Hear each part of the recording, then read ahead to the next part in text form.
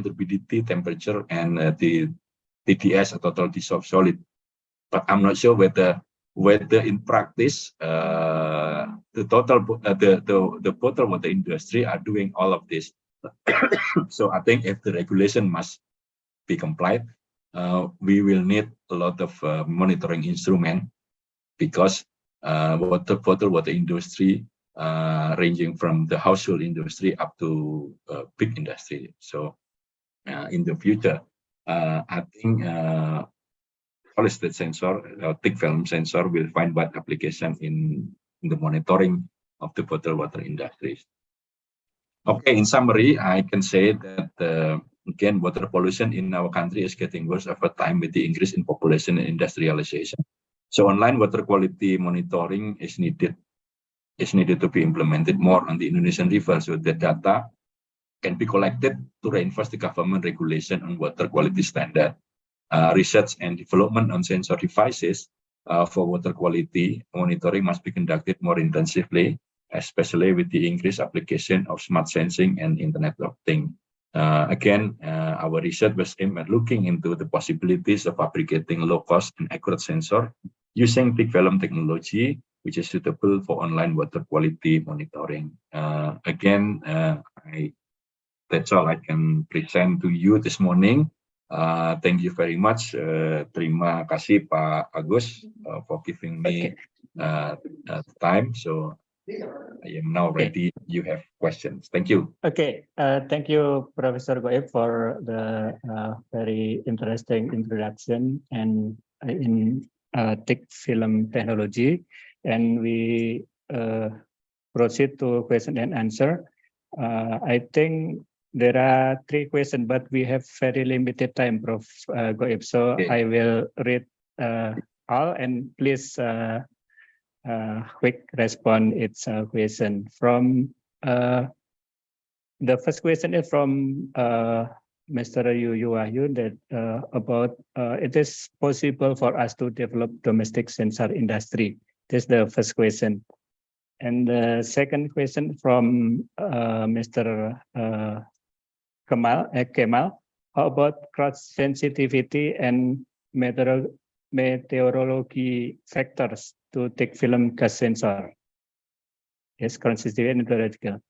And the third question is from Mrs. Natalita. Could you please explain the basic principle on how to select the appropriate metal oxide material to detect certain pollutant?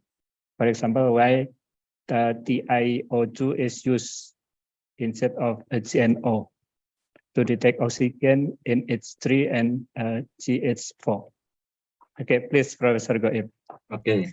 The first question I think is from Pak Yu Wahyu about the ability, our capability to produce industrial sensor. Of course, it depends on the type of the industrial sensor. As I mentioned before, that we are experiencing in producing a thick film sensor for water quality monitoring and also for air monitoring. So for the standard parameters such as pH, conductivity, temperature, DO, and some common gas sensors such as CO, carbon monoxide, and then ammonia. In the past we have been able to fabricate sensors like that. But for other parameters, of course, it is technologically possible, but we have to look into the specific requirement for the sensor. Industrial sensor need to be tested and characterized, not only just its ability to detect the parameter, but also the lifetime of the sensor as well must be tested quite properly. So this is one of our we don't have the experience in characterizing the lifetime of our sensor, because it can take years, to see the stability effect of our sensors. But more or less, technologically, many common standard sensor we can produce in our lab using thick film technology. Okay, I think I'm not sure if I can answer the question of you.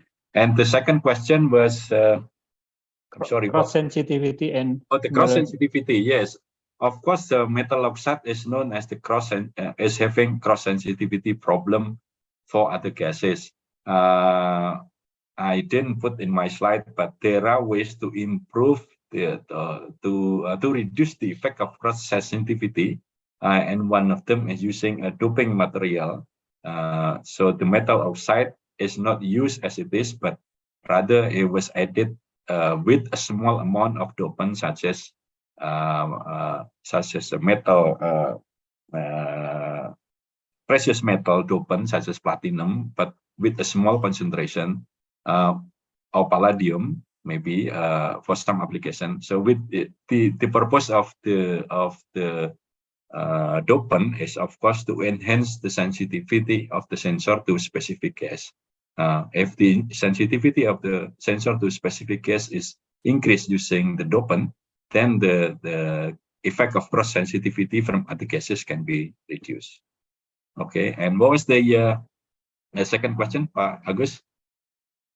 The question is how to select the appropriate metal oxide material. Okay, in selecting the appropriate metal oxide is not easy, but because all metal oxide actually has the potential to be used as gas sensing, depending on the operating condition that we want. For example, like titanium dioxide, we know that titanium dioxide can only operate as sensor at high temperature. For example, titanium dioxide must be heated more than 200 degrees to operate as a gas sensing, whereas tin oxide or other metal oxide sensors, such as indium oxide, can operate in lower temperature. So the choice of the metal oxide material really actually depends on many parameters. For one parameter to consider is the temperature, the operating temperature. But if you want to test your sensor to specific gases, I think we can classify the metal oxide as into group. First is the reducing oxide, and then the second is the oxidizing metal oxide. So depending on what type of gases that you want to detect, you have to choose the type of the metal oxide according to the type of the reducing or the oxidizing type. Okay, and since most of the gas in the environment is reducing gas, I think that's why metal oxide is very suitable. It's better to be used to detect the reducing gases such as carbon monoxide or methane or ammonia. Okay, but it's not an easy choice to pick which metal oxide to use for specific gases. Okay. Okay. Thank you, Professor Goeb, for the answering all question, and we have time up, and I can give short summary that although the thick film is quite old technology, it is still suitable for current IoT industry, especially in the environmental sensors, and this technology is possible to be developed in Indonesia and in our institution in Indonesia. Thank you very much, Professor Goeb, and all participants for the interaction and the talk. And on behalf of ICRAMET 2020 committee, we give a token of appreciation to Professor Dr. Goeb Wiranto for the very interesting and fruitful discussion on this session. Please accept Professor Goeb, and we hope that this material can be beneficial for all participants in this conference. Once again, thank you, Prof. Goeb. Thank you. And thank you. we conclude this session, and I give back the time to Ms. Dita. Thank you very much for the visit.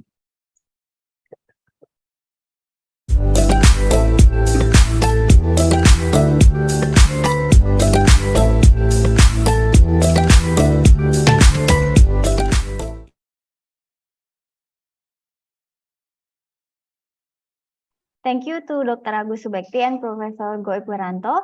Now we will hear a presentation from Jian Wei Tan from our esteemed patron, Keysight Technologies and Mitra Systematica Global. I would also like to welcome Mr. Ivan Pati from Mitra Systematica Global. Thank you for joining us. This session will be moderated by Teguh Praludi, MT. Mr. Teguh Praludi received his master program in Telecommunication, Department of Electronic and Informatics, ITB Bandung in 2013. He then joined National Research and Innovation Agency, or BRIN Indonesia, in 2003. His research interests are RF devices, antenna, and radar system communications. Please welcome Mr. Teguh Praludi.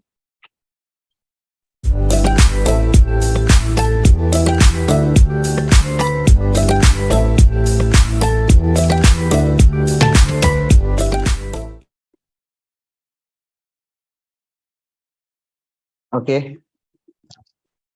Thank you, our host, Ms. Abita Septiani. Good morning, ladies and gentlemen. I'm Teguh Praludi, a researcher of Research Center for Telecommunication BRIN. Will be serving as your moderator in this session.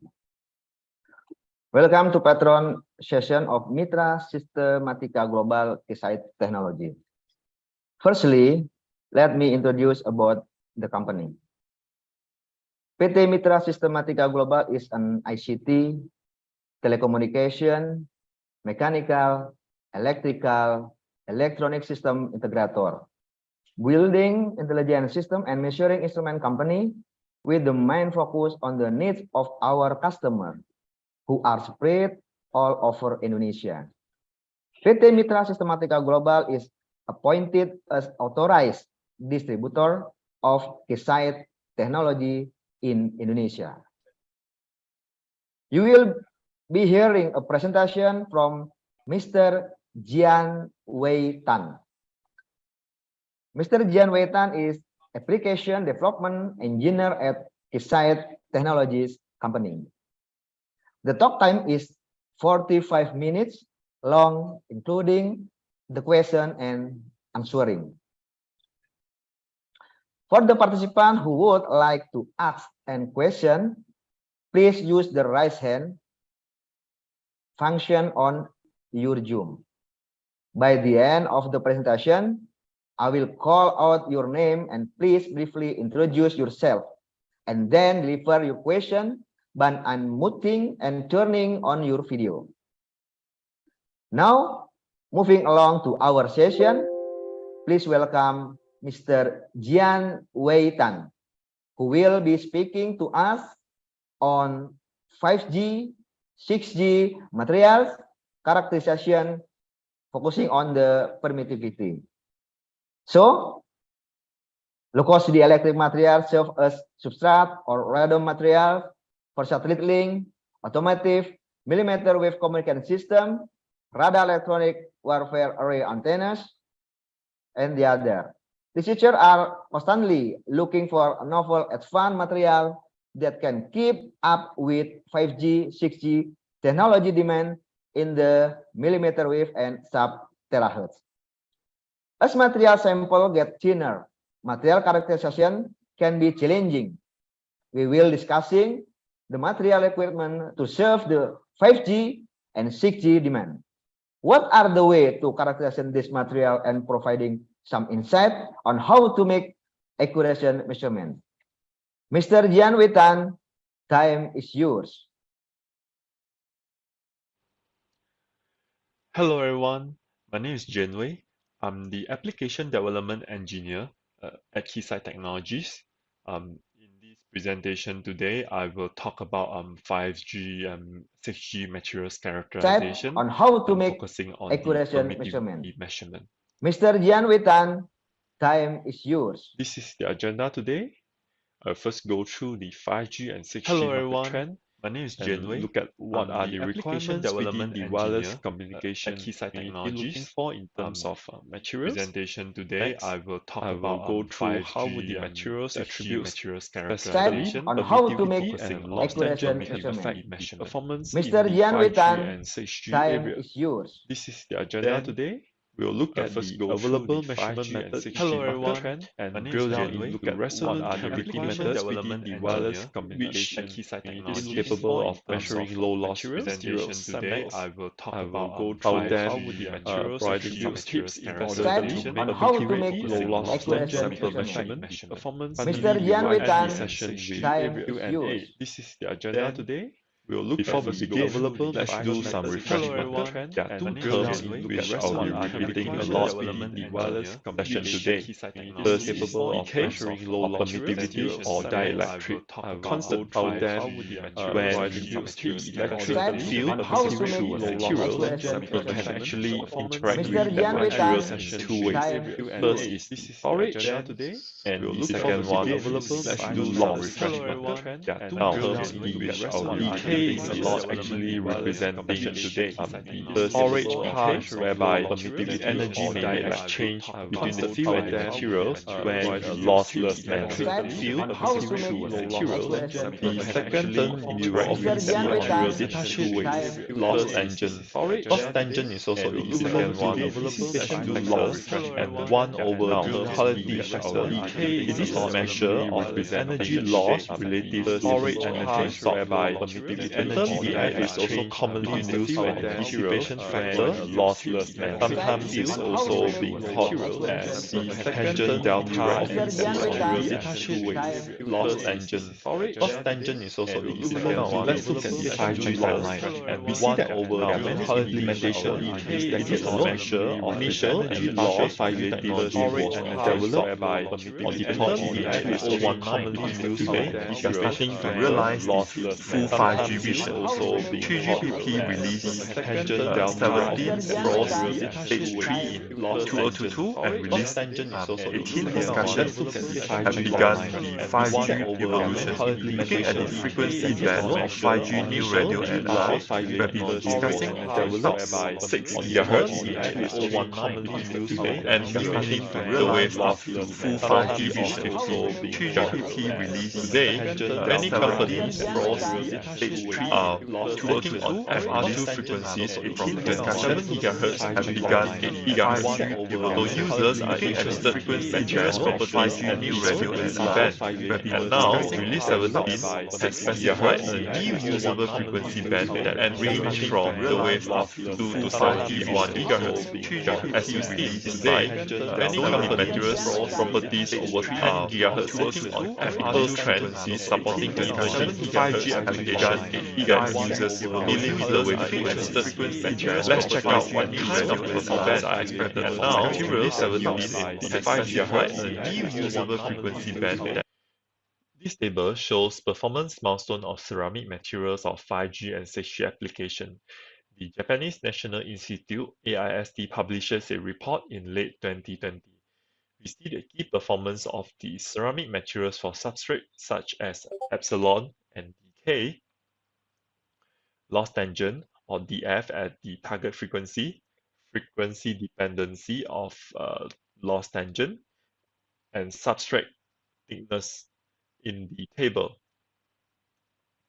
It was said that because module design could take a year to finalize, having materials research and selections need to complete 1 to 2 years prior to the module design phase. Thus, for the 5G application of 2020, dielectric materials characteristic needed to be defined at 28 GHz with below 6 epsilon or decay value, and a low loss tangent or DF at 28 GHz with the order of 0.002 to make a feasible system design. Today, target frequency range expand to over 70 GHz in order to accommodate the 5G release 17 updates. Now, let's look at the 6G research and design timeline to the previous 5G timeline chart. 6G research for enabling technology has begun and set for implementation in 2030. Let's take a look at the performance required for the substrate and dielectric. You can see clear trends that research frequencies go to sub-terahertz range for materials measurement.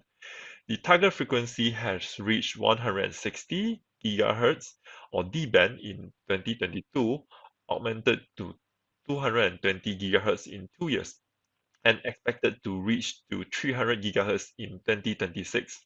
Requested decay values become reduced over the years to secure the manufacturing process margin, like creating transmission line patterns on circuit boards in high frequencies, because a higher decay makes the trace pattern width narrower at high frequency range, and it reduces tolerance margin in the production. As for the low loss tangent DF, the request value is less than 0.0025 and seems to be the same, but it become more challenging due to the impact of loss increasing at higher frequency. Also, the substrate thickness has become thinner and thinner, so more accurate sample thickness measurement will be necessary.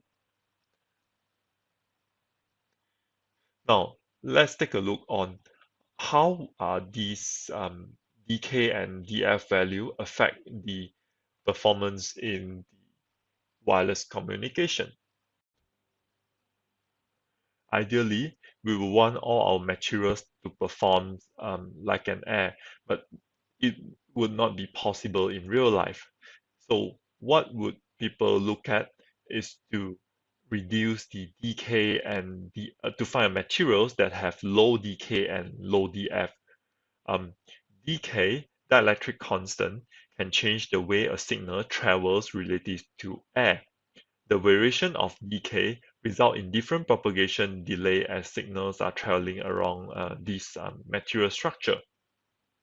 As you can see from the graph on the right,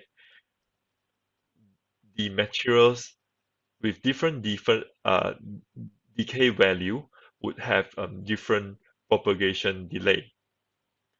Now on the DF side, the loss tangent has an impact on how much the signal is actually attenuated by the substrate used in the design. So the community are actually looking for signal with lower DF. Now, let's look at how DF affect the signal quality at millimeter wave frequency. Over the chart here shows the simulated signal loss from DC to 100 GHz when creating a 3 cm transmission line using 3 DF samples. As you see, the loss becomes larger when the frequency goes to higher in the millimeter wave range. When a wideband modulated signal is applied, the eye diagram simulated for 10 cm transmission line at 50 GHz are shown on the right. You can see this open eye becomes significantly smaller as DF changes from 0.005 to 0.015 in this frequency and length. With complex modulated signal used in nearly all modern digital communication systems today, a closed eye diagram will result in poor system performance. 5G performance metrics such as EVM, error vector magnitude, and ISI, inter-symbol interference, will degrade and therefore will negatively impact throughput and latency. Now, let's look at why is an accurate materials measurement is critical in 5G or 6G development. Here is a typical design process flow. The analog circuit designer makes the initial circuit design and gets the materials parameters like DK and DF from the substrate datasheet. The engineer will then run a circuit simulator and modifies the circuit so that it works well at the target frequency range. Then they will fix the design and work with the PCB layout team for actual PCB design fabrication. Finally, the engineer ordered the PCB and component to make SIM modules. After weeks of waiting, only realized the prototype performance does not meet the simulation result. This is usually caused by wrong DK and DF value used, as they are frequency dependent. The DK and DF will not be the same anymore in the millimeter wave range. Accurate materials parameters measurement are critical to ensuring design and business success. Now, let's look at one of the real-world example. The slide here shows how the 28 GHz patch antenna sensitivity area changes according to the decay of the substrate materials. In this example, 10% of the decay change causes 1 GHz frequency shift. If this happens, the antenna does not work as designed at the target frequency. For the previous design process, the design engineer has to perform a second trial, which can take more time and money in this case. When this happens across multiple modules and circuits, it costs even more and increasing the risk of missing the market window. We have already discussed why is materials measurement so critical in the 5G and 6G development. Now let's look at what are the available materials measurement method in the market. Out of all the measurement method we have discussed earlier, the suitable one is actually the resonant cavity method, as the 5G and 6G application are looking towards the low loss materials. Let's look at what is available for 5G materials research. The first solution is a low loss thin film or plate solution called the split cylinder resonator, or SCR. This is an easy to use resonator and support a single frequency per single resonator. So one single resonator can only measure at one specific frequency only. Its nominal frequency selection is 10, 20, 24, 28, 35, 40, 60, and 80 GHz. So it covers key 5G application frequencies. Typical sample thickness is less than 300 micrometer. The second solution is a balanced type circular disc resonator, or BCDR. This BCDR supports multiple discrete frequencies points from 10 GHz up to 120 GHz by a single resonator. One of the unique points of this BCDR is that it measures the out-of-plane permittivities of the materials. Typical sample thickness is less than 1 mm, but good for 0.2 mm to 0.5 mm. The third solution is the Fabry-Perot resonator, FPR. Sometimes it's called the FPOR, or open resonator. This FPR also supports multiple discrete frequency points between 20 to 110 GHz, or its waveguide band with a single resonator. On the 6G material research, the requirements are now at the sub-terahertz range, frequency range. So some of the features are no longer applicable in the 6G area. The good news is that we already have existing and new solution to measure dielectric measurement up to 330 GHz. Our PNA series network analyzer can extend its frequency range up to sub-terahertz by using the millimeter wave frequency extender. As for the feature side, the N1501 AFP Fabry-Perot resonator, a new solution that covers up to 330 GHz. It has 3 bands that covers 110 to 170 D band, 140 to 220 G band, and also 220 to 330 J band. Each of the resonator can measure both DK and DF at multiple discrete frequency, roughly at 2.5 GHz space in the band. The N1501 AFS free space antenna and N1501 AMCA corrugated waveguide fixture uses the transmission line method, so it's measured as parameter and convert it to a materials parameters. This is for decay and medium and or high loss samples. You can get continuous data in its frequency band. Now, let's look for the tips for an accurate measurement for low loss film sample. The first tip was actually to accurately discern the sample thickness. The sample thickness of the sample is usually used in the formula to calculate the decay value. Hence, the accuracy of the thickness value directly affects the decay value. Typically, the thickness of the film or laminate type sample discussed in these methods is 100 micrometers order, so we see it quite thin. Therefore, controlling the thickness of samples is challenging, especially considering the production process capability to maintain the flat thickness for the entire portion of the sample sheet.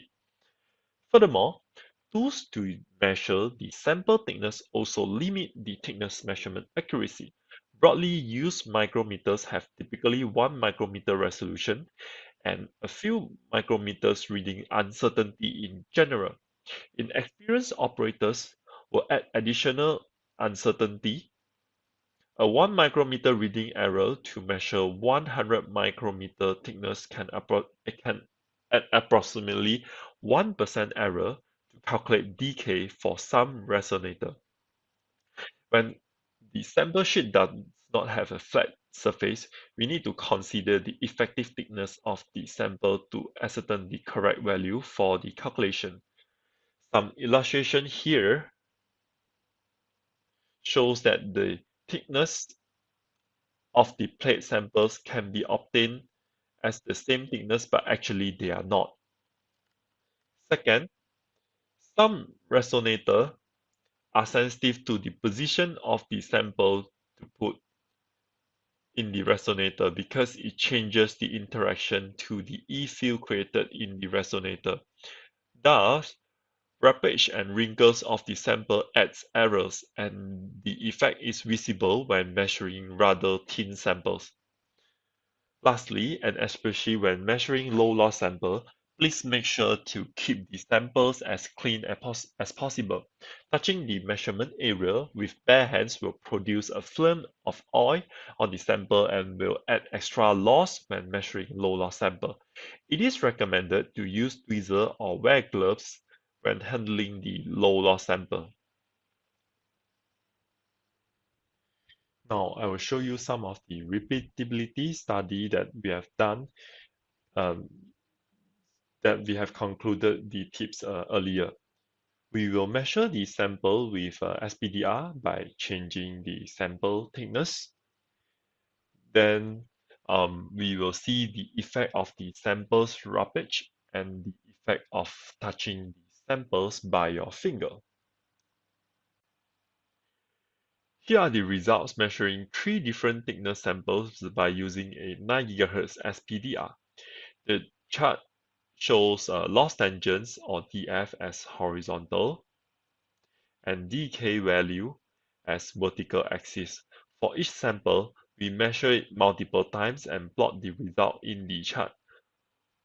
What we found was the result of vertically thick sample has very stable measurement result, and each plot locates closely. But the repeatability of the measurement become worse when the sample is thinner and thinner from right chart to the left chart. We saw some very low DF result like less than 0.0002 when measuring a 49 micrometer thin COP sample. We can think of some reason causing this uncertainty, like you heard in the earlier presentation, but probably you also need to take care of the effect of sample flatness and its position in the resonator. Regarding the sample position, The next example in SPDR is when measuring a sample with some wrappage, not flat. Sometimes it is challenging to prepare very flat and solid samples depending on the sample's materials. We repeated measurement using a wrappage sample but flip it periodically and plot the result. Here's the result. We measured the 0.5 mm thickness PTFE with wrappage by a 1.9 GHz SPDR several times. The chart shows DK as horizontal and DF as vertical axis. You can see two groups and it corresponds to each position, whether it's normal or upside down. As you see, there are some changes of the value, especially in DK, roughly 4% differences in this case. We did it by the 3.1 GHz SPDR as well and saw similar result. So measuring the sample that are not flat can cause uncertainty in this case. Last example of SPDR is to check when you touch the sample with your bare hands. We measured two thickness PTFE, 0.619 mm and 0.08 mm, with and without touching the sample by bare hand and plot the result. The chart shows DK in horizontal and DF in vertical. At the 0.6 mm example, you can see that touching the sample with bare hands increases the uncertainty a bit and a slight increase of DF. And the effect is more visible in the 0.08 mm samples. You can see the DK changes and DF loss tangents become high when you touch the sample with your bare hands. The effect of thin film at lower chart is bigger than the one on the top. So you have to take care not to touch the sample by bare hand when measuring a low loss and thin sample. Here is the summary of the presentation. We have looked through the 5G and 6G trend, and we can tell that they actually requires the materials that have lower DK and DF at millimeter wave and sub-terahertz range. It is also very challenging to handle the materials, thin materials within the 100 micrometer range, and the method that's suitable to measure the low loss samples is actually the resonant cavity method. Next is on the handling sample area. When measuring thinner sample, we need to make sure the thickness, equality, and also accuracy. This is very critical as the thickness of the materials is used in the computation of DK and DF value. Next is the shape and the position of the sample. It is important to set the sample to the same position and orientation when making the measurement. Also, make sure the sample is flat so that you could get more accurate data. Finally, is to wear gloves when you handle your thin sample. Your finger oil and sebum will actually add more losses to the measurement. That was my last slide, and I will open up the floor for a question and answer. Thanks, everyone.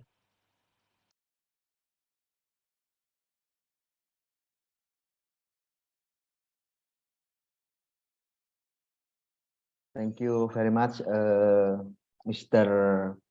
Jian Weitan. Thank you for your interesting presentation. So now, I open a question for the question and answer time.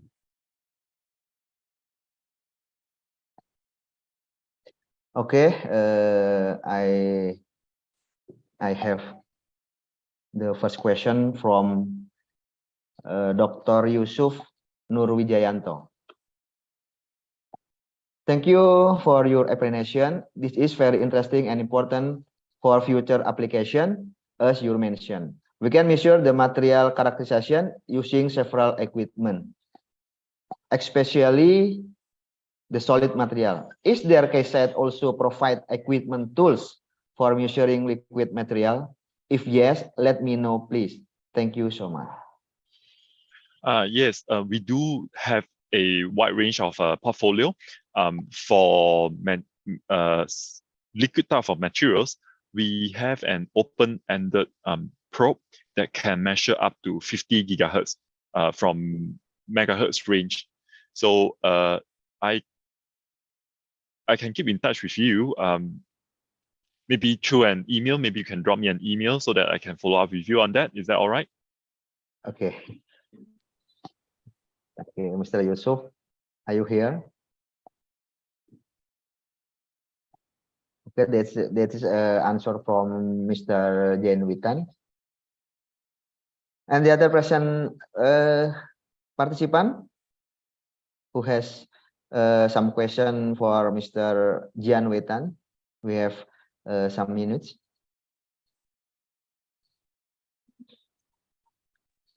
May I ask the question, Pak?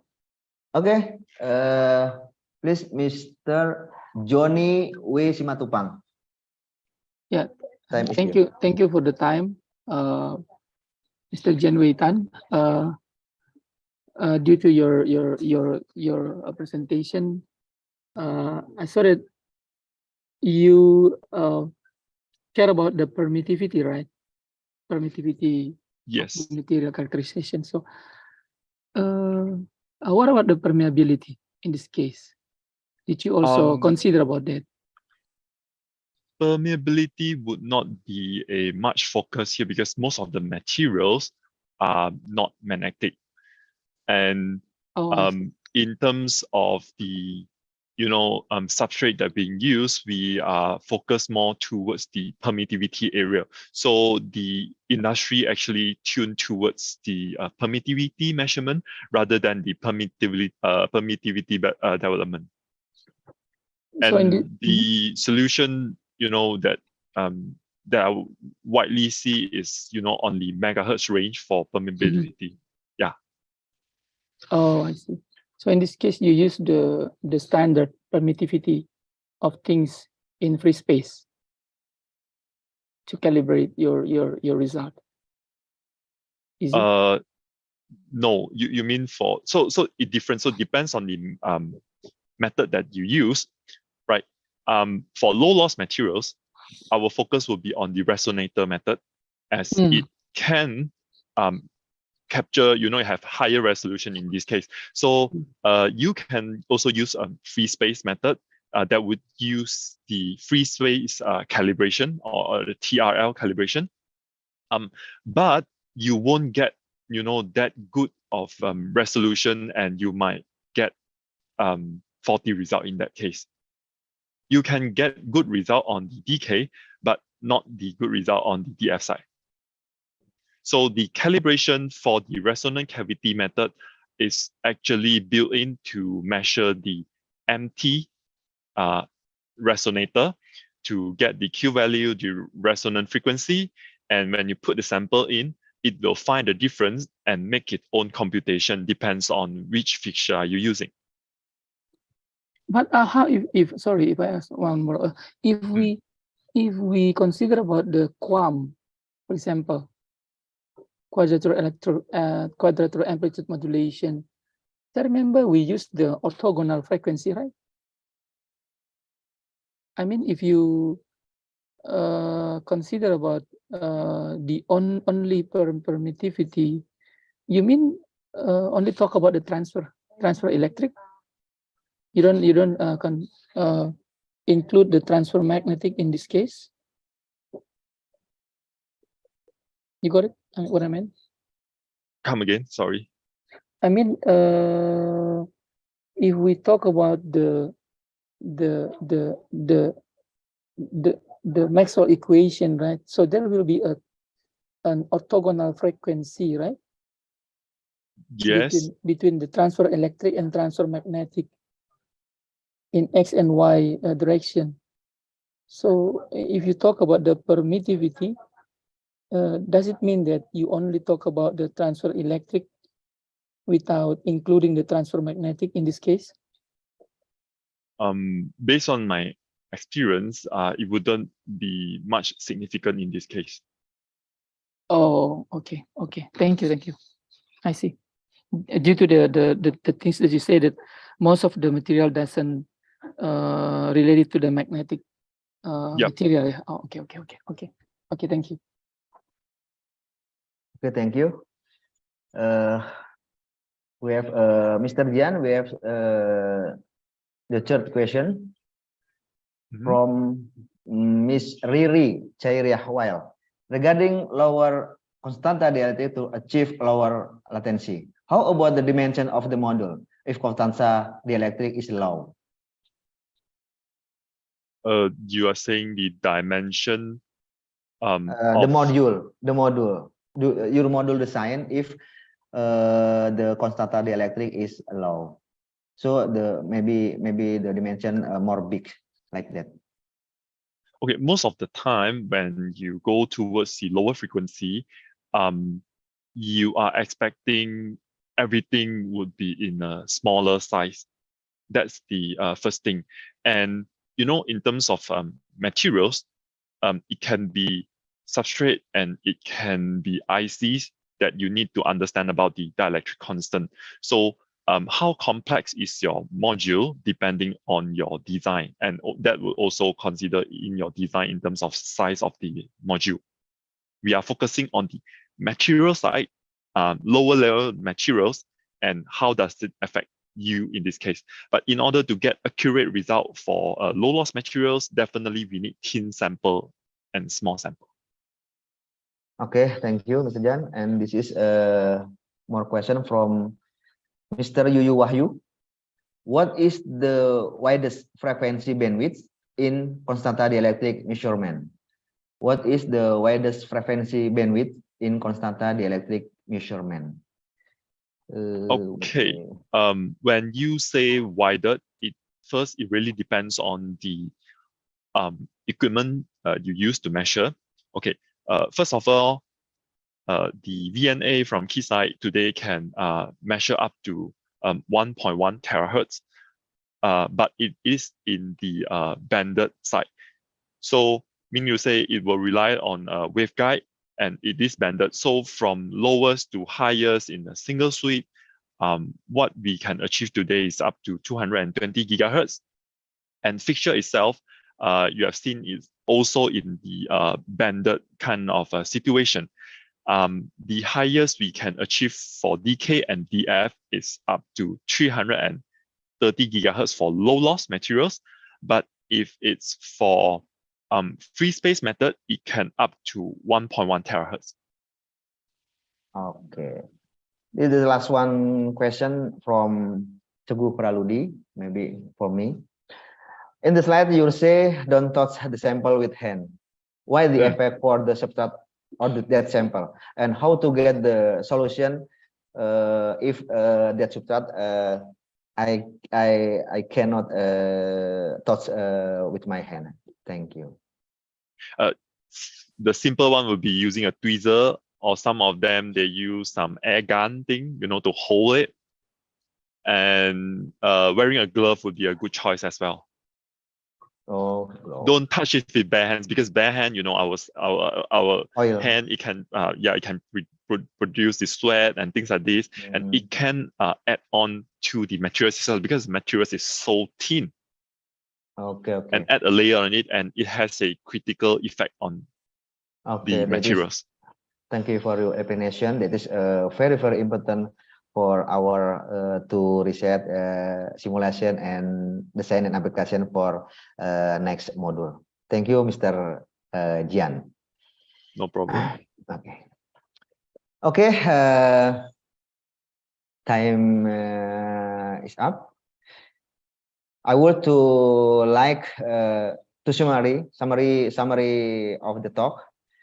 So the 5G and 6G wireless communication require material that are low constanta dielectric, decay, and loss tangen (DF) at millimeter wave and sub-terahertz range. It is challenging to handle material under the mass between 100 micrometer range. When measuring thinner sample, you need to take care the following for better repeatability. The thickness, equality, and accuracy sensitivities differ per resonator method, but thickness, flatness, and accuracy affect to the measurement result. Shape and position of the sample. It is important to set the sample to the same position and orientation. Take care the wear pack, white glass, and flatness. And the last, not to touch the sample by finger, because the finger oil will add extra loss that substrate or that constanta dielectric. Thank you very much. Thank you very much, Mr. Jian Wetan, for addressing this interesting topic. On behalf of the committee of ICRAMET 2022, we would like to present you with token of appreciation. Thank you all participants for joining this session. And thank you for Mitra Systematica Global Keysight Technologies for providing patronage to ICRAMET 2022. Thank you, Mr. Ivan Petty, Marketing of Mitra Systematica Global, for arrange this patronage. Finally, I return back the time to my host, Miss Dita Septiani, Master of Science. Thank you. Yes, thank you. Thank you, Mr. Teguh Praudi, and also thank you for Mr. Jian Wetan from Mitra Systematica Global and Keysight Technologies.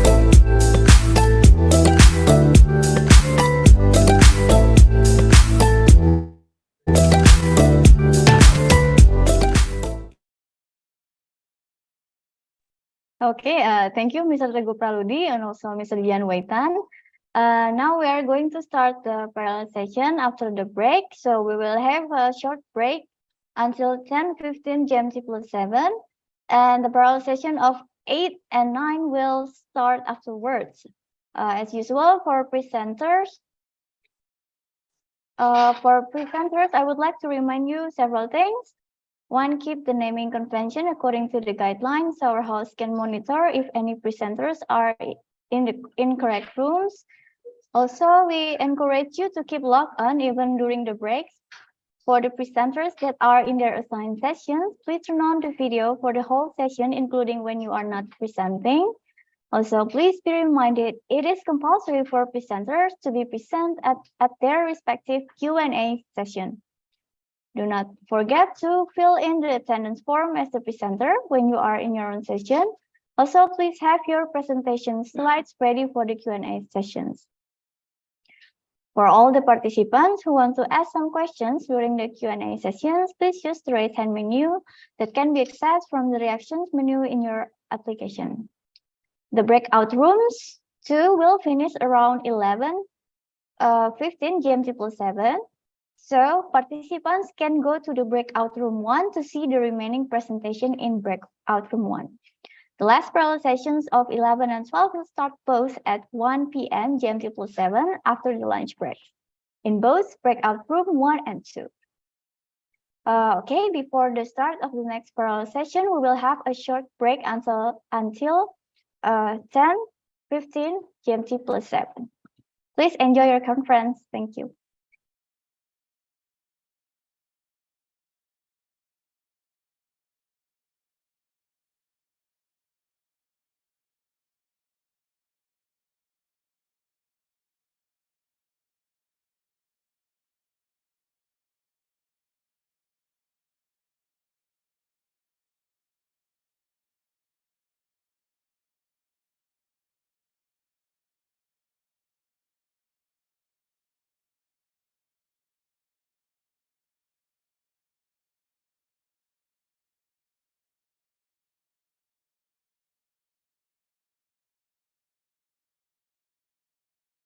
Recording in progress.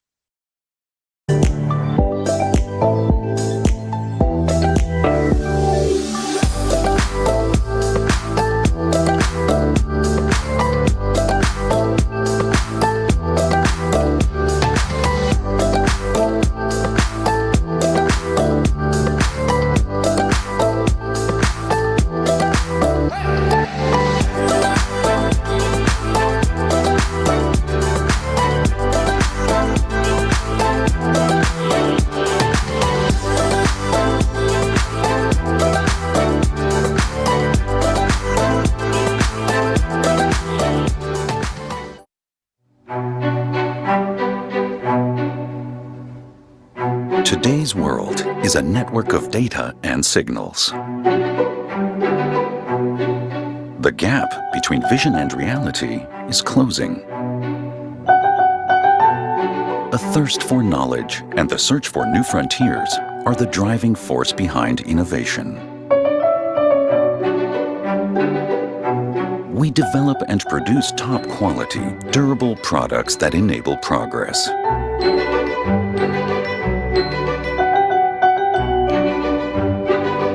Cultures and markets may differ, but people and technology bring us closer together.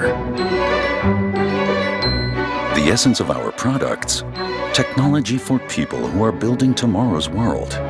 Technology that makes work and life easier.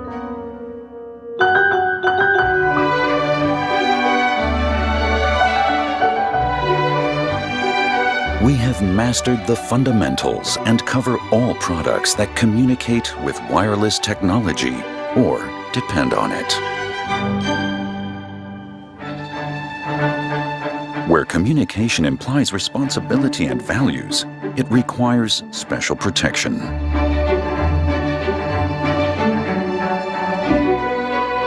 Information also means reducing uncertainty,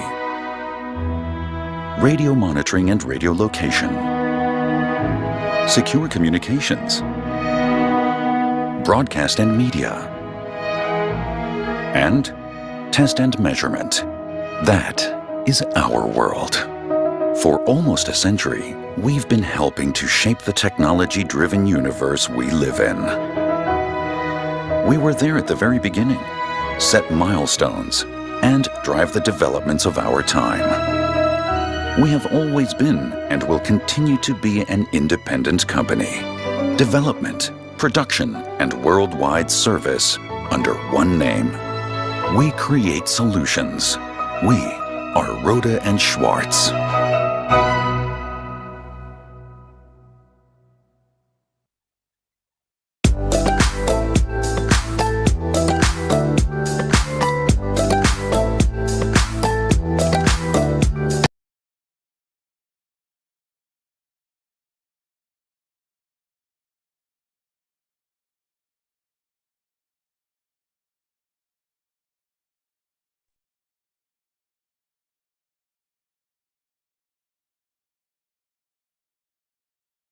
Good morning, everyone.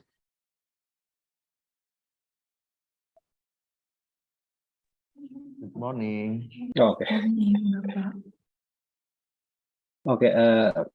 Do I have to start now, or do we have to wait for the host to open this session? I'm sorry. You can start, Pak. Oh, okay. Okay. Assalamualaikum warahmatullahi wabarakatuh. Good morning, everyone. Thank you for joining us in this panel session on International Conference on Radar, Antenna, Microwave, Electronics, and Telecommunication 2022. Today with me, Iman Firmansyah. I'm going to be a moderator for this session. So for today's presentation, we have two speakers. The first one is the presentation will be delivered by Ms. Talita Asmaria. And then for the second one, the presentation will be presented by Ms. Syria Weil. Okay, I think it is time for Ms. Talita to present your study. Okay, please, Ms. Talita. Thank you.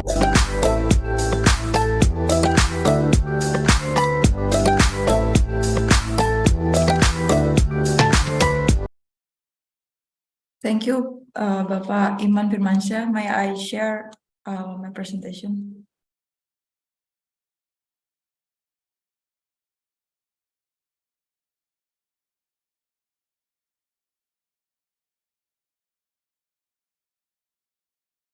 So good morning, everyone. My name is Talita Asmaria. I am from National Research and Innovation Agency, or BRIN.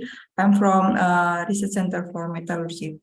So today I would like to present my paper under title Image Processing, Manual Segmentation on 3D femur bone model. For the background, as we already know, digital image processing is a scientific discipline that studies matter regarding image quality improvement, image transformation, image information retrieval, compression or reduction for data storage purpose, and also other image processing techniques. And one of the promising and commonly utilized image processing techniques is segmentation. Segmentation separates the region of interest or ROI from the rest of the image and has a significant influence on the geometric accuracy, for example, in the 3D or three-dimensional modeling. Regarding to the medical use, segmentation is generally employed to separate the intended organ from the original medical imaging files. So, for example, in the previous study, there is a multitasking segmentation on the chest X-ray or CXR imaging data to obtain the bones and ribs at the chest area. The segmentation generated model with inconsistency of accuracy. Second, there is a image segmentation using an automatic segmentation software using a 3D blender for its abdominal computerized tomography or CTA. It also results in inconsistency accuracy on every program. The third one is a paper about glioblastoma segmentation from a magnetic resonance imaging or MRI scan. It is argued that manual segmentation could ease the collection of closed-root segmentation datasets. So from those research, they result in inconsistency of accuracy on every program and the low accuracy that maybe could negatively impact the future application. For example, in case of implant geometry recommendation. So for future work, manual segmentation using its own algorithm in a programming platform may be rich in features and produce comparable results. So by this background, would like to have a methods we create an algorithm for manual segmentation.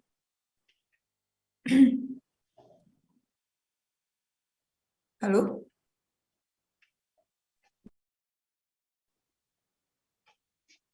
So in this study, we have methods coming from data acquisition, image segmentation, 3D image reconstruction, and also to understand the accuracy of the study, there would be several measurement techniques using 3D image viewer software.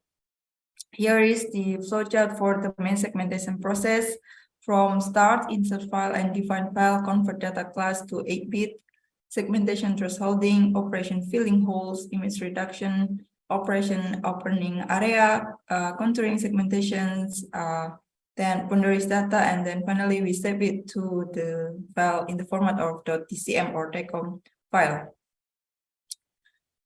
Here is the result for the data acquisition. We load the data using Radian DICOM viewer. So the data consists of 207 slices of two-dimensional CT images. And what you see here is the 3D volumetric data for the region of interest for this study, particularly the femur bone. So the image in front of us here shows how the codes could detect the part that should be segmented in the yellow circle. So the yellow circle is the femur that we would like to segment. After applying the thresholding codes, only the femur bone that will be achieved. So after that, we will have the process of gathering the segmented area into the 3D volumetric images using converter in the image J software. Here is the measurement results between our manual segmentation and also automatic segmentation, as well as the reference itself. So we measured 2 points. First one in the femoral head diameter. Our algorithm for manual segmentation results in 62.91 millimeter, but in the automatic segmentation is 41.70 millimeter. However, based on the references, the femoral head diameter size should be in the range from 39 to 49 millimeter. For the second measurement, we measure in the canal width at the level of the laser tractor, the second image. Our algorithm for manual segmentation results in 40.08 millimeter, and for the automatic segmentation, it has 13.22 millimeter. However, in the references, it mentioned it should be from 18 to 30 millimeter. So overall, the results for manual segmentation and automatic segmentation have different results from the references, but the measurement of femoral head automatic segmentation that is in the range of the references. So the manual segmentation has more challenge because the data consists of many slices and the algorithm within the study is reconstructed to load each to the image. So the segmentation process requires a lot of time and more practice. For the disadvantages, limited research ability in the study, especially in programming, also determines the accuracy of the segmentation results. So in conclusion, the manual segmentation programming in our study has been successfully built to shift into the model of femur bone. The results has been analyzed and compared between the manual programming technique and also the automatic segmentations, and it concludes that both measurement show differences. The femoral head automatic segmentation measurement result that is 41.70 millimeter is the only measurement results that is on the similar range with the references, which is from 39 to 49 millimeter. So here is all of my presentation. Thank you for your attention. Assalamualaikum warahmatullahi wabarakatuh. Okay, thank you very much, Ms. Talita. That was a very nice presentation. And then it is time to all participants, especially for those who have a question. You can raise your hand on the menu, or you can type your question on the chat. I will read them for you. Okay. Is there any question?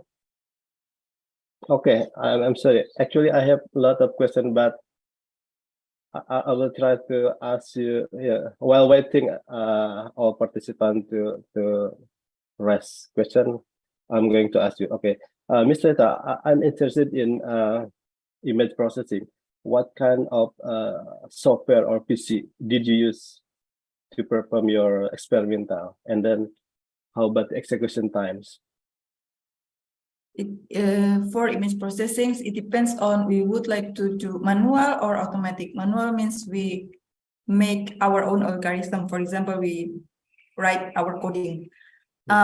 For the manual segmentation, we write it on the MATLAB, either MATLAB or Python. But for the automatic segmentation, particularly for the medical image data, we employed several 3D imaging software such as Radian, Osiris, what else? 3D slicers, and then once again, and how about the execution time to produce one image? So for the automatic, since it is the tool has been already there, it may takes like 1 hour for having your region of interest. But for the manual segmentations, since it is quite difficult, maybe it takes days or weeks, depends on the successful of your experiments, of our experiment, I think. Okay, thank you very much.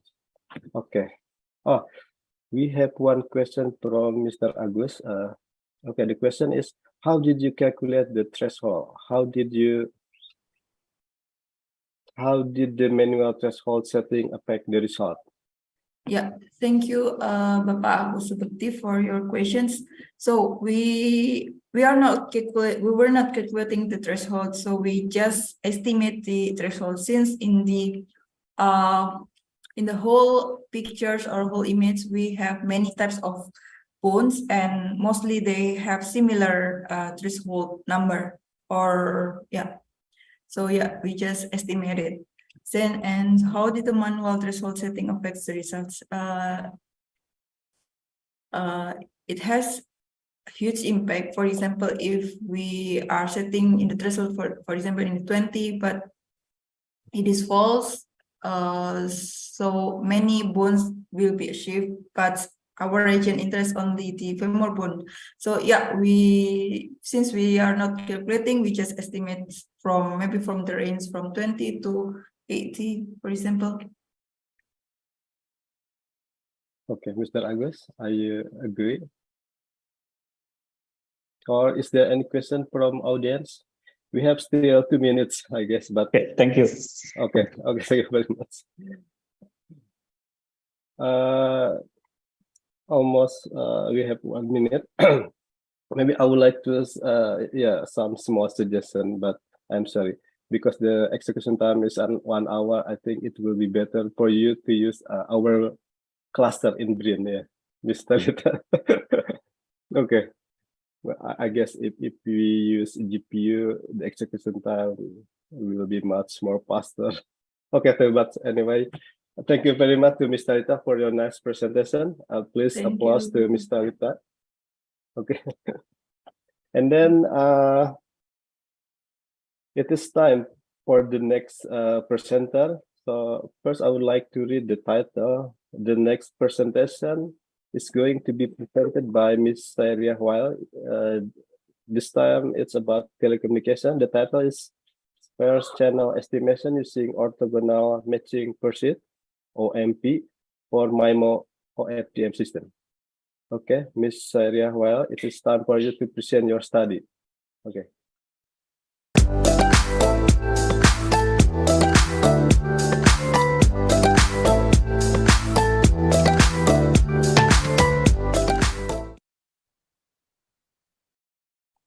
Assalamualaikum warahmatullahi wabarakatuh. Good morning, everyone. I'm Khairiah bin Ali Wael from Research Center for Telecommunication, National Research and Innovation Agency. I would like to present our work entitled Sparse Channel Estimation Using Orthogonal Matching Pursuit, OMP, for MIMO OFDM system. My presentation would be outlined as follows. I would start with the technical background, which consists of the introduction of MIMO OFDM system and the need of channel estimation for MIMO OFDM system. It will be followed by the motivation and the objective of the research, system model, simulation result, and the conclusion. As we know, MIMO plus OFDM system is a very well-known combination, which is used in wireless LAN, wireless MAN, and 4G cellular standard. And it is also considered for the design and the development of next generation wireless network. In MIMO system, with multiplexing gain, it allows multiple independent data streams to be transmitted within the bandwidth operation, and under suitable channel condition, this can be separated at the receiver. This leads to the increasing of spectral efficiency. And MIMO implementation using diversity technique provide diversity gain, which aim to improve the link reliability. And the last one is the array gain. Array gain denotes the improvement of the received signal to noise ratio, SNR, that result from coherent combining of the information signal. As for the OFDM system, it converts a frequency selective channel into parallel collection of frequency flat subchannel, which affect in the efficient use of bandwidth and improve multi-path fading issue by reducing the intersymbol interference effect. Here is the diagram of MIMO OFDM system. At the transmitter, the encoded data stream is encoded with MIMO encoder, and then the stream is divided into NT substream OFDM block to be transmitted through one of the transmit antenna, and at the receiver, the received signal at the multiple receive antenna are decoded with the help of the channel state information.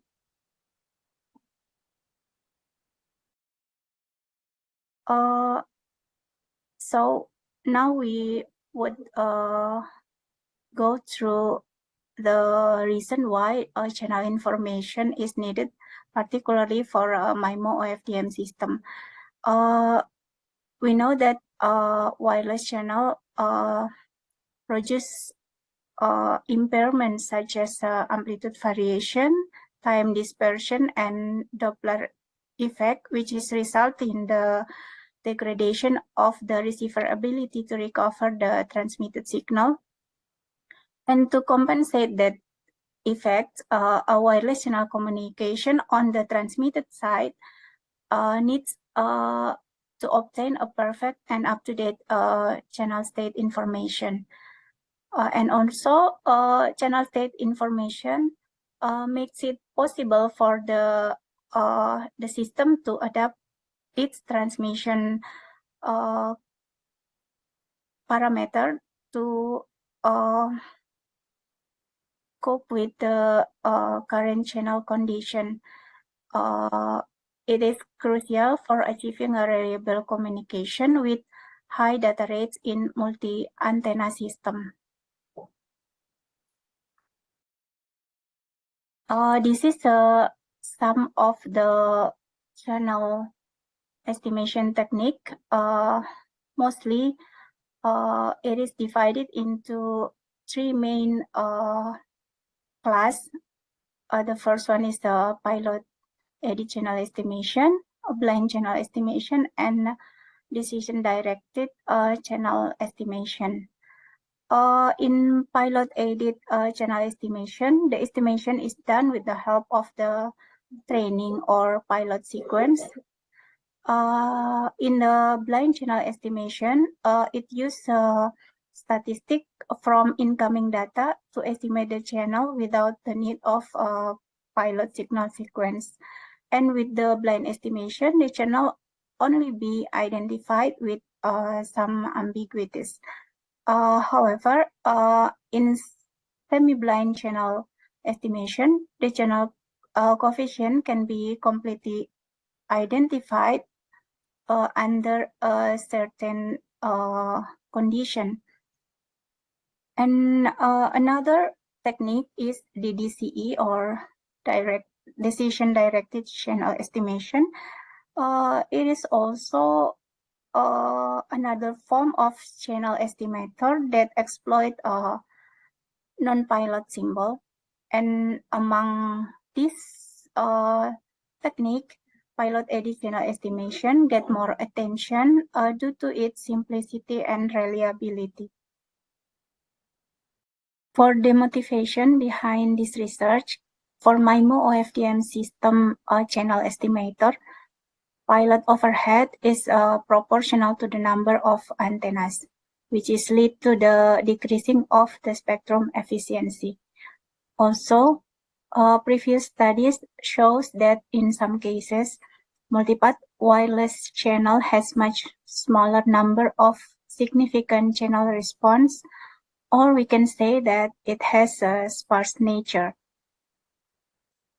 This channel problem can be cast as the sparse signal recovery problem.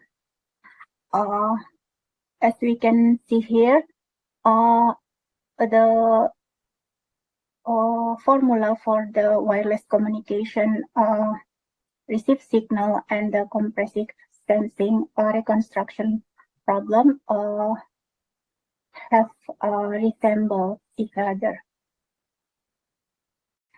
And for the objective of the research, we want to evaluate the performance of a sparse channel estimation using OMP algorithm for MIMO OFDM system. This is the block of my FDM system. Actually, the detailed version of the block in the previous slide. This block consists of MIMO encoder and decoder, and OFDM modulator and demodulator. To implement channel estimation, at the transmitter side, pilot insertion block is added. And at the receiver, the channel estimator is added as highlight here. Here's some assumption of our system model. We consider MIMO FDM system with NT antennas at the transmitter and NR antennas at the receiver. And the system operates in a spatial multiplexing mode.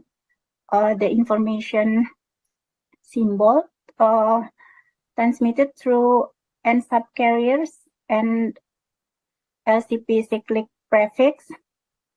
And we use the COM-type pilot for pilot allocation. And the pilot consists of P pilot symbol for the frequency domain channel estimation. And sparse channel estimation is formulated as a problem of sparse signal reconstruction, as we can see here. The formula for the receive pilot symbol is expressed by this equation, R tilde equal to GH plus eta tilde, where tilde is a receive pilot symbol and T is a matrix measurement, H is a channel impulse response, and eta tilde is a noise.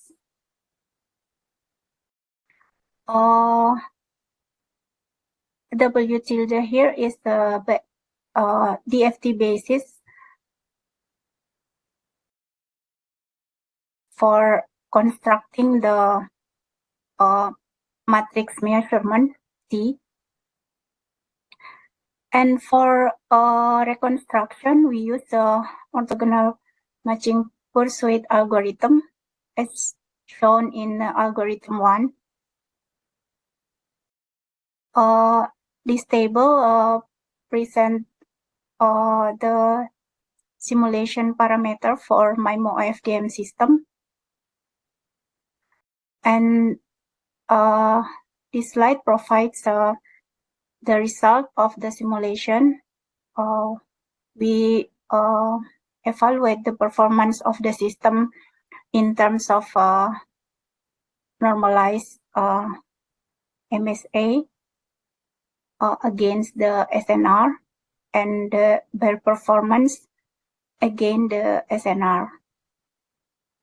Overall, the system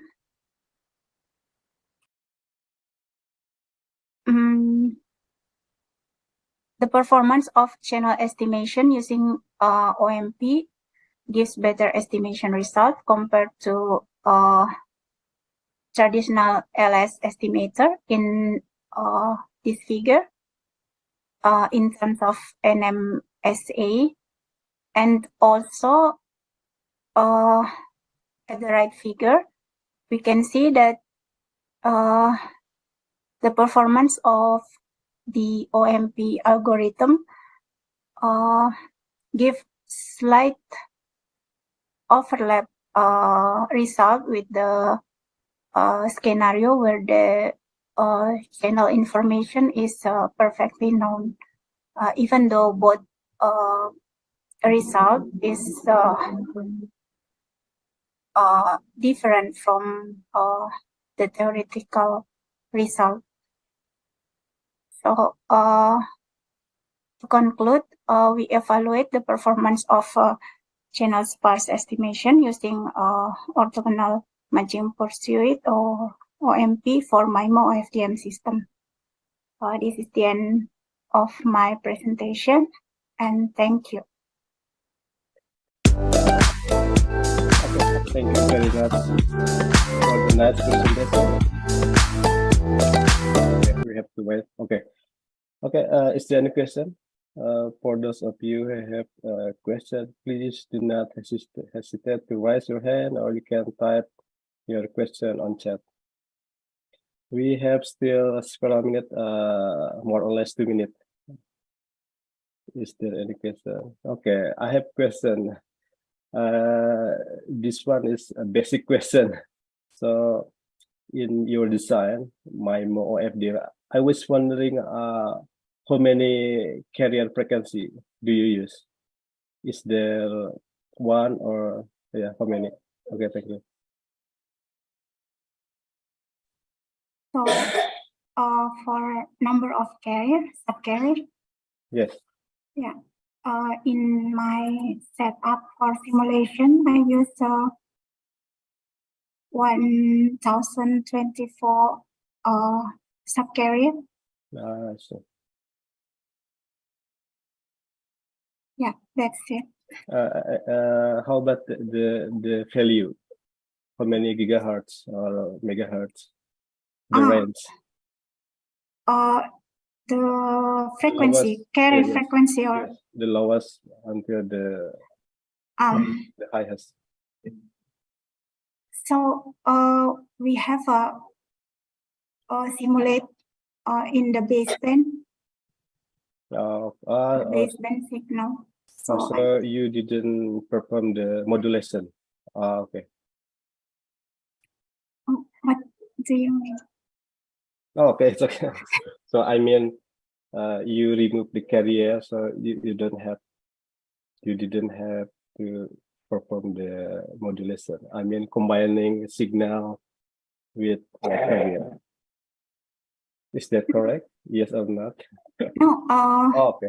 No. Okay. It's okay. Okay. Okay. To all audience, is there any question?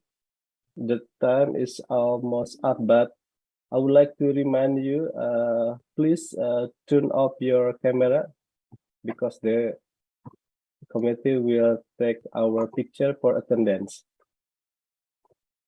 Oh, okay, please, to committee.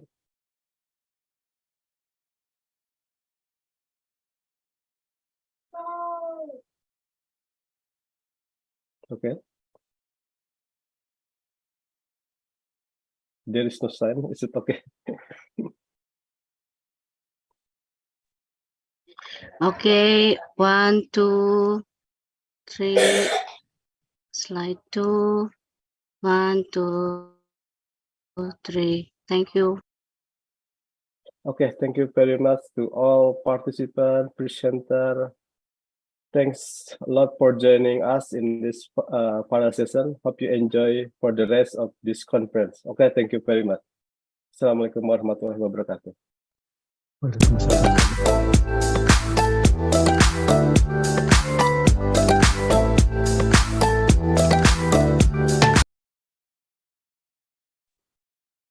Yeah, ladies and gentlemen, thank you for Pak Iman Firmansyah and also presenters in session 8. So we are sorry that we are facing a technical issue.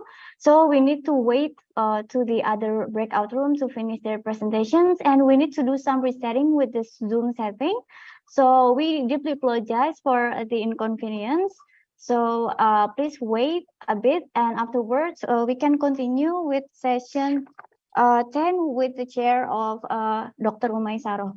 So please wait a bit. Thank you.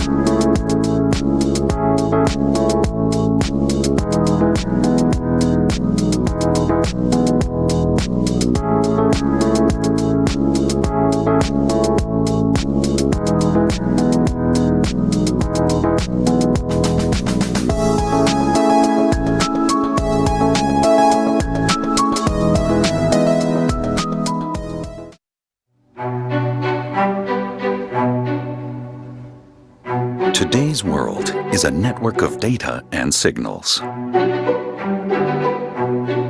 The gap between vision and reality is closing. A thirst for knowledge and the search for new frontiers are the driving force behind innovation. We develop and produce top-quality, durable products that enable progress.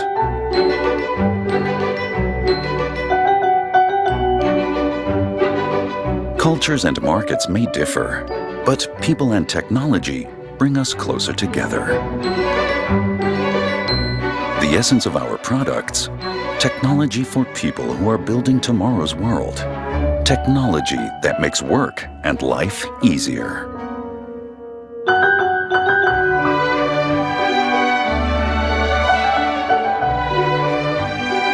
We have mastered the fundamentals and cover all products that communicate with wireless technology or depend on it. Where communication implies responsibility and values, it requires special protection.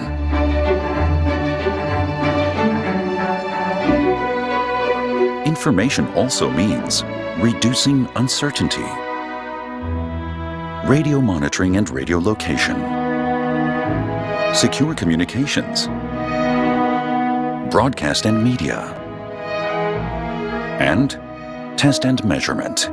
That is our world. For almost a century, we've been helping to shape the technology-driven universe we live in. We were there at the very beginning, set milestones, and drive the developments of our time. We have always been and will continue to be an independent company. Development, production, and worldwide service under one name. We create solutions. We are Roda and Schwartz.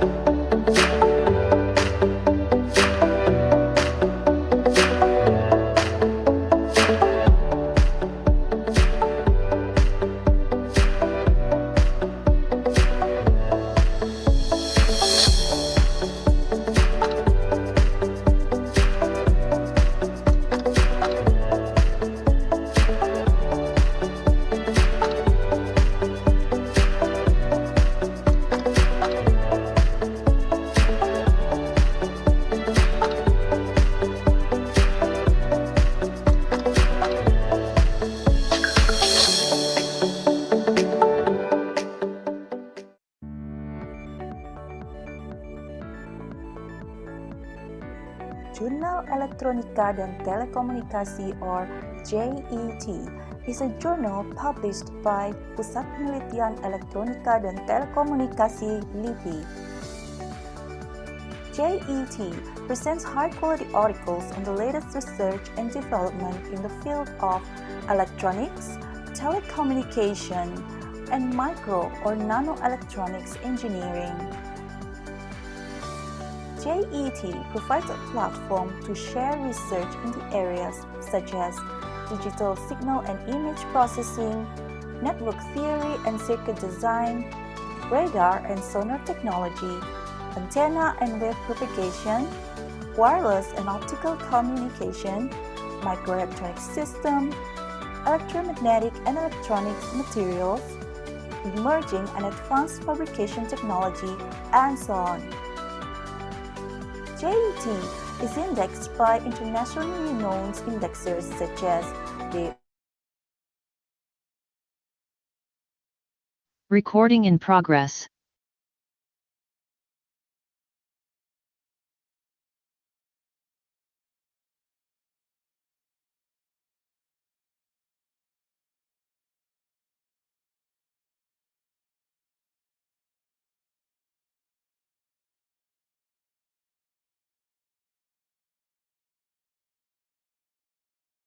Recording in progress.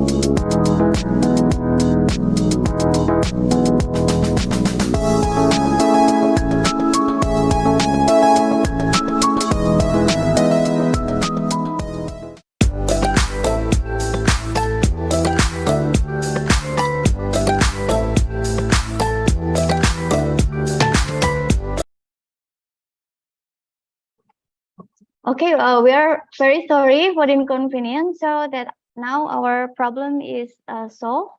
So Dr. Umaisaro, I think that now we can continue. So very sorry for the issues. I think that we late a bit. So I think we can proceed now. Thank you, Dr. Umaisaro. Okay, it's okay. I think we can start session 10.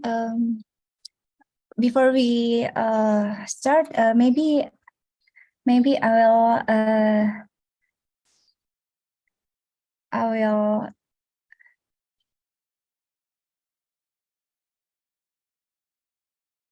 okay. This is Mrs. Happy Ludiati. Okay, here present. Okay, thank you. And then Mr. Dadin Mahmudin. Okay, Eric. Okay, thank you. And Mr. Efrisandi. Yes, I am here. Yeah, thank you.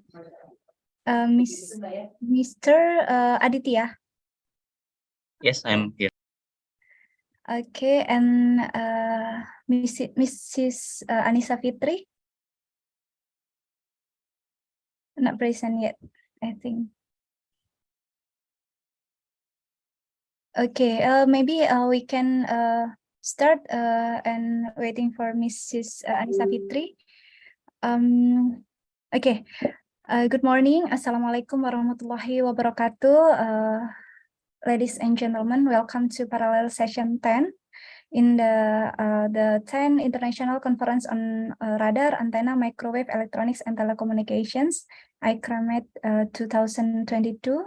I'm Umaisaro from Universitas Mercu Buana. It's my pleasure to be a moderator here for these sessions, and the topic for this session is antenna devices and techniques. Okay, before we start, in a short while, maybe I will read the rules for these sessions for all presenters and the participants. The first, maybe for all presenters, you can please keep your video until the sessions finish, and we will capture in the end of the sessions. And please, your presentation is ready. Even you have recorded the presentations, because maybe there is some questions from the participants, and the time for each presenter is 15 minutes. That is 10 minutes for playback the video, about 10 minutes, and then 5 minutes for live Q&A. And then maybe for the participants who would like to ask the questions to the presenter, maybe you can raise hand in the reactions in the Zoom, or you can write your questions in the chat room, and we will ask you to ask the questions. And then for all presenters, maybe there is in the chat room there is a link for the attendance record from the committee, I think, and you can fill the attendance record. Okay, maybe we can start for the first presenter. There is Mrs. Happy Ludiati. may I invite the video presentations with the title of this her research about characteristic of circular patch antennas using open and closed metal rings on artificial dielectric materials. Please welcome Mrs. Happy Ludiati.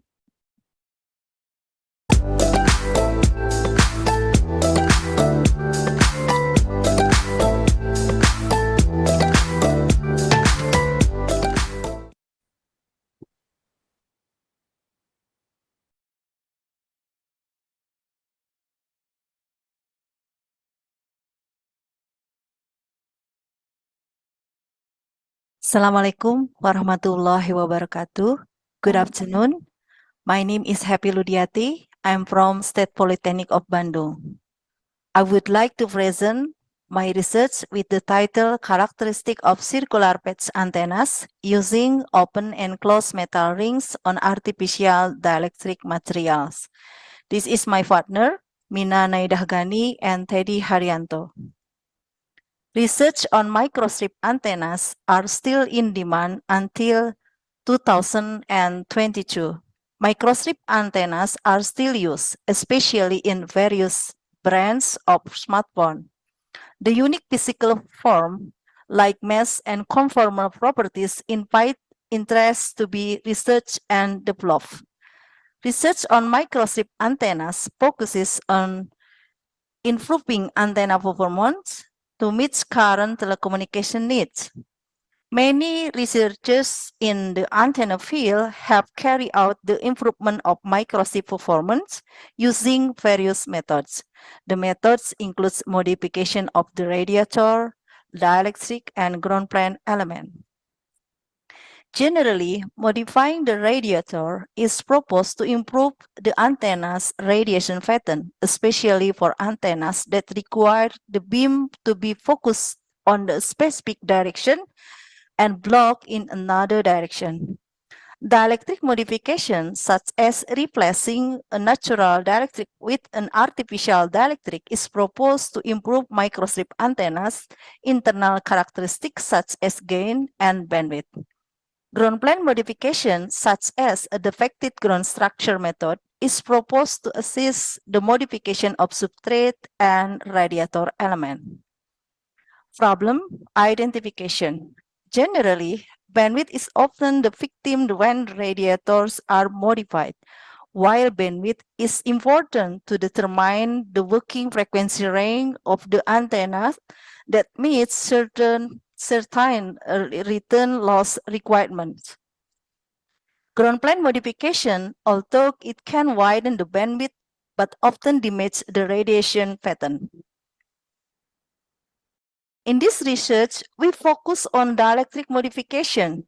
We change the natural properties of dielectric materials, which are often referred as a substrate through the process of electromagnetization.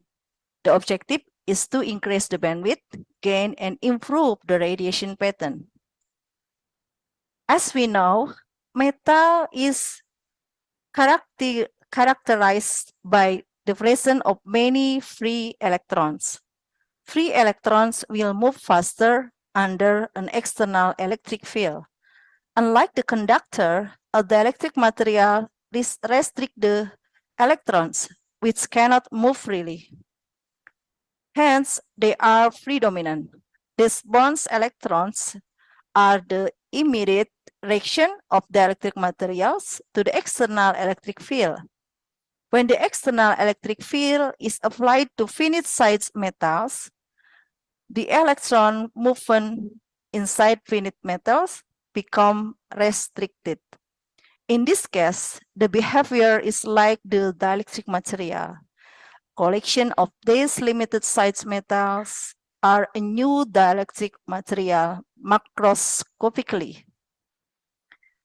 Dielectric modification is by adding thin ring metal layers with two configurations, closed and open, on the top of the natural dielectric surface.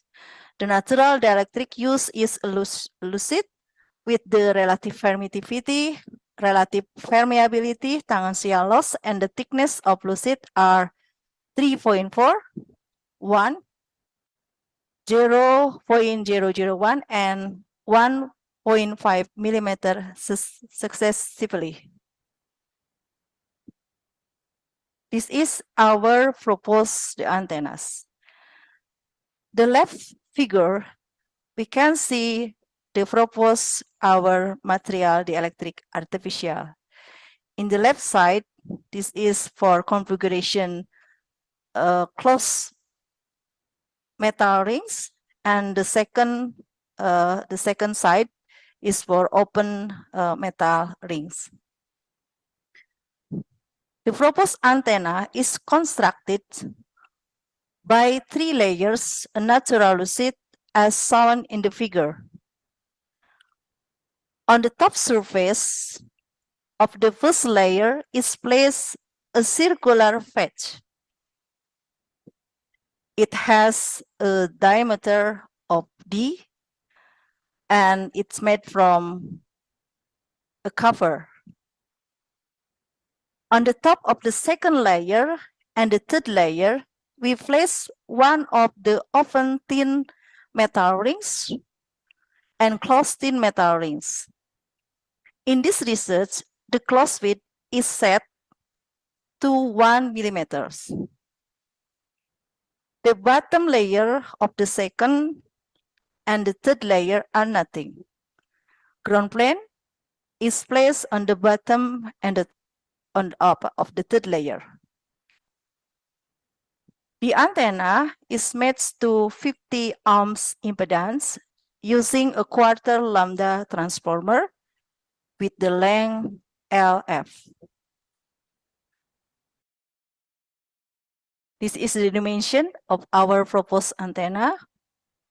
We have a conventional antenna is dimension for a circular patch using a natural lucid.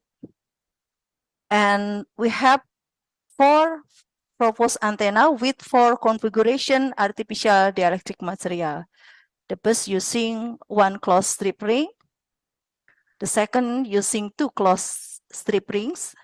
The third using 1 open strip rings. And the last, we use 2 open strip rings. This is a radius for the fifth antenna, and LF for the length of feet, WF for the width of feeder or feet, LG for the length of ground plane, and WG for the width of ground plane.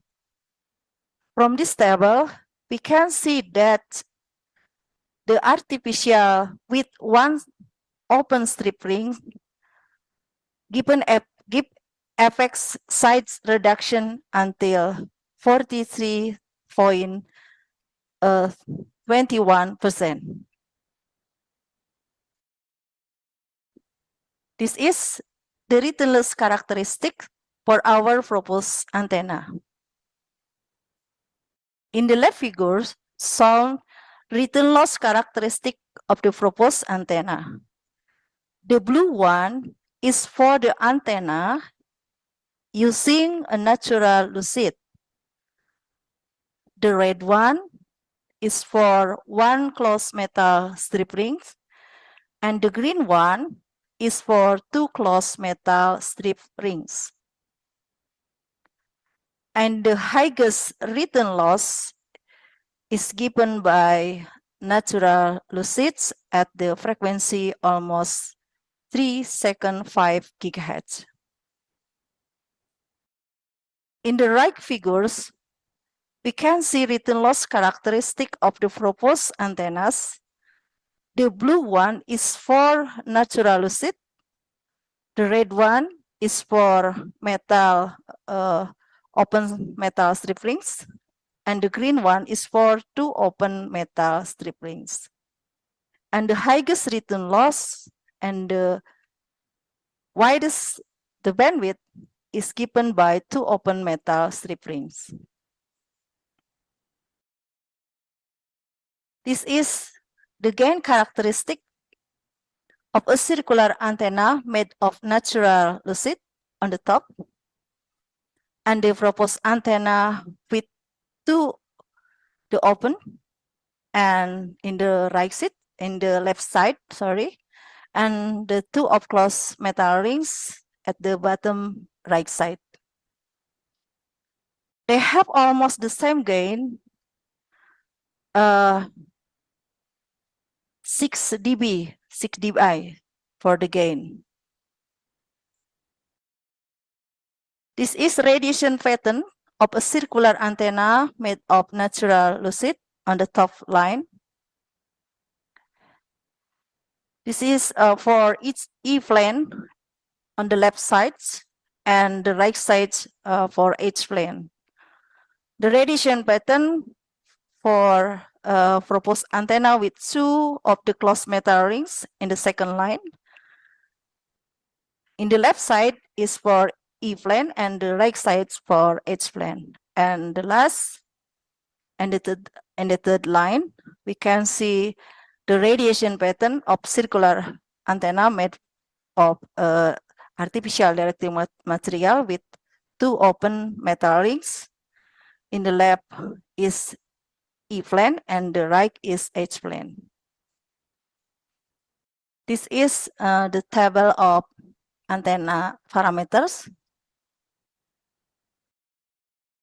The proposed antenna with two strip rings of artificial dielectric material has given the widest bandwidth. It have 196 megahertz. And then the highest gain and the widest half power beamwidth. Our conclusion for our research: in this study, the circular patch antenna at a band frequency of 3.3 until 3.7 gigahertz on a lucite substrate are explored. This antenna use artificial dielectric material with 4 configurations based open and closed metal strip rings.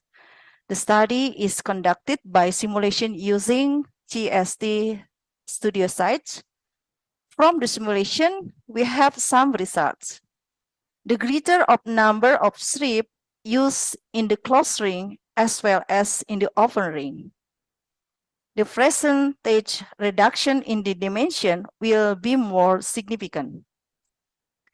The use of artificial strip on microstrip antennas can increase the permittivity of the host material.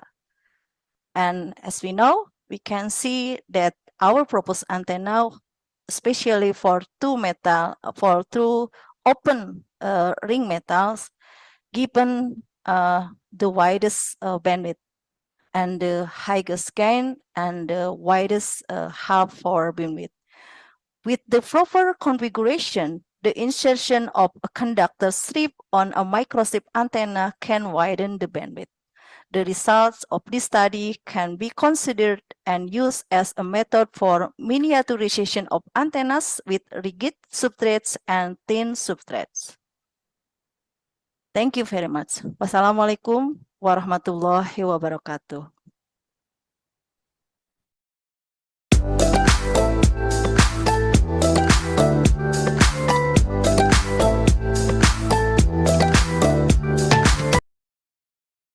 Okay, very nice research and interesting presentations. And for all the participants, is there any questions for Mrs. Happy?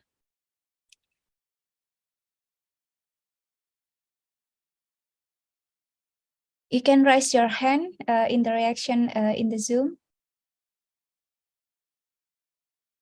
Okay, before we can waiting, but may I ask the questions, Mrs. Happy? It is a very interesting research. Maybe you have the reason behind why do you choose lucite for the dielectric? Yes, is my sound clear? Is my voice clear? Okay. Lucid in commercial name is acrylic. Do you know? Yeah. Yes. Acrylics is the art material, but I have some research about using acrylic that it can be used as a dielectric material to be isolate ground plane and radiator in a microstrip antenna. I think it's do not need etching process, so we just need a handmade process. So if we make the antenna using Lucid as the dielectric, we can reduce our cost maybe. Yeah, that's I think enough. Okay, thank you very much, Mrs. Happy. Okay, there is another question. Mr. Ken Pramayuda. Hello. Group. Hello. We're happy. Yeah. Hello. I have one question regarding your design. Can you hear my voice? Okay. Yeah, clear. Can Okay, please? so I look at the design that you use a stacked substrate, I think, for the Yes. ground plane. Yes. And what is your plan to stack that substrates? Maybe using glue or something? Thank Yes. you. Okay. Because in my in market, I only found one layer of Lucid with the thick of 0.5 millimeters. So I need 1.5 millimeters of the thick. So we use 3 layers of the dielectric material by using Lucid material. So you plan to glue it or glue them together? Yes. Yeah, you Pardon plan me? to glue them together, or What is glue them? glue them. Yes. Okay. It's really made handmade. Just just using our hand, and we can make using a blue lamp, yeah, to To stack the substrate. Yeah, to stack the substrate. Okay. Okay. Thank you. Thank you very much. Thank you, Ken. Thank you very much, Mr. Ken. Okay, is there another questions? Nanti ajarin ya Bu Evi.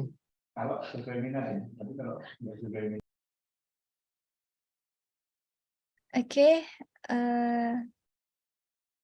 Okay, if there is no questions, maybe we can move to the second presenter. Thank you very much, Mrs. Happy. You're welcome. For your research. Okay, for the next presenters, please welcome Mr. Dadin Mahmudin with the title of the research of design and simulations of all dielectric metasurface structure for LiDAR beam steering applications.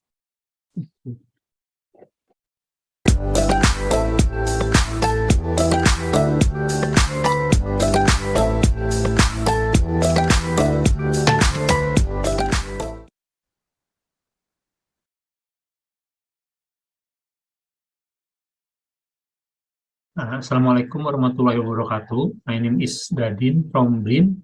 This afternoon, I would like to thank for the opportunity to present our work entitled Modeling and Simulation of All Electric Metasurface Structure for LiDAR Beam Steering Application. This is the outline of my presentation, which is divided into several sections: introduction, objective, metasurface structure, result and destination, and conclusion. This is my motivation of my work. The development of the autonomous vehicle industry is predicted to grow very rapidly in the future. In addition to using radar and camera, LiDAR is an important part to monitor the surrounding environment, and beam steering is part of LiDAR for steering incident light.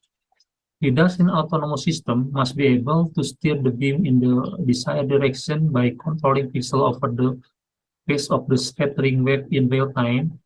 in the target coverage area change frequently due to the system mobility. However, the nodal LiDAR's beam steering system is considered unable to meet the above requirement. Most commercial LiDAR rely on mechanical rotation to direct inside the light, such as micro-ectomechanical systems, Risley prism, and galvanometer scanning mirror. In addition, to slow scanning speed, existing devices are bulky and have high power consumption until they don't meet the requirement of the future autonomous technology. On the other hand, metal surfaces have received great attention and are established as a platform for the efficient manipulation of optical beams. Metal surface or two-dimensional material is broadly focused on their ability to manipulate light, phase, amplitude, and polarization at sub-wavelength propagation distance.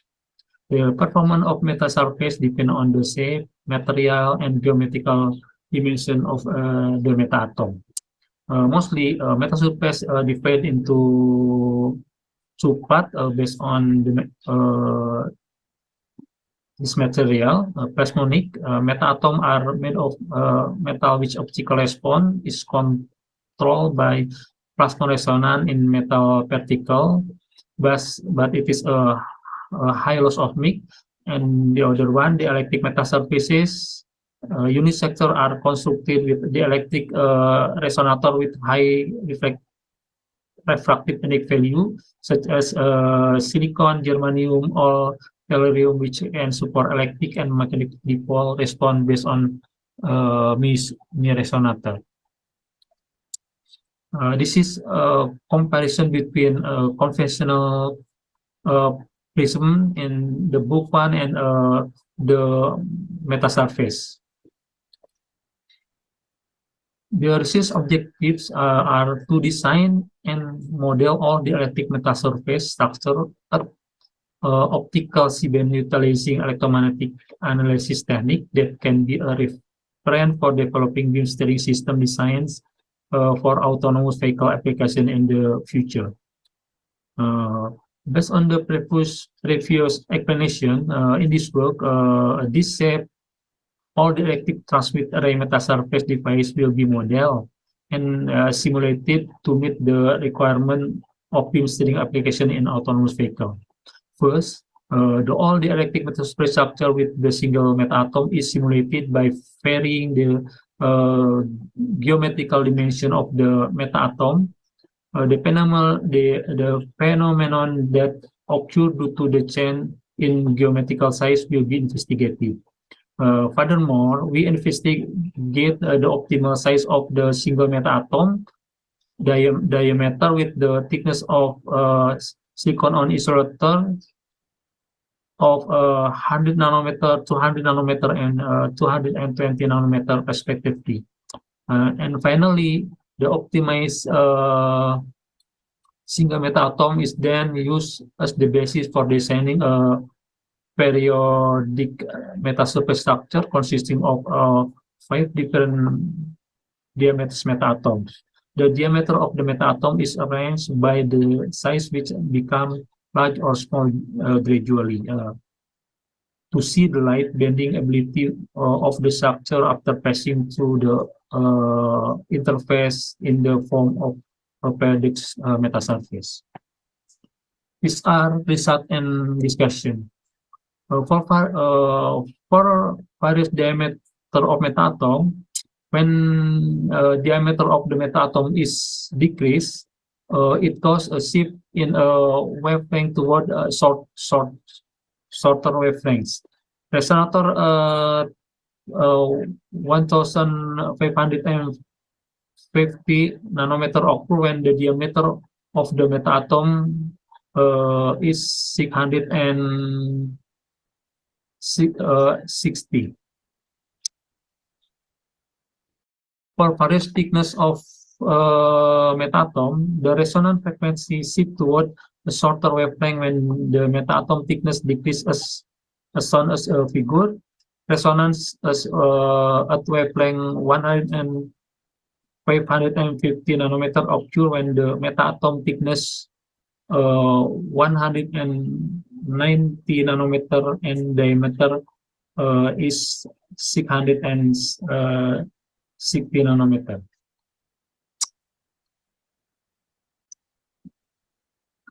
This is a result of thickness of meta-atom. Simulation result from the optimization of the diameter size of the SOI substrate for thickness of 220 nanometer, 200 nanometer, and 100 nanometer for wavelength 1550 nanometer. For the thickness of 200 and 220 nanometer, 200 nanometer, and 100 nanometer, the meta-atom diameter required is 637 nanometer, 652 nanometer, and 789 nanometer respectively. From the simulation result, it can be seen that the output beam transmission is deflected when incident light imping metasurface. The deflection angle of 45 degrees is achieved. The deflection occurs due to a difference in the size of meta-atom of the metasurface structure. The difference in the size of the meta-atom results in a different phase, so that the output transmission direction of the beam is deflected. Finally, the conclusion: this shape all dielectric metasurface structure as a platform for the beam steering is proposed. Simulation by varying all the geometrical parameters of the single metasurface used to build beam steering device based on all the electric metasurface have succeeded to obtaining optimal size. The transmission of the output beam deflected by an angle of 45 degrees has been successfully accomplished. Based on this result, the proposed structure could become the basic for beam steering design and autonomous vehicle application. Thank you very much.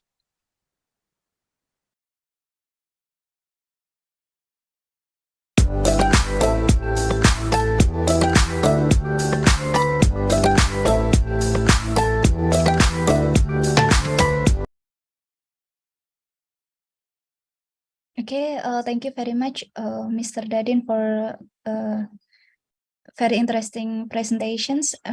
Is there any questions from the participant? Maybe in the chat room, from Mr. Iman, is it possible to transmit TTL voltage level to a metasurface? TTL. TTL. Is the TTL. Maybe time to leave, or is there a Mr. Iman? As long as electromagnetic wave, it can be transmitted. Okay. Can you hear me?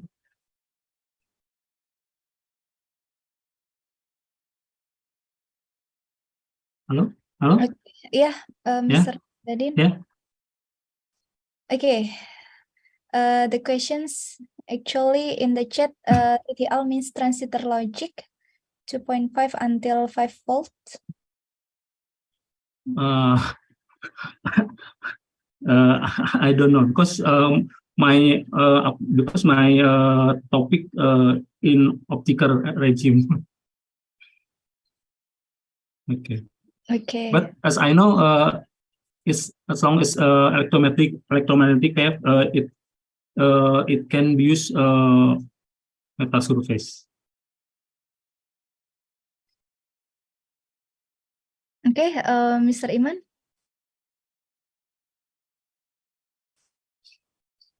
Okay, thank you very much. Okay, thank you very much. Okay, another questions from Mrs. Happy. What are the advantages of meta-atom if it is used for filters or antenna? it have potential to the unity the near unity transmission at atom. Okay, thank you. Is it enough, Mrs. Happy? Okay, enough. Okay, Thank you very much. Is there another questions? Okay, maybe have you measured the directivity, Mr. Dadin? Measure, what do you mean measure? Measure,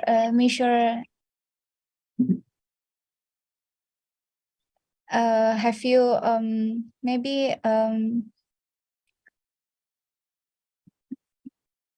measure, yeah, or examine, you examine the directivity with the measurement, I mean. I don't think so, because my topic is focused to beam steering, Okay. beam steering and optical regime. Okay. I think not measure the directivity. Yeah, measure the directivity. You didn't. Yeah. Didn't. There is now. There is now. Okay. Okay, thank you so much, Prof. Yuyu. Okay, I think it's enough. Maybe another questions? Okay. We can move to the third presenter, Mr. Efri Sandi, with the title of Design of Array Antenna Using Proximity Couple Feeding and Multilayer Parasitic for C-band Weather Radar.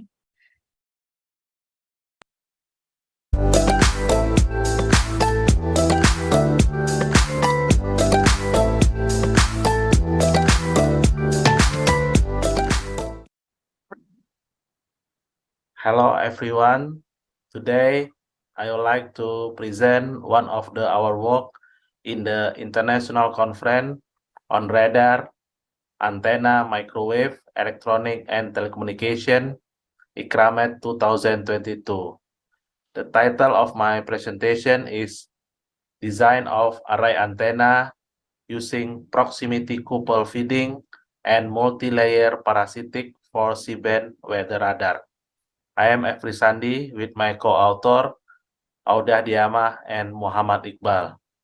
We are from Department of Electrical Engineering, Faculty of Engineering, Universitas Negeri Jakarta. The outline of my presentation consists of the introduction, proposed antenna design, result and discussion, and the conclusion. The first is the introduction. As we know, the array antenna performance in the radar technology is a significant component in overall radar performance. Required wide bandwidth, high gain, narrow bandwidth, and low side loop level parameter. In the application, especially application for the use of the handheld and portable device, required antenna with more practical, lightweight, and also low profile. This requirement is suitable for the using microstrip antenna, which are lighter, compact, and low profile.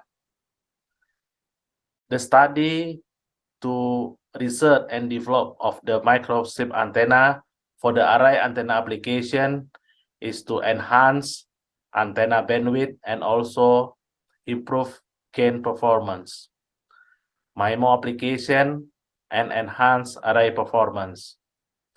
That's why in this study, we have proposed an array antenna design using the feeding proximity couple technique with addition of the parasitic multilayer substrate structure.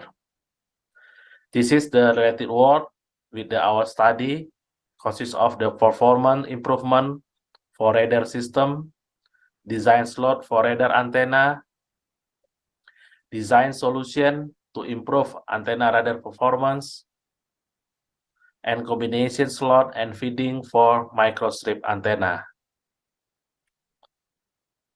In a number of previous studies, the use of proximity couple feeding can increase the gain of microstrip antenna.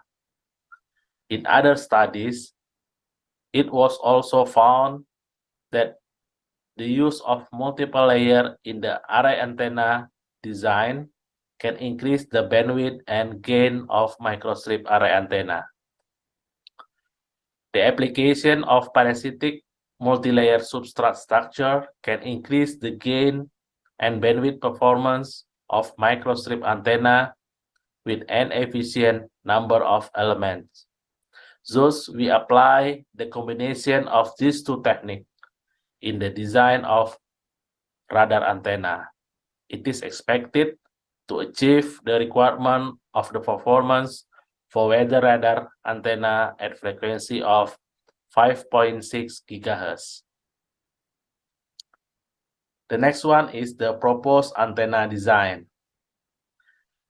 The proposed antenna configuration on patch array antenna design for this weather radar application use 16 elements with the proximity couple feeding and addition of parasitic multi-layer technique.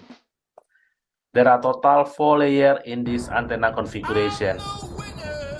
The frequency used in this design is 5.6 GHz and the substrate material using FR4 epoxy with the electric constant epsilon relative 4.3 and the thickness of the substrate is the 1.6 mm. The design process begins with the design of single patch array at frequency 5.6 GHz. This is the design of the single patch antenna. From the calculation, the width and length of the antenna, a rectangular patch is in this figure. The antenna is feeding by using SMA connector with input impedance 50 ohm. The next process is to configure a 16-element array by setting the distance between the element lambda by 2 as ideal distance between array element with proximity couple on separate substrate structure. The next step is to add 2-layer parasitic to increase the gain of the array antenna. The parasitic layer is placed above the patch antenna array by adjusting the base gap between layers to get better performance of the array antenna. Several studies show the air gap performance is quite significant in increase the antenna gain, but the approach to determine how large the gap is still the approximation, and that need the future optimization and the iteration. This is the approach and also the determine the air gap between the layer. In this study, we found the optimal gap between the second layer and the third layer is 30 mm and the gap between the third and fourth layer is 15 mm. After we are doing the optimization and also design iteration process. The next is the result and discussion. This is the parameter performance of the proximity couple feeding with the multi-layer parasitic for the 16 element. This is the parameter of the S parameter proximity couple feeding with the multi-layer parasitic 16 element. This is the radiation pattern for the using multi-layer parasitic 16 element. The result of the simulation show the purpose of the array antenna design has bandwidth of 1.243 GHz, thus providing a broad spectrum for the C-band weather radar application. The result of the simulation also show the proposed antenna array design produce a bandwidth with the 5.2 degree and gain 12.2 dBi. These results show that this antenna array can produce the required performance for the portable weather radar, which generally has a gain requirement of 12 dB with the bandwidth of the 8 degree. This is the 3D radiation pattern for our design for the multi-layer parasitic 16 element. This is the overall performance we are compared from the our design proposed proximity couple feeding with the multi-layer parasitic 16 element and the conventional one for using the feeding microstrip line. You can show the bandwidth is up to 1.243 gigahertz and also increase the gain up to 12.2 gigahertz and reduce the beam width to 5.2 degree. This is a significant impact when we are using our proposed design using combination of the proximity coupling and also multi-layer parasitic element. Conclusion. A study of the effect of the using proximity coupling feeding technique with the addition of the multi-layer parasitic in the patch array antenna design for the 5.6 GHz weather radar has been described. The effect of the using feeding technique and the addition of multi-layer parasitic show a significant effect on the array performance compared to using direct line feeding with a single layer. This result can be used as the basis for the development radar antenna that require compact and also low profile dimension, such as for the portable and the handheld radar. That's all about my presentation. Thank you for your attention.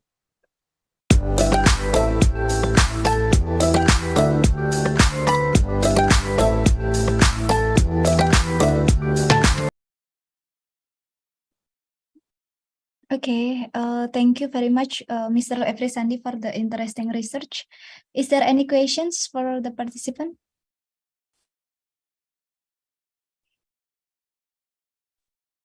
Mrs. Maisara? Yes. Okay. I want to give one question. Okay. I want to know what is the influence your designs using proximity coupling and parasitic elements to shape of radiation pattern. Okay. I answer directly, Ms. Maisara. Yeah, okay. Thank you, Bu Happy. Nice to meet you. I just see you in the WhatsApp group. Okay. Just the first to Okay. see you now. This is the main contribution of my this research, this work is to improve the radiation performance, especially for the wider bandwidth and also higher gain. Yeah, Okay. because as we know, most of the radar antenna using the reflector antenna, right? But in some application, like for the portable, maybe also handheld radar, yeah, maybe using for the mobile application. So we can use the microstrip antenna. But the problem is the microstrip antenna, you know, is the low bandwidth and also lower gain. Okay. So in the study, we try to how to optimize that by using the proximity, and also we do the multi-layer parasitic. We combine several structure and also the main important is how to set the gap between the layer, because the different gap of the layer will be give the different performance. So the contribution is how to get the best gap between the layer. That's all my question, Bu Happy. Okay, I want to know the influence of your designs. I mean, using a proximity couple and parasitic element to flatten radiation. Yeah, okay. The pattern radiation is improve the gain and also to reduce the beam width, because as we know in the radar, beam width is also important. The narrow bandwidth is better. So this is we reduce from the 5.7 degree to 5.2 degree for the bandwidth. Beam width or beam width? Beam width. Okay, thank you. Thank you. Okay, Welcome, Bu. Thank you very much for your answer, Mr. Efri. And another questions from Mr. Ken, please. Thank you for the opportunity, Mbak Umay. Yeah, I would like to ask question to Pak Sandi. Yes, so, Pak.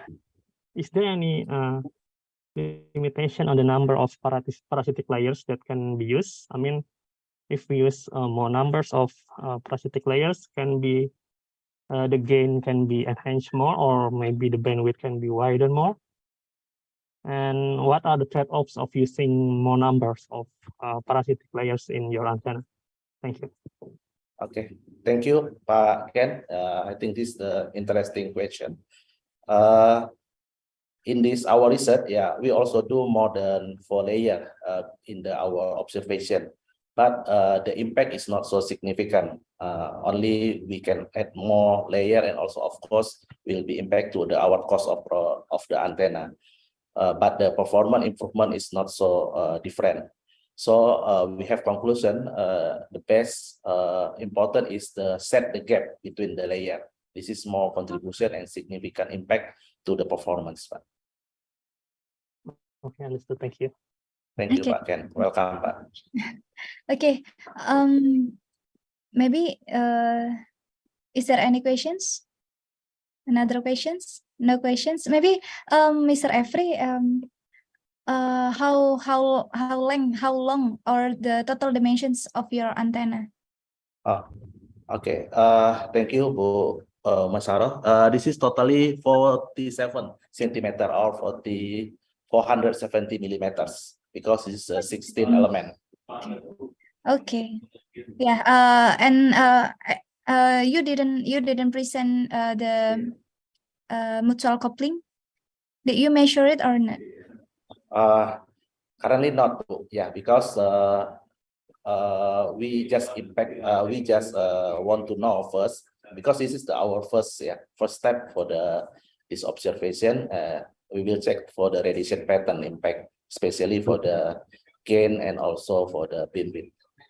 Okay, because I think in your presentations I have a question. Yeah. Okay. Thank you. Yeah. I think I don't know. Yeah, the antenna for the weather radar, I think there is not for the microchip. Yes, all the antenna made from the parabolic antenna. So I think what do you think about the microchip for the weather antenna, weather radar? Yes. Okay. Thank you, Pak Yuyu, Prof. Yuyu. Interesting question. Yeah, I think as I also informed in the introduction, and also with the answer for Ibu Happy. Of course, almost all for the weather radar using the reflector antenna or parabolic antenna, because this is the high gain.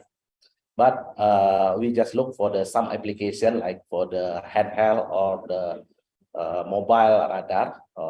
They have a limited for the set up the parabolic antenna. So it's possible if we apply for the microstrip antenna.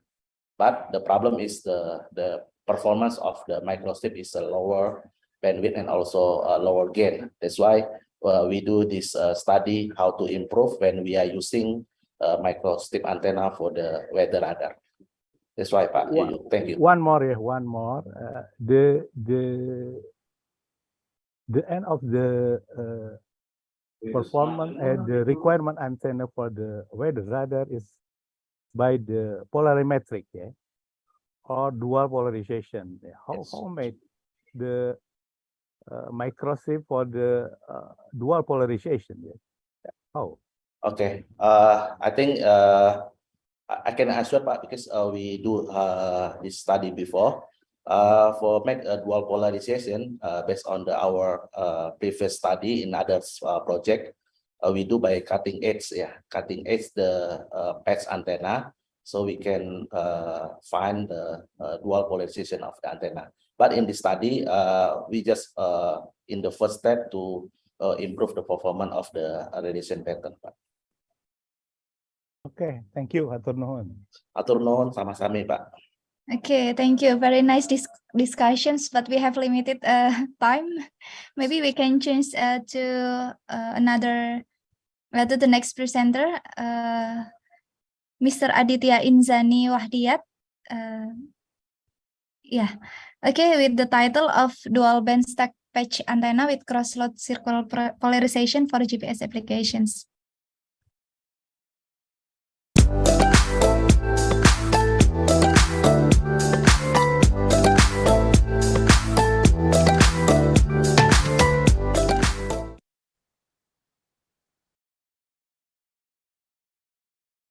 Good morning, ladies and gentlemen. Please introduce myself. My name is Aditya Inzani Wahdiyat from Electromagnetic Safety Engineering Research Group from Research Center for Electronics, National Research and Innovation Agency. Today in ICRAMET 2022, I will present our research with the title Dual Band Stack Patch Antenna with Cross-Slot for Circular Polarization in GPS Application.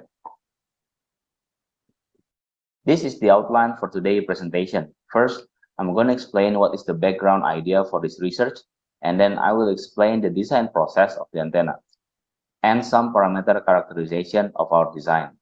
Next, I'll show you the antenna simulation result and the conclusion of this research. So, in our research center, we are developing the autonomous electric vehicle. Since the designing autonomous driving system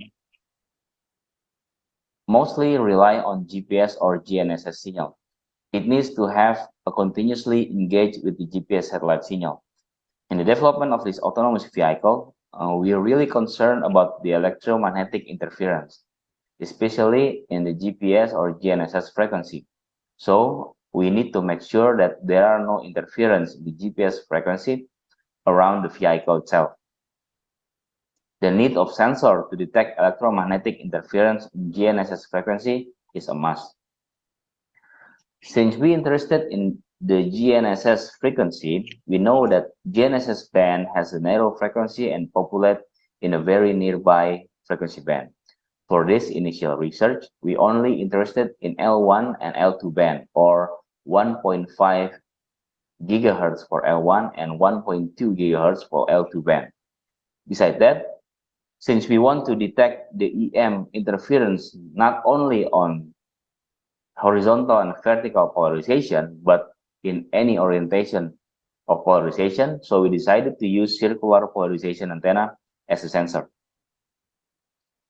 This is our initial design of the antenna. We use a very simple square patch antenna for easier control of the parameter, with addition of truncated corner on the antenna to generate circular polarization.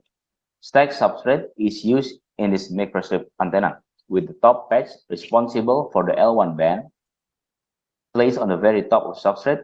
Between the substrate, there is another patch that responsible to the L2 frequency, L2 band. The excitation of the antenna is using coaxial probe that connect directly to the top patch and use electromagnetic coupling effect to meet patch to generate a dual band frequency. The substrate that we use in our research is FR4 with permittivity of 4.3 and loss time 0.025. With our initial design, we can control some of its parameters. For example, the patch size is responsible for the resonant frequency. Meanwhile, feed position and chamfer size will affect impedance matching and axial ratio. I'm going to explain it on the next slide. As seen on the graph, the feed position of the top patch is contributing to the impedance matching. We can tune the impedance matching of the antenna via feed position. This is a very useful parameter if we want to make the antenna. This graph shows that to control the axial ratio, we can play with the chamfer size of the truncated corner. We can make it bigger or smaller, and we can adjust it to get the best axial ratio. But when we added a second patch, the mid one patch, the L2 band, the resonant frequency of L1 band is shifted to the up frequency. This will be a problem, since if we make the top patch bigger to adjust the L1 frequency to be lower, the top patch size and mid patch will have the same dimension. If that happens, then we cannot generate a dual band antenna. So how to overcome this? We adding a cross slot on the top of the patch. Using the cross slot, the resonant frequency is shifted to the low frequency band, like we see on the plot here. By adding a cross slot, we can control the resonant frequency of the higher band without changing the lower band. Here we see that in the L2 band, or 1.2 gigahertz, the resonant frequency is not changing when we change the cross slot slice. So it's a very useful parameter to control the L1 band of the antenna. And the same with the previous plot, the S11 parameter. Now this is the axial ratio. The axial ratio also shows the same phenomena. The lower band is not disturbed by the top patch cross slot. So by using this technique, we can control the frequency resonance of the antenna without changing the patch dimension, only change the cross slot length. And this is the optimal design and dimension of the antenna. The cross slot only applied on the top patch, but both patch use a truncated corner to generate circular polarization for both bands. On the screen, we can see the S parameter or S11 result, and the minus 10 dB bandwidth for L1 band is about 50 megahertz, and the L2 band is around 80 megahertz. And by comparing the simulation result of axial ratio and S11 result, we can see that the GPS L1 band and L2 band both has circular polarization and have not too narrow bandwidth. This is the polar plot of the radiation pattern of L1 band, or 1.5 gigahertz. As you can see, the copolarized radiation pattern and the cross-polarized radiation pattern is almost the same for each phi0 and phi90 degree. It shows us that it has a good axial ratio, and the half power beamwidth for each phi0 and phi90 is around 55 degrees. And to show whether the circular polarization is right-handed or left-handed, we can compare the right hand and left hand circular polarization radiation pattern from simulation to show that this antenna, the right hand value is much bigger than the left hand value. So this antenna is a right hand circular polarization. And this is the axial ratio beamwidth of the L1 band. It shows that on phi0 degree and 90 degree, both have around 200 degree beamwidth. And for the L2 band, the radiation pattern also shows the same as L1 band. It has 100 degree of half power beamwidth, and it shows almost the same of the copolarized and cross-polarized value. So it shows us that the antenna has good axial ratio. And in the L2 band, if we comparing the right hand and left hand circular polarization radiation pattern from simulation, we can conclude that the antenna in L2 band also have right hand circular polarization, just like L1 band. And this is the axial ratio beamwidth of the L2 band. For this L2 band, the axial ratio beamwidth is not as big as the L1 band. So besides using polar plot to show the antenna has a circular polarization, we can also use simulation to show us the surface current of the antenna to see the circular polarization. The left side image is the L1 band that corresponds to the top patch, the smaller patch, and the right side is the L2 band. Both bands show the polarization is right-handed, since the movement of the surface current is counterclockwise and the propagation is out from your screen, from our screen. And to more verify the proof of circular polarization, we can also extract the E-field factor on the very top of the boundary layer in the simulation to show the right-hand circular polarization. You can see the factor is rotating counterclockwise.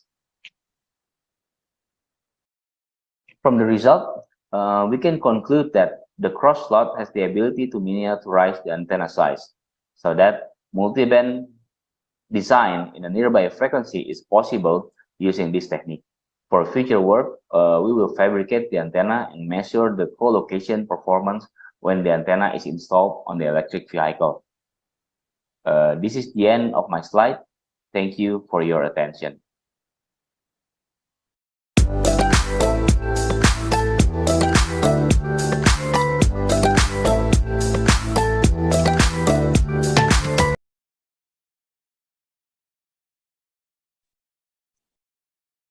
Okay, thank you for the interesting research, Mr. Aditya.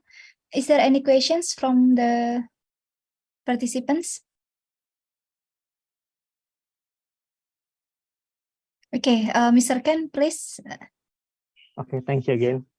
So I would like to ask a question regarding the circular polarized radiation. So from my understanding, to have a circular polarized radiation, we have to have two orthogonal polarization.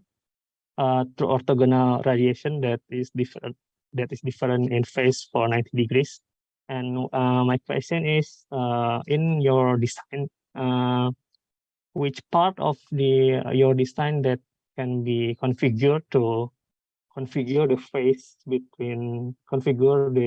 difference between the orthogonal polarization? Thank you. Okay, thank you very much for the questions. Please, Mr. Aditya. Okay, Mr. Ken, thanks for the question. So for this antenna to make it the circular polarization, it using truncated corner, the chamfer one, and the position of the feeding, because this is the coaxial probe from the bottom of the antenna. So we can change the we can also change the left hand or right hand by changing the asymmetric of the truncated corner. Maybe that's my answer. Okay, thank you very much, Mr. Aditya. Another questions, please?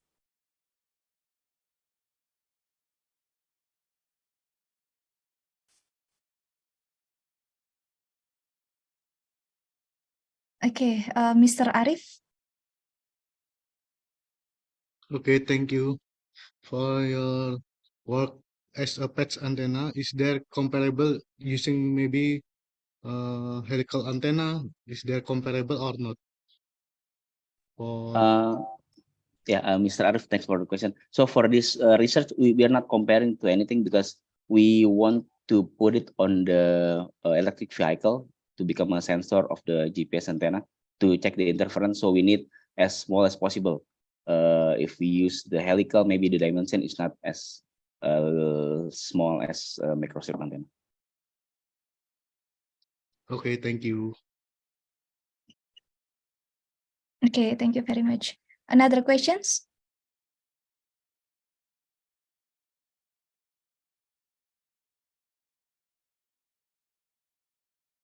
Okay, I think no questions. We can move to the next presenter, Mrs. Anissa Fitri, with the title of Novel Parasitic EBG Structures to Enhance Mutual Coupling for 2.45 GHz MIMO Antenna.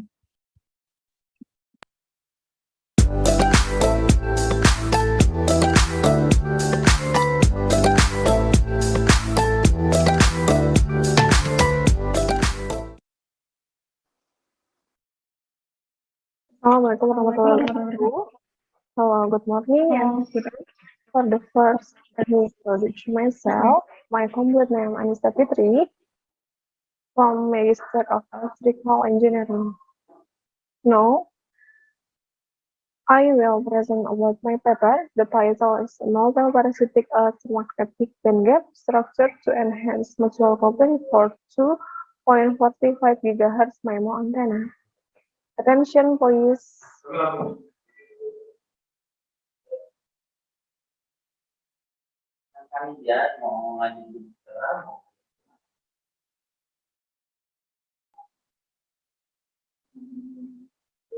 Okay, for the first, there is several points. 1 objective, 2 introduction, 3 purpose group, 4 purpose simulation, 5 simulation parameter, 6 simulation result, and last conclusion. Okay, for objective, first, the study proposed MIMO antenna comprises 2 identical circular patch antenna was modeled using HVSS. Second, the 24 ADP structure surround the MIMO that developed in 2.45 GHz frequency, hence is suitable for wireless local area network or WLAN application. Third, the overall dimension of the microstrip antenna is 50.3 mm times 115.7 mm. Fourth, the antenna has been simulated and measured to observe mutual coupling, bandwidth, and radiation pattern.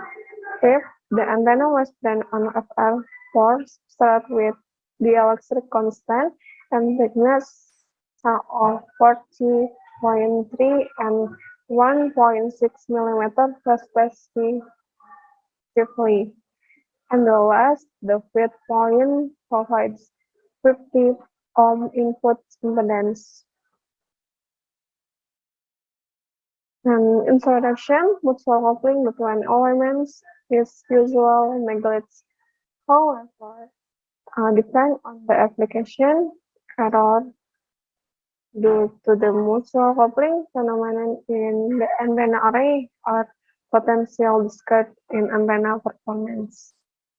Hence, there are several methods have been proposed to avoid the mutual coupling effects, such as parasitic element slot, defense ground structure or DGS, cloud ground planes, complementary swing ring resonator or CRR, parameter couple line resonator or PCRS, dielectric resonator antenna or DRA, and then electromagnetic bandgap or ABG.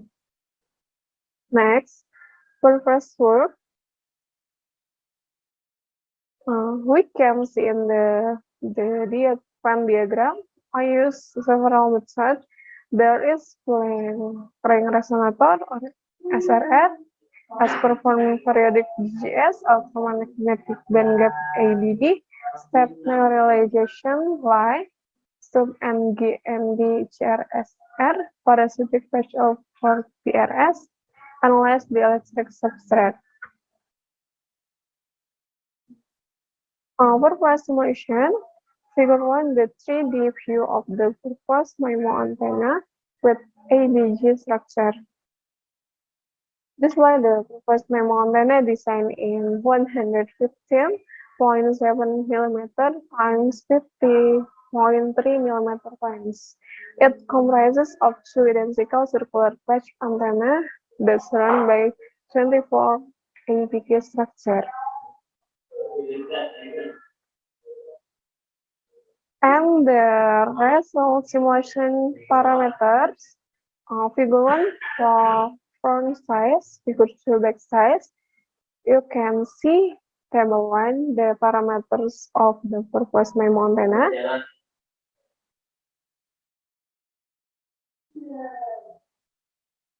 Next, antenna fabrication. The fabrication result of time dimension that have been optimized through simulation. After the antenna is in the form of a prototype, the fabricated dimension will be measured using a rule for dimensional validation. Figure 1 top and bottom view of a fabricated MIMO antenna conventional. Figure 2 top and bottom view of a fabricated MIMO antenna with parasitic EBG structure. Next, simulation result. Figure 4. Reflection factor performance of the boot simulation and measurement of MIMO antenna with ABG structure. Figure 5. Observing performance of both simulation and measurement MIMO antenna with ABG structure. Figure 6. A. Horizontal LZ plane and B. Vertical LZ plane radiation pattern of the MIMO antenna with parasitic ABG structure.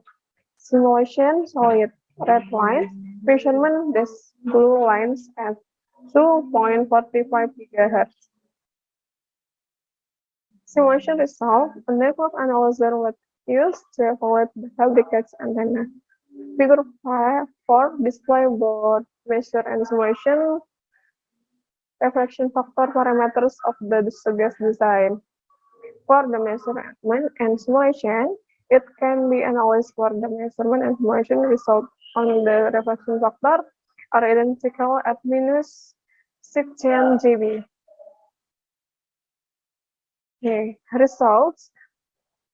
You can see the table result for the parameters, frequency, reflection factor, frequency, visual coupling. For the result of antenna measurement we are carried out the microwave laboratory of Mercubuana University. The working frequency is 2.45 GHz.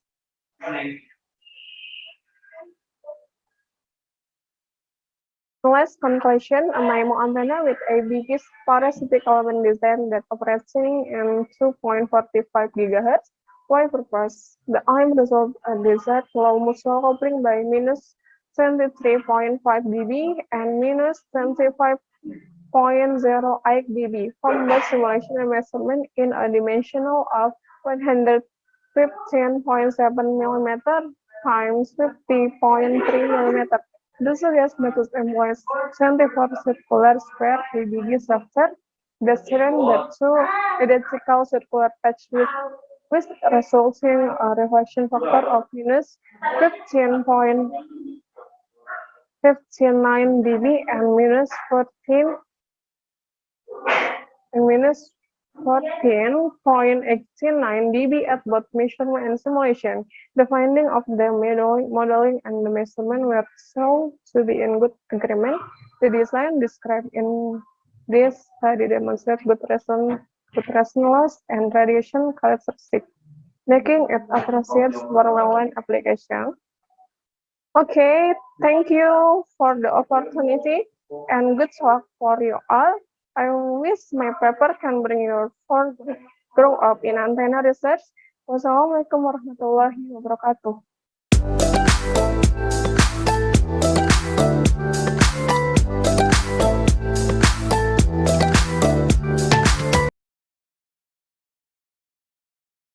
Okay, thank you, Mrs. Anissa Fitri, for your interesting research. Is there any questions from the participants?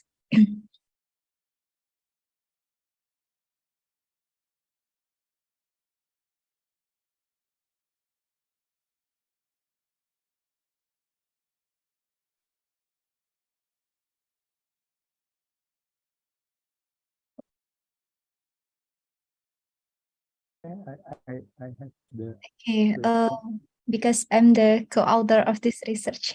Maybe Mrs. Anissa Fitri, do you have any plan for your the next research? I have the question. Okay, Prof. Yuyu. Is I want to ask about the ABG. Is it for the increase for the coupling, mutual coupling only, or other?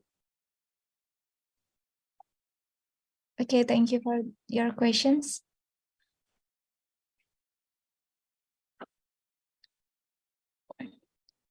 Hello. Yeah, Mr. Prof. Yuyut, Mrs. Anissa Fitri, you can answer. For the question, for ABG,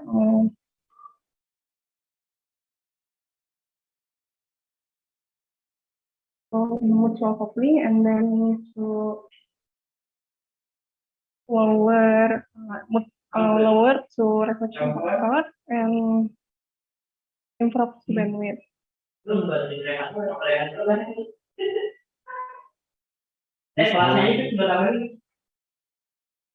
Yes. This the MIMO antenna, yes. The requirement for the MIMO is the coupling or isolation one antenna to other, yes. Okay, and the minimum for the coupling is maybe about minus 20 dB, yes. Maybe, yes. So I think with the shifting the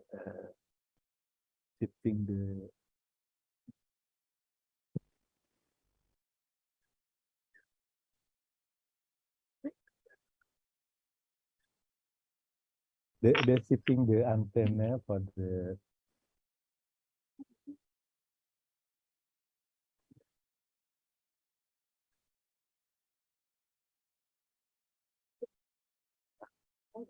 And the distance for the antenna. By the range for the distance antenna, we can change the coupling, yeah, change isolation.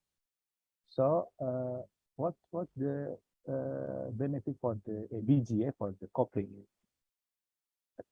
I think it's what the benefit for the coupling if we compare with the change of the distance for the two antenna.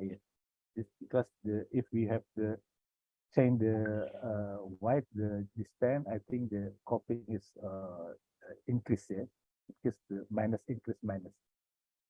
Okay, thank you. Okay, thank you very much, Prof. Yuyu. Okay, thank you for the question. My answer, based on a result of from comparative study for the ABG method, is very suitable for reduce virtual coupling effects. The value minus 31.75 dB. For the method, it is very stable to reduce virtual coupling effect on the antenna because this effect can affect the antenna performance. For my antenna design, I use ABG because it does not change the shape of the antenna dimension of conventional antenna. And it's also easy to design and have application using FR for material.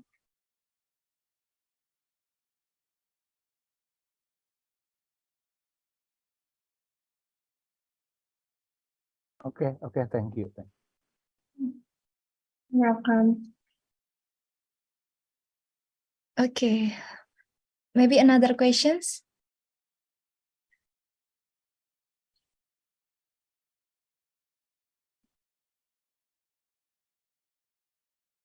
Okay, I think it is enough. Thank you for your presentations, Mrs. Anissa Fitri. Okay, before we end our sessions, maybe for all presenter and participants, can you open your video? We can take picture first.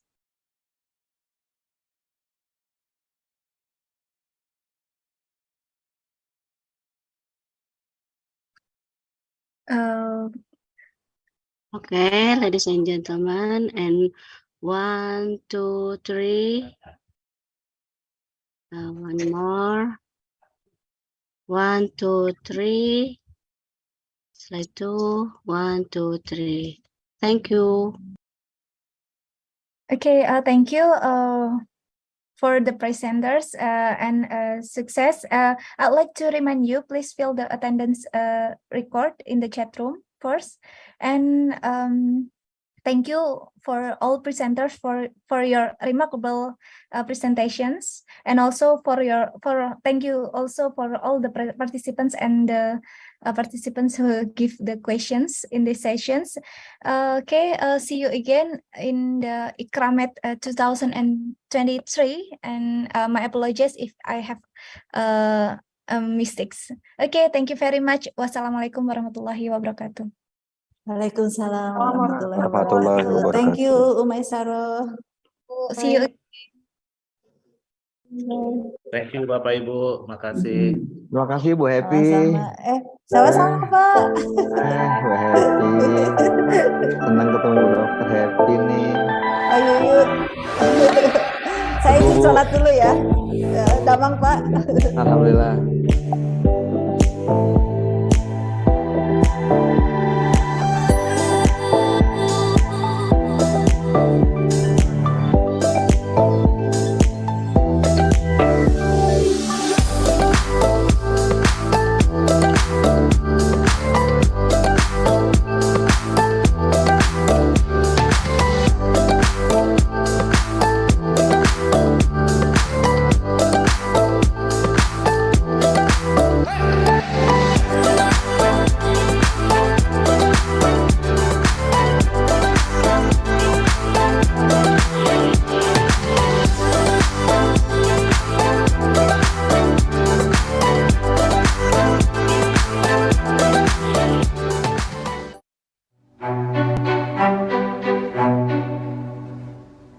Today's world is a network of data and signals. The gap between vision and reality is closing. A thirst for knowledge and the search for new frontiers are the driving force behind innovation. We develop and produce top-quality, durable products that enable progress.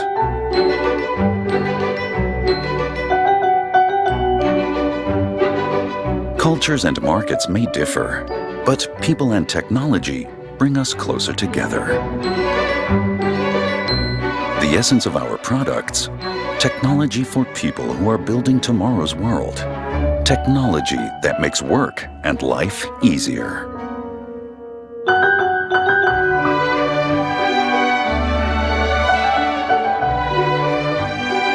We have mastered the fundamentals and cover all products that communicate with wireless technology or depend on it. Where communication implies responsibility and values, it requires special protection.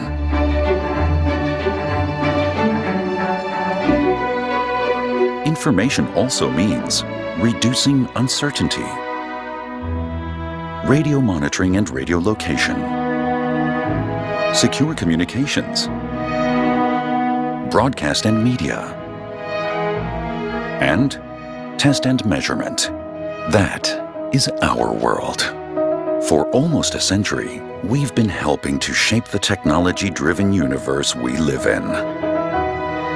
We were there at the very beginning, set milestones, and drive the developments of our time.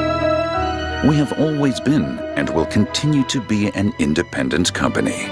Development, production, and worldwide service under one name. We create solutions. We are Roda and Schwartz.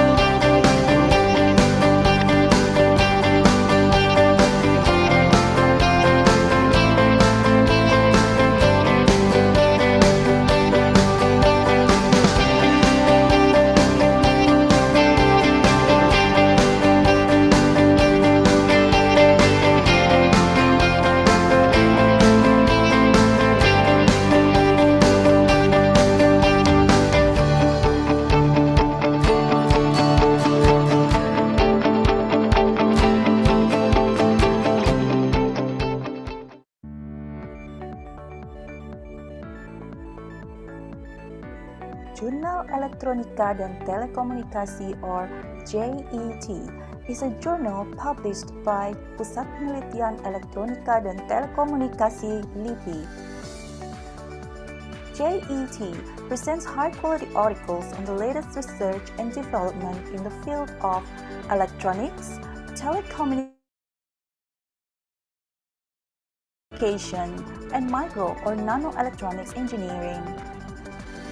JET provides a platform to share research in the areas such as digital signal and image processing, network theory and circuit design, radar and sonar technology, antenna and wave propagation, wireless and optical communication, microelectronic system, electromagnetic and electronics materials, emerging and advanced fabrication technology, and so on.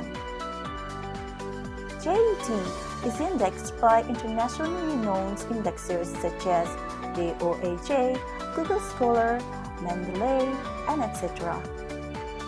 JET is also ranked as Center 2 in Kemenristek BRIN accreditation system. There are 2 JET editions published every year, and all of them are available in open access to support global exchange of knowledge. All submissions in JET are accepted online, and each submission will be blindly reviewed by at least 2 peer reviewers. Most importantly, all submissions are free of charge and therefore no article processing fee applies. For more info, please visit www.journalet.com or visit our social media accounts.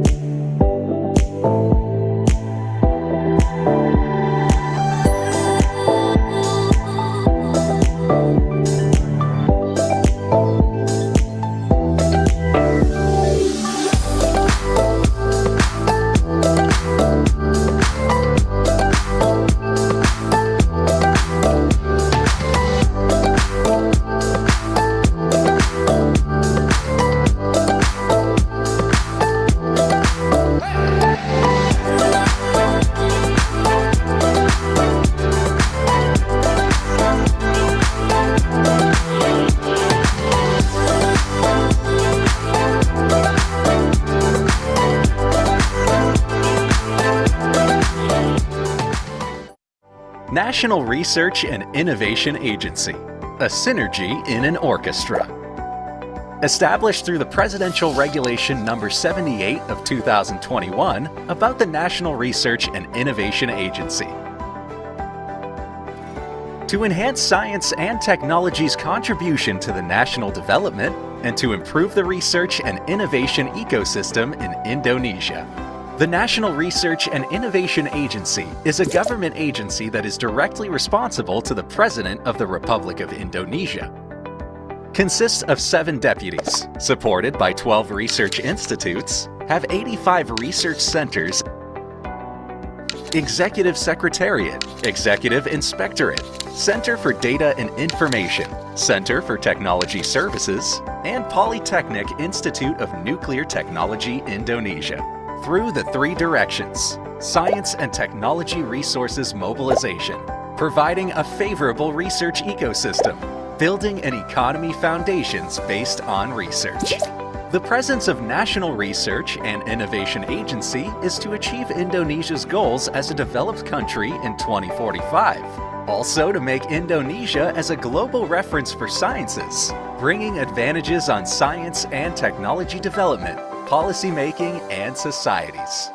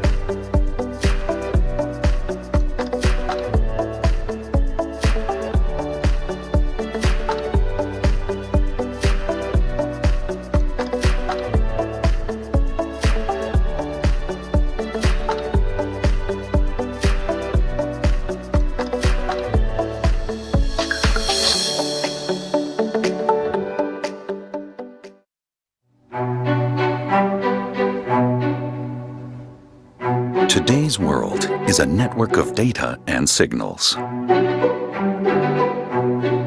The gap between vision and reality is closing.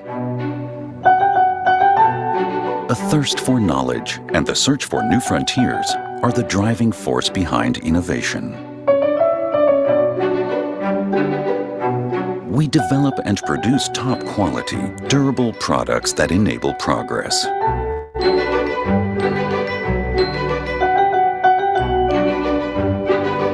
Cultures and markets may differ, but people and technology bring us closer together. The essence of our products: technology for people who are building tomorrow's world. Technology that makes work and life easier.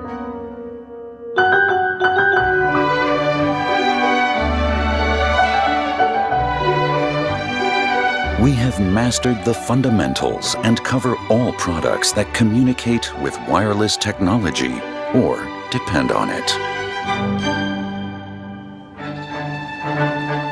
Where communication implies responsibility and values, it requires special protection.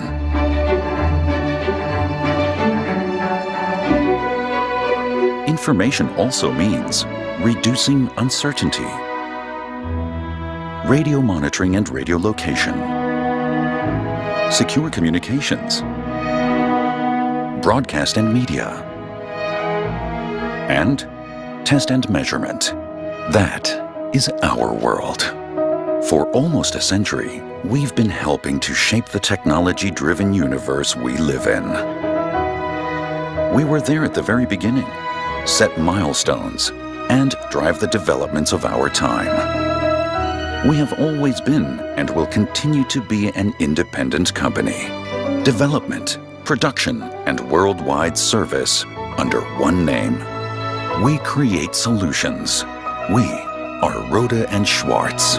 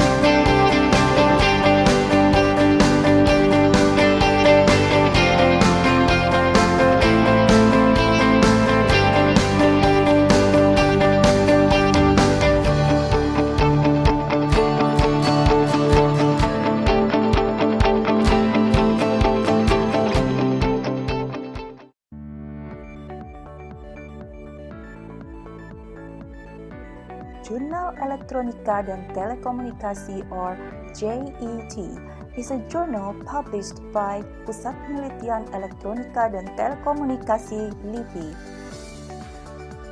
JET presents high-quality articles on the latest research and development in the field of electronics, telecommunication, and micro or nanoelectronics engineering. JET provides a platform to share research in the areas such as digital signal and image processing, network theory and circuit design, radar and sonar technology, antenna and wave propagation, wireless and optical communication, microelectronic system, electromagnetic and electronics materials, emerging and advanced fabrication technology, and so on. JET is indexed by internationally renowned indexers such as the OAJ, Google Scholar, Mendeley, and etc. JET is also ranked as Center 2 in Tentang BRIN accreditation system. There are 2 JET editions published every year, and all of them are available in open access to support global exchange of knowledge.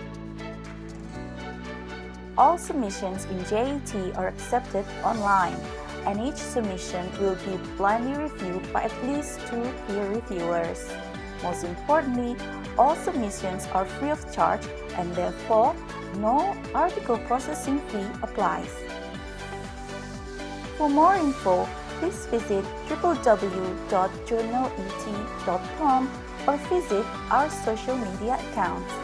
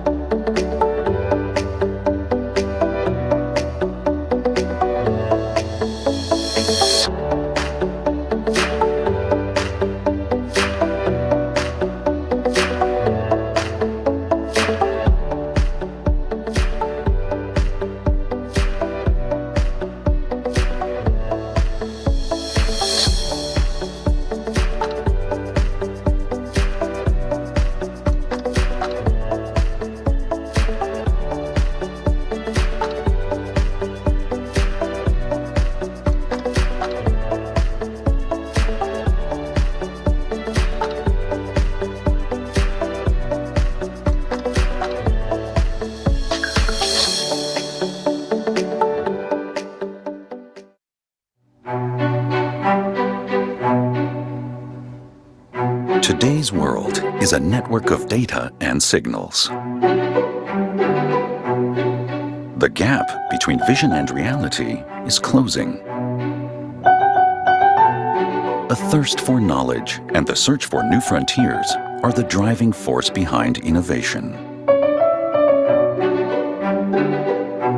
We develop and produce top-quality, durable products that enable progress.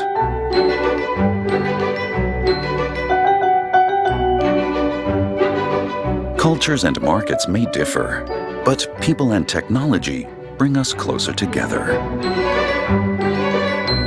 The essence of our products: technology for people who are building tomorrow's world. Technology that makes work and life easier.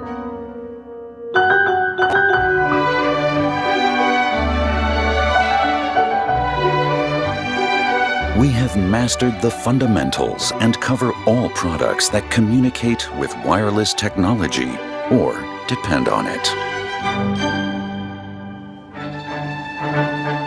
Where communication implies responsibility and values, it requires special protection.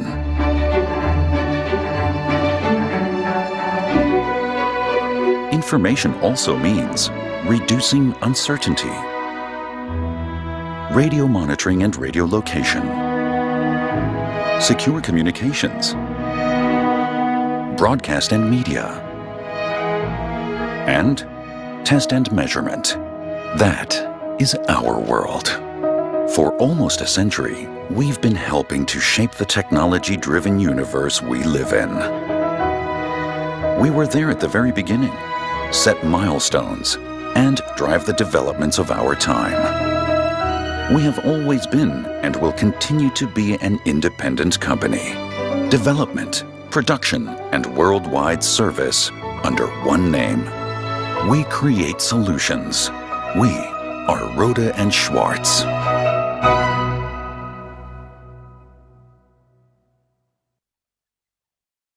National Research and Innovation Agency, a synergy in an orchestra. Established through the Presidential Regulation Number 78 of 2021 about the National Research and Innovation Agency.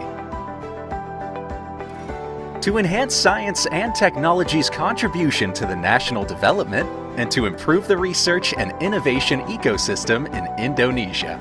The National Research and Innovation Agency is a government agency that is directly responsible to the President of the Republic of Indonesia. Consists of 7 deputies, supported by 12 research institutes, have 85 research centers, Executive Secretariat, Executive Inspectorate, Center for Data and Information, Center for Technology Services, and Polytechnic Institute of Nuclear Technology Indonesia.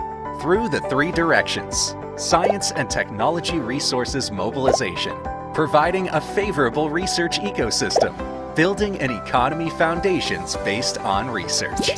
The presence of National Research and Innovation Agency is to achieve Indonesia's goals as a developed country in 2045. Also to make Indonesia as a global reference for sciences, bringing advantages on science and technology development, policy making, and societies.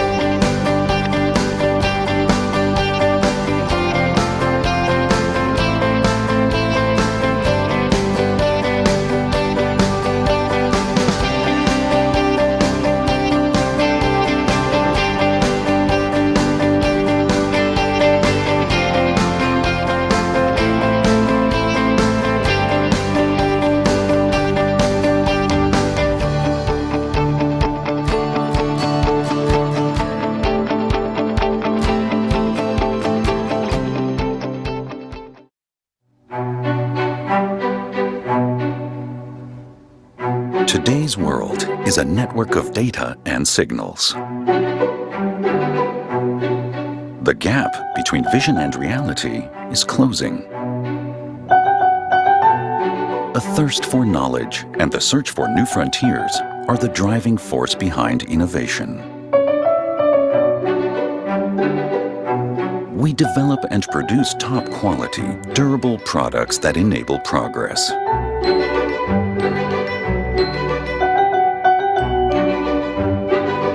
Cultures and markets may differ, but people and technology bring us closer together. The essence of our products: technology for people who are building tomorrow's world. Technology that makes work and life easier.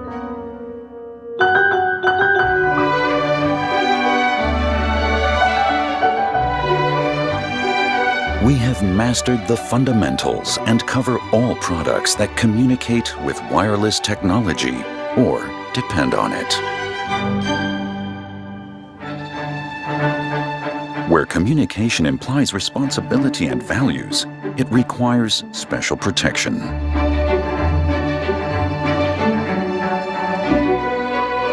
Information also means reducing uncertainty,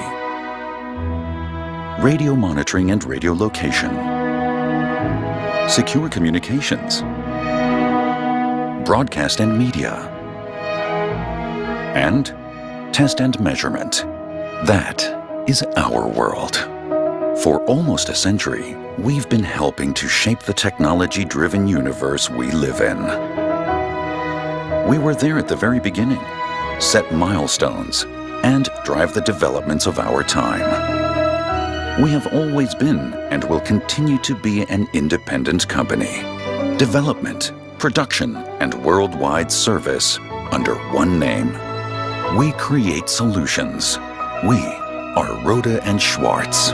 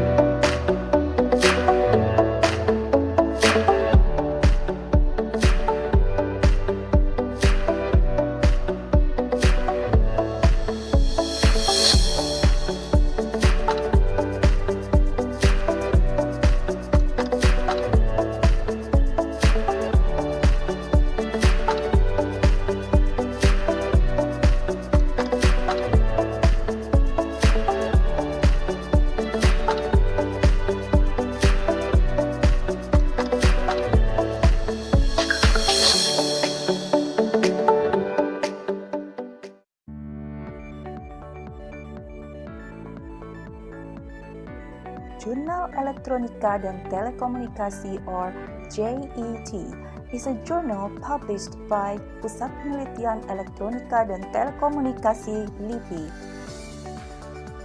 JET presents high-quality articles on the latest research and development in the field of electronics, telecommunication, and micro or nanoelectronics engineering.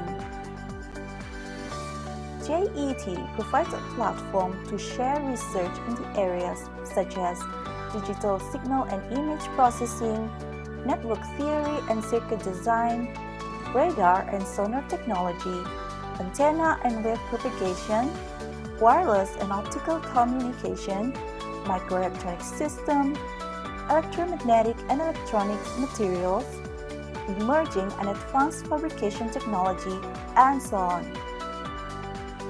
JET is indexed by internationally renowned indexers such as DOAJ, Google Scholar, Mendeley, and etc. JET is also ranked as Center 2 in Tentang BRIN accreditation system.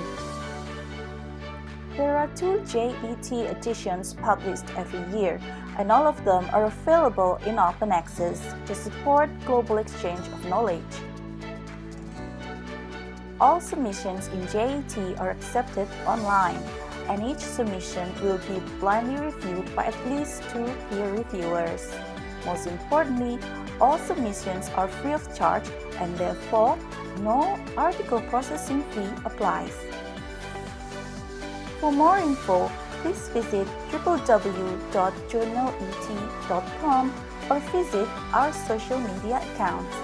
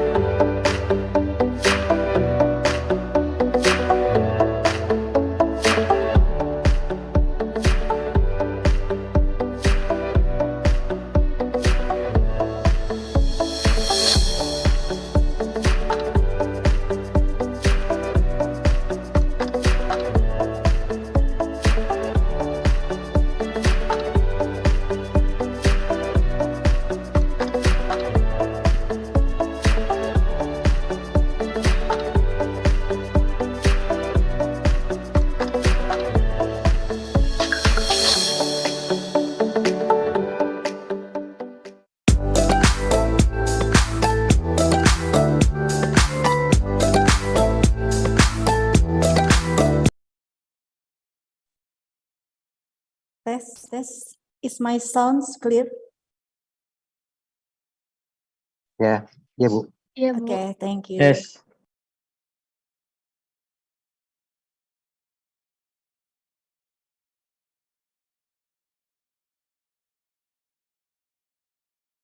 Sorry Bu, the sound is... Okay, sorry. Assalamualaikum warahmatullahi wabarakatuh. Good afternoon in Indonesian time. Welcome to the International Conference on Radar, Antenna, Microwaves, Electronic and Telecommunication 2022. As you know, my name is Happy Ludiati. I'm from Electrical Department, State Polytechnic of Bandung, Indonesia. Here I'm assigned as the moderator in breakout room 1, session 11. In this session, we will watch and discuss of research results from 5 presenters. You can ask some question or give some suggestion to improve the research. Okay, I will call one by one the presenter.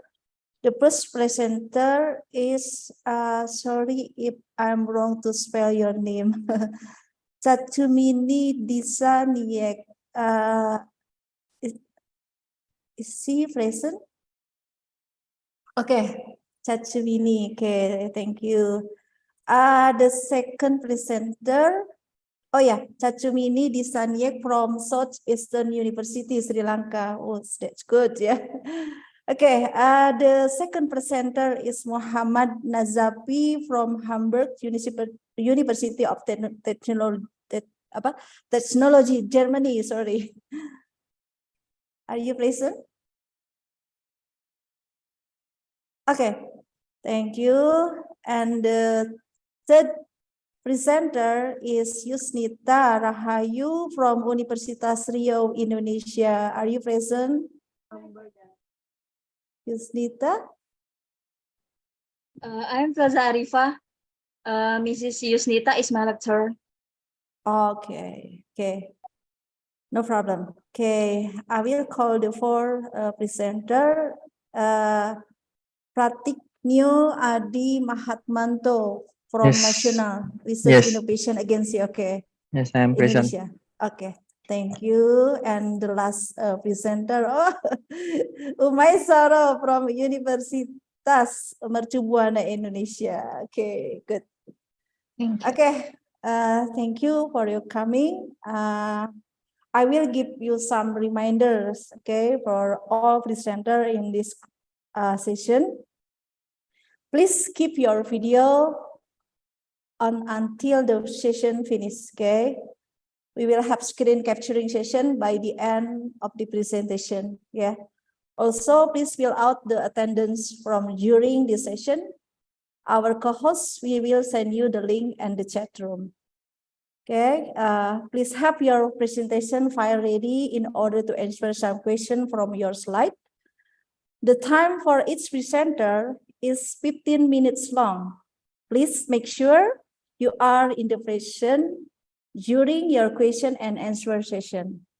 For the participant who would like to ask a question, please use the raise hand function at reaction menu on your Zoom. Okay, that's reminder notes. And I think this time for to work together the presentation of the number S11.1. Okay, this is with the title. Okay, I will read with the title. Chatsumini Disaniek from Southeastern University. The research with the title Design and Prototyping of High Gain Horn Antenna for Imaging Radar. Okay, this the Chatsumini. Okay, this is your turn. Thank you.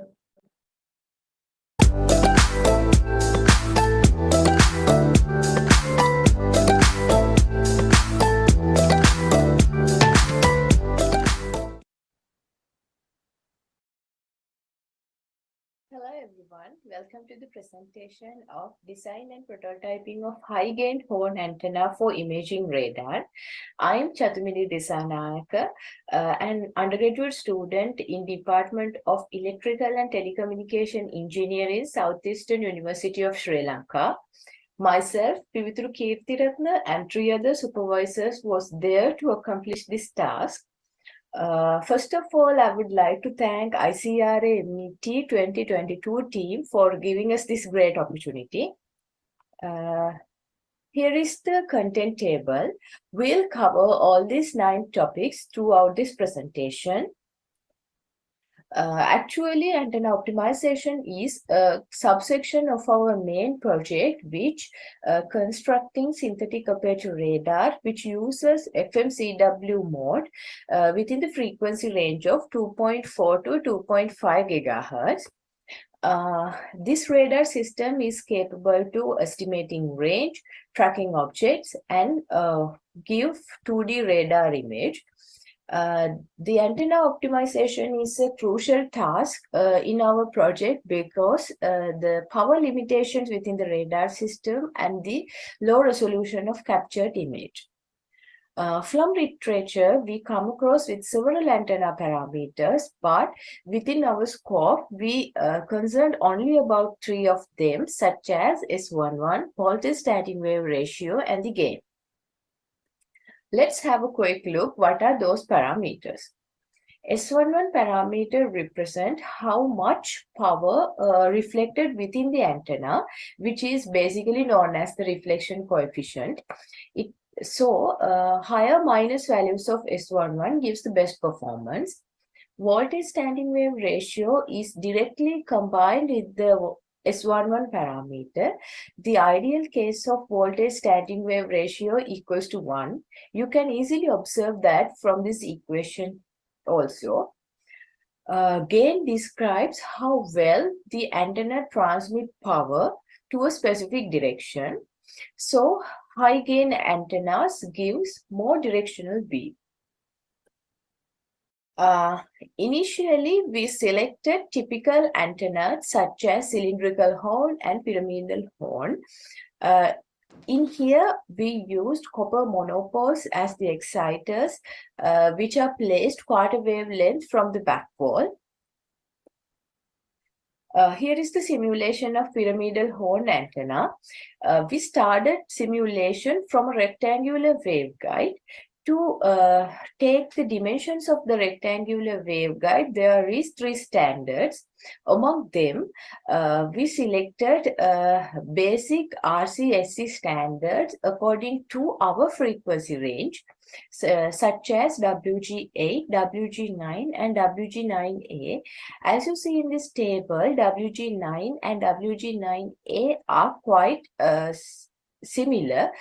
So we did simulations only for WG8 and WG9. These are the equations which we use to calculate the dimensions of the pyramidal horn antenna. In here, to calculate the free space wavelength, cutoff wavelength, and guided wavelength, we use TE10 mode.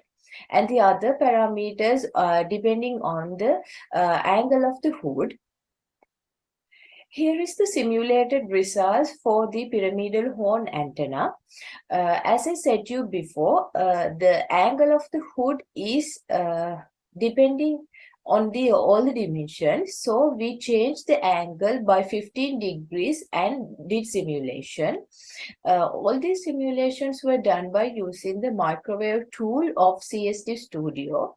As you see in this red color row, in 50 degree angle, it gives 13.7 decibel of gain and minus 10.17 of S11 parameter. And here is the cylindrical horn antenna simulation. As previous, in here also we started from the cylindrical waveguide. The right side table shows the equations which we use to calculate the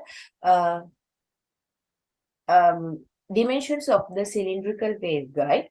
As you see, all the dimensions are started from the diameter of the cylinder.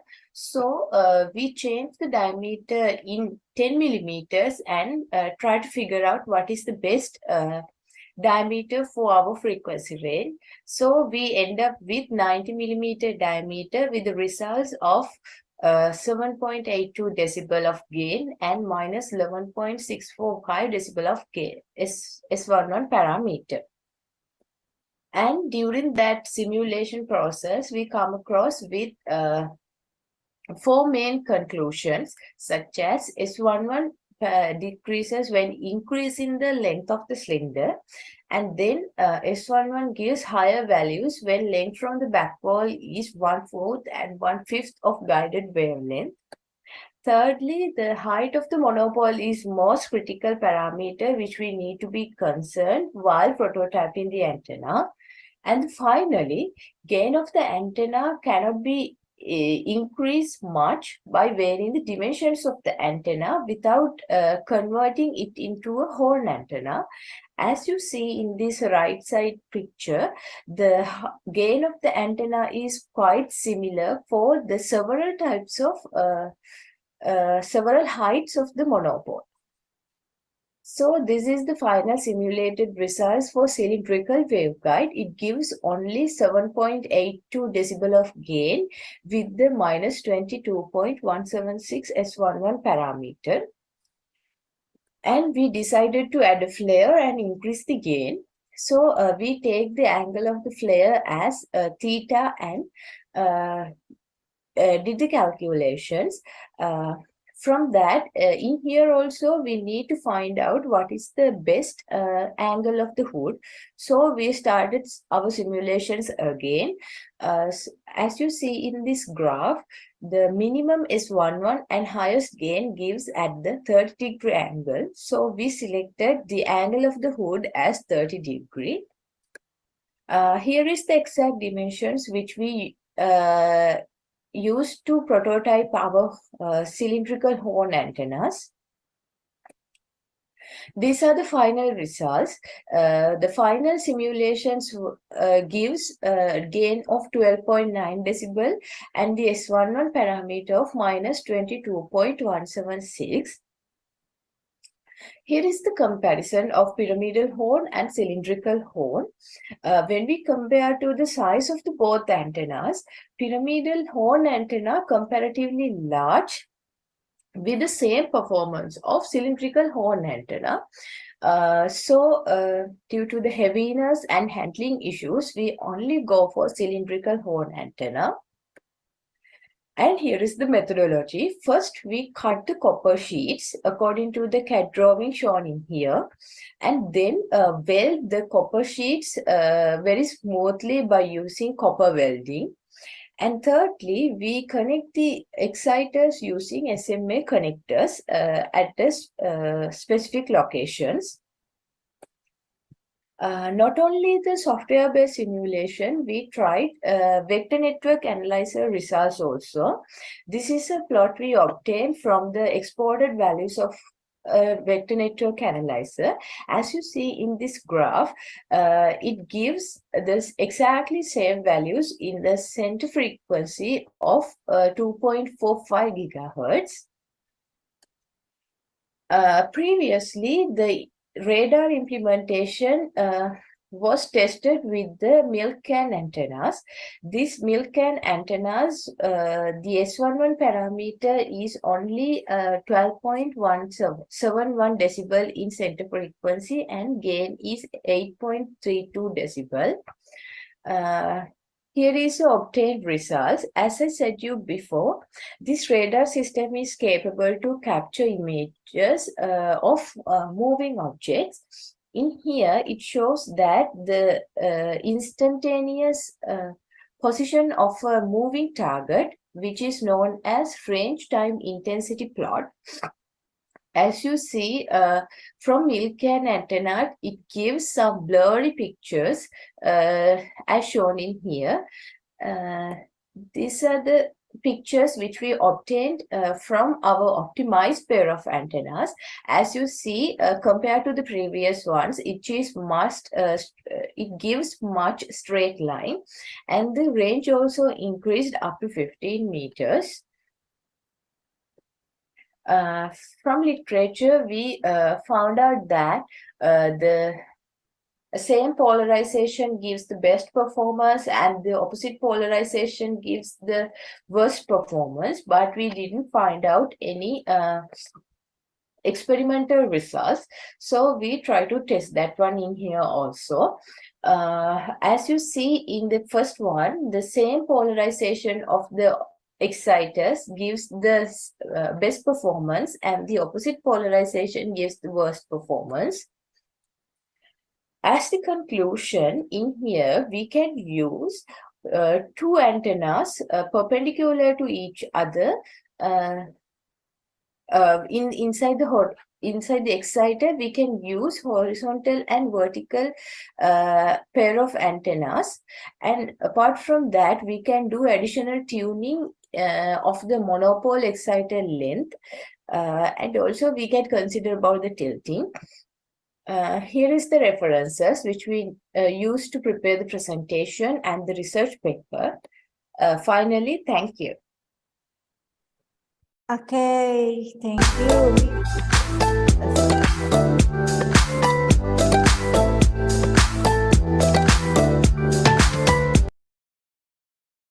Okay, thank you, Miss Disa Niyek. Yeah, that's a very good research. Okay, we have 5 minutes to discuss or keep some question to the presenter, Dr. Mini. Okay, anyone keep question or suggestion? Okay. I have a question. Okay, thank you. From you, please welcome. Okay, if your antenna is compared with the typical for the precision of the horn antenna, like the double ridge antenna, which have the wide bandwidth and high gain, yes, maybe up to 12 dBi. What your contribution, your finding for your antenna in your research? Okay, thank you. Understand?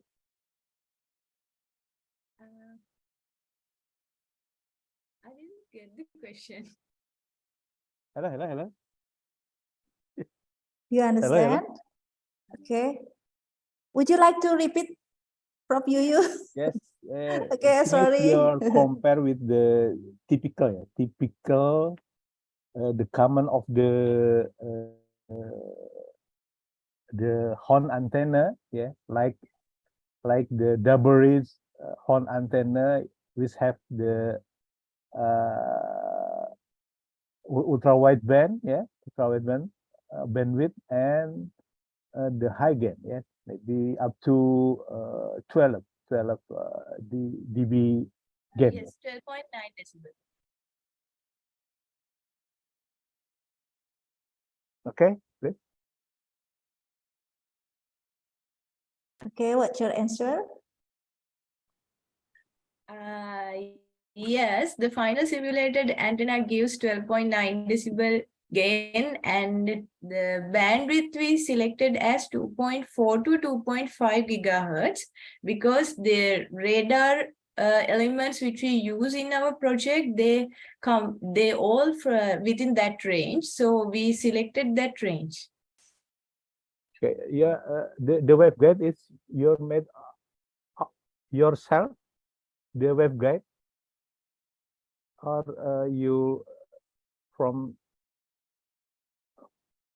is the antenna, your prototype antenna is waveguide and the antenna, or only antenna on the waveguide is existing already now? Yeah, the project is still ongoing. The final results is still ongoing, but the first part of our project is the simulation of the antennas. So we presented only that part in this conference. Okay, thank you. Okay, thank you, Prof. Yuyu. Sorry, our presenter, this time is over for session 1. So if you want to ask the research of Cak Cumini, you can write later via email. Would you like to, would you like to write your email in the chat room? Yeah, sure. Wait. Thank you. Okay, we have to shift to the second presenter. Okay, I will call. Okay, I will call Muhammad Nazafi from Hamburg University of Technology, Germany. The title is Investigation on Frequency and Radius Dependence in Vertical and Horizontal Antenna Alignments of UCA-based KAM Communication. Okay, this is your turn.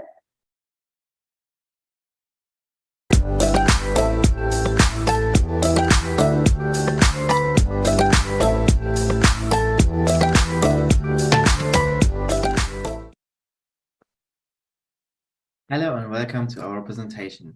First of all, I want to thank the committee for this opportunity to present our research in the ICRAMET 2022 conference. My name is Muhammad Najafi, I'm from Hamburg, Germany, and I'm happy to be presenting today for you. The title of this research paper is Investigation on Frequency and Radius Dependence in Vertical and Horizontal Antenna Alignments of UCA-based OM Communication. To start, we will take a look on the outline of this presentation. The presentation will start with a short introduction into orbital angular momentum and briefly discuss the motivation for this research. After that, we will take a look on the configuration used in this research and give insights to prepare the basic knowledge for the simulation. Then, for the simulation part, the M matrix is briefly discussed as this is used to evaluate the performance for OM communication. And following this, the numerical results are shown and evaluated based on previous conducted papers with regard to crosstalk and performance difference in the given setup. Last but not least, the key points are summarized and presented. In this section, we will explain the background of OEM communication and talk about the motivation of this research. Recent trends are exploring multiple input, multiple output systems designed to overcome the ever-growing need of network capacity. This is where orbital angular momentum waves, known as OAM, become important due to their intrinsic property. OAM waves have a specific spiral pattern, which are not determined by their polarization, but by the spatial distribution of the individual wave vectors. The spatial distribution of an OAM wave is described by its so-called OAM mode, and different OAM modes are orthogonal to each other. That means they will not interfere, which enables simultaneous transmission. On the picture, we can see the phase profile of different OAM modes. For mode 0, the wavefront will be uniform. Going forward with mode 1, which is the lowest possible level of OAM, the phase profile has a whole cycle of phase change going from 0 to 360 degrees. Beams with higher OAM mode have multiple cycles of phase change. In an earlier research work, a given setup was conducted between two OAM antenna arrays, where the frequency and the antenna radius was kept constant, and only the variation of distance between these arrays was conducted. It was discovered that the optimal system configuration is a vertical and horizontal setup in which there is no crosstalk in between the modes, which are shown as an example in the pictures below. For this research, both of these configurations are considered now. The aim of this research is now to provide information for the frequency dependence and array radius dependence for a constant distance between the arrays, and also extend the number of dipoles within one array. The simulations will focus mainly on the orthogonality of the OAM modes and the performance difference between both optimal setups. Now we will take a more detailed look into the generation of OAM modes in this research. One way to represent and generate OAM modes with n dipoles is discussed on this slide. The midpoints of all dipoles are placed to form a uniform circular array. The dipoles then are fed in with the same voltage amplitude and a different phase starting from 0 to L multiplied with n-1 multiplied with delta phi, where delta phi is defined as 2 pi over n. Then the following L modes are obtained, ranging from 0 to capital L, where the capital letter L refers to the highest possible mode which is obtained by the setup and which is dependent on the number of dipoles used in an array. Thus, to generate higher OAM modes for this given setup, we have to increase the number of dipoles in the antenna arrays. In order to get a better overview of the alignments which were introduced and shown earlier, the horizontal and the vertical alignment will be briefly discussed in this section. In both configurations, the crosstalk remained almost zero between modes, which is why we consider them as optimal configuration. For the vertical alignment, the individual dipoles are all arranged vertically and parallel to the z-axis. That means that in the vertical arrangement, the dipole elements are positioned parallel to the surface normal of the spanned surface. In the horizontal alignment, the dipole elements are positioned in the plane of the spanned surface. In addition to that, each dipole is rotated around its own axis, creating a star-shaped structure.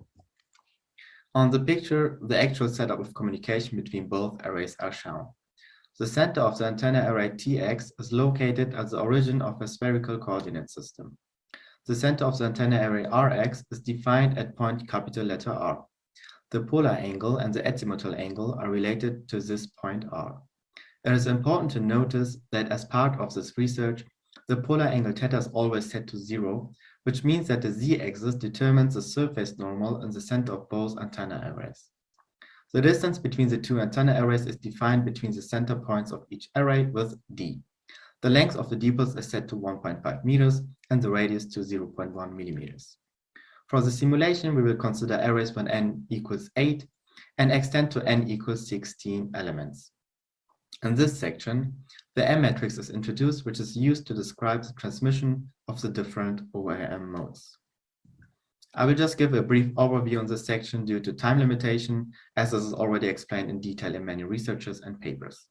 So the basic idea is that we are in need of a tool which can describe the power output of the different OAM modes. Now, the issue with the regular scattering or S matrix is that it doesn't include the phase delay necessary for OAM communication, which is why we define a transformation matrix A to introduce the M matrix which we use for our simulations.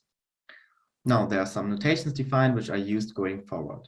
Notation LL is used when any mode L is fed in, and the transmission for the same mode L is evaluated at the receiver.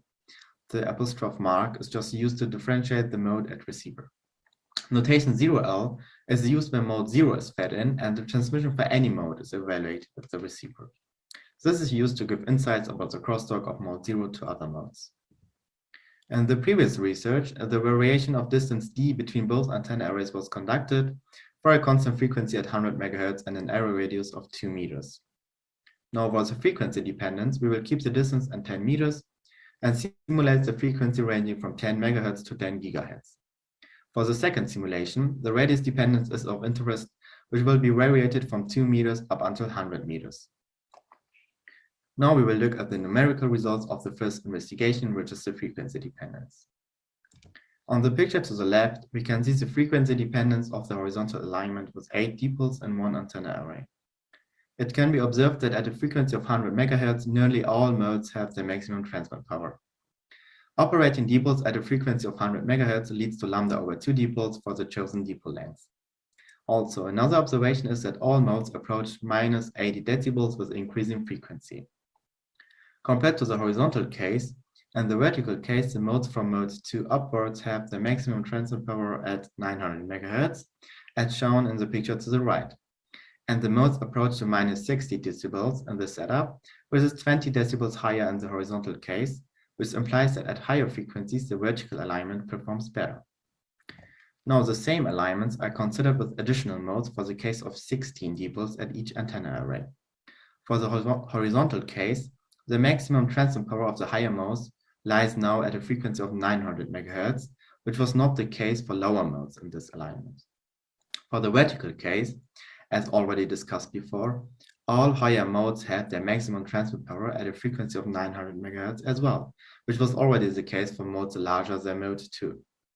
This is quite interesting, since in the previous research it was discovered that the horizontal alignment performs better when varying the distance at a constant frequency of 100 MHz. This makes sense now, since the maximum transmit power of lower modes is located at the frequency of 100 MHz only in the horizontal case. And because in the previous research only lower modes were examined, it seems that all modes perform better in the horizontal case, which is not the case. Last but not least, now we will take a look on the crosstalk, which is shown on the picture for the case of sending mode 0 and observing the received power of all modes at the receiver in the horizontal alignment. It can be observed that besides of the mode 0 itself, no other mode is received at the reasonable power value at the receiver, and therefore no crosstalk can be seen. For all other modes, and as well as for the vertical alignment, similar results were conducted. The numerical results of the radius dependence are shown now. In this investigation, actually only the horizontal case with n equals 8 will be discussed, as all configurations showed similar results. This case is shown on the slide on the left figure.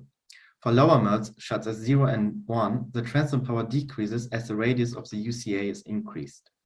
All other modes show an increase of transmit power. But these changes are only carried out until an approximated radius of 4 meters.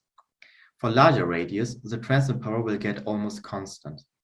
To see whether this will apply to a radius beyond of 10 meters, the figure on the right shows the dependence of radius up until 100 meters. It can be observed that all modes collectively approach a transmit power of about minus 30 decibels. Generally, increasing the radius size implies that the size of the overall antenna array structure will be larger and may be able to increase performance. To some modes, this may be true and only to a limited extent, but as we can see, this is not the case for our setup. Furthermore, the crosstalk of all modes in both orientations remains 0 over the radius dependence, which can be seen in this figure for the case of mode 0. In this section, the key points will be summarized, and finally, a brief outlook is given. This paper conducted the frequency dependence and the radius dependence of the UCA for specific configurations. In the frequency dependence, it was observed that higher OM modes have their maximum transmit power at higher frequencies. That is, for smaller modes at half the wavelength dipoles, and for larger modes at 4.5 wavelength dipoles for a dipole length of 1.5 meter. The difference between the alignments is that in the vertical alignment, even smaller modes, such as mode 2 and 3, have the maximum transmit power at 900 MHz or 4.5 wavelength dipoles, which was the case from mode 4 upwards in the horizontal alignment. So, on the contrary of the previous found statement of the earlier research, the vertical orientation has a better performance as the frequency increases, since the transmit power of all modes approaches almost the same value, which is 20 decibels higher in the vertical case. However, it is important to notice that the simulation was performed at a distance of 10 meters. Thus, at a larger link distance, the values in the vertical may be worse, since the slope in the distance transmission relationship was actually greater in the vertical case. For the radius dependence, we found out that a higher radius does not imply a better performance, as one would usually think at first. All OOM modes will approach a constant value as the radius increases. However, both optimal alignments remained their orthogonality in terms of crosstalk in all simulations. An interesting topic for future work will be to further investigate the relationship between dipole size and frequency, which was only briefly mentioned in this presentation. Also, maybe to see if there could be interesting discoveries in the relationship between dipole size and antenna radius. All right, the presentation is over, and I thank you all for your attention. If you have any questions, I'm happy to answer them. Okay, great. Sorry.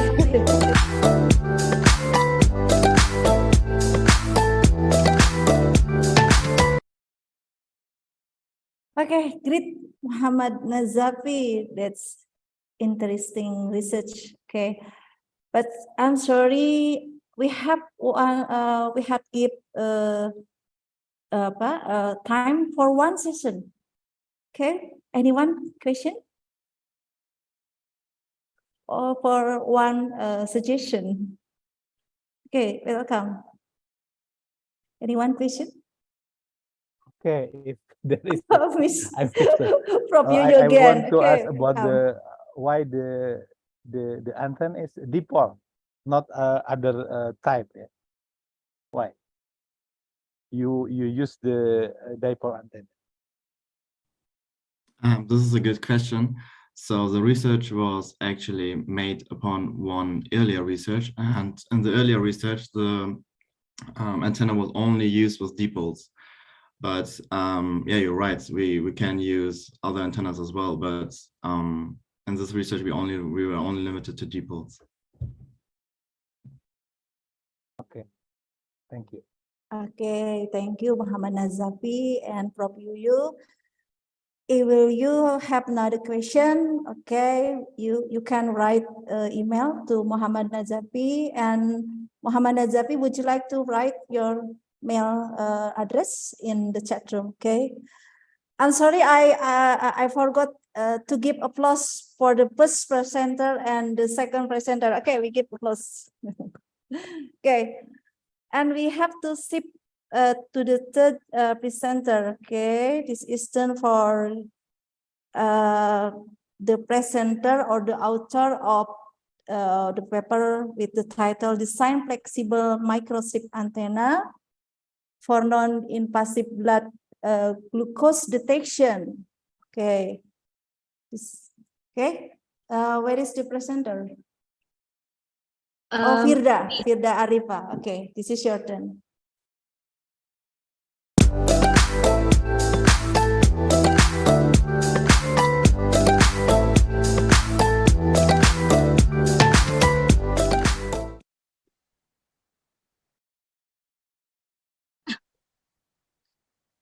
Assalamualaikum warahmatullahi wabarakatuh. Good morning. My name is Fauza Arifa. I'm from University of Riau. I will present my journal with title Design Flexible Microstrip Antenna for Non-Invasive Blood Glucose Detection.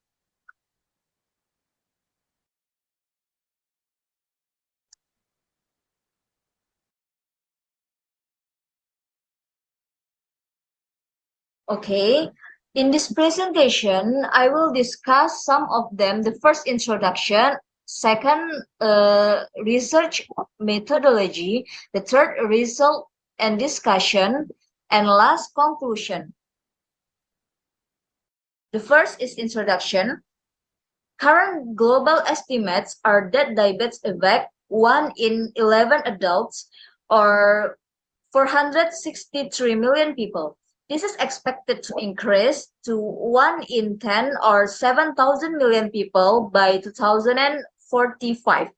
In addition, the World Health Organization also states that people living with diabetes exceed 420 million people. To check blood sugar levels, which are currently still widely, is to use invasive techniques by taking blood from a finger and then placing it on a blood strip to determine blood sugar levels. Measurement of blood glucose levels using invasive method injuring body parts such as fingers is a method that most people avoid because the blood glucose test has caused injury to human. The solution that we offer in this study, the study proposed a microstrip antenna to detect blood sugar level non-invasively. And then the proposed microstrip antenna will operate in the frequency range of 2.4 until 2.48 gigahertz, according to industrial, scientific, and medical standards from biomedical application. And then this is some research paper were used as a reference. For example, Zhang et al. In 2011 conducted a research in the form of non-invasive glucose monitoring using a saliva nanobiosensor. And then Wang et al. 2019 conducted research using a polyethylene terephthalate or PET antenna as a substrate. Researchers use PET as a substrate because the material is flexible and can be used once. In this study, the test was carried out currently using sweet and commercial drinks. And then in Bakali et al. 2021, the antenna design was helpful for non-invasive glucose monitoring. The test is carried out on the skin by placing the antenna on the patient arm. And then the research by Desmuch et al.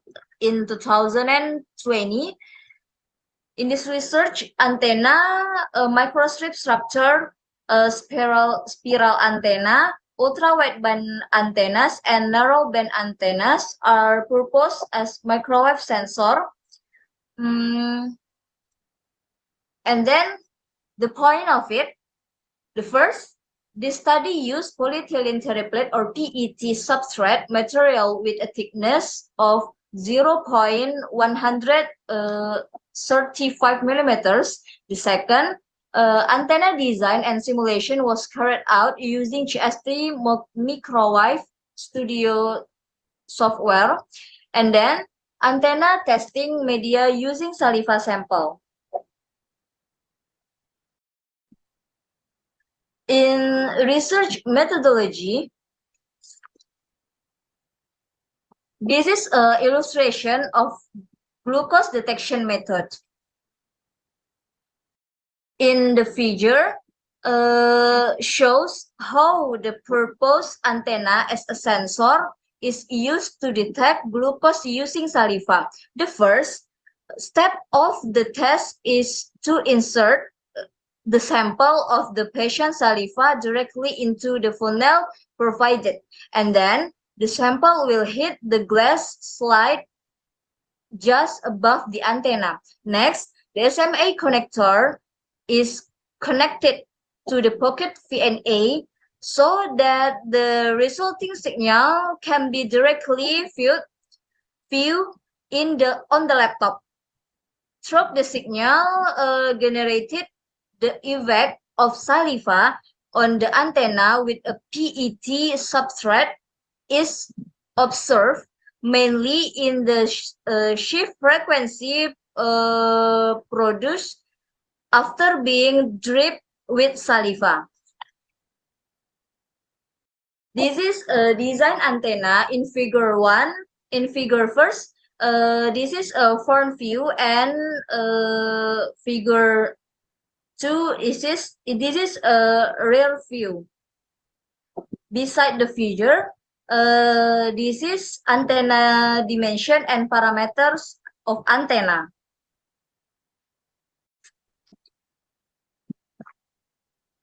Okay, next, result and discussion.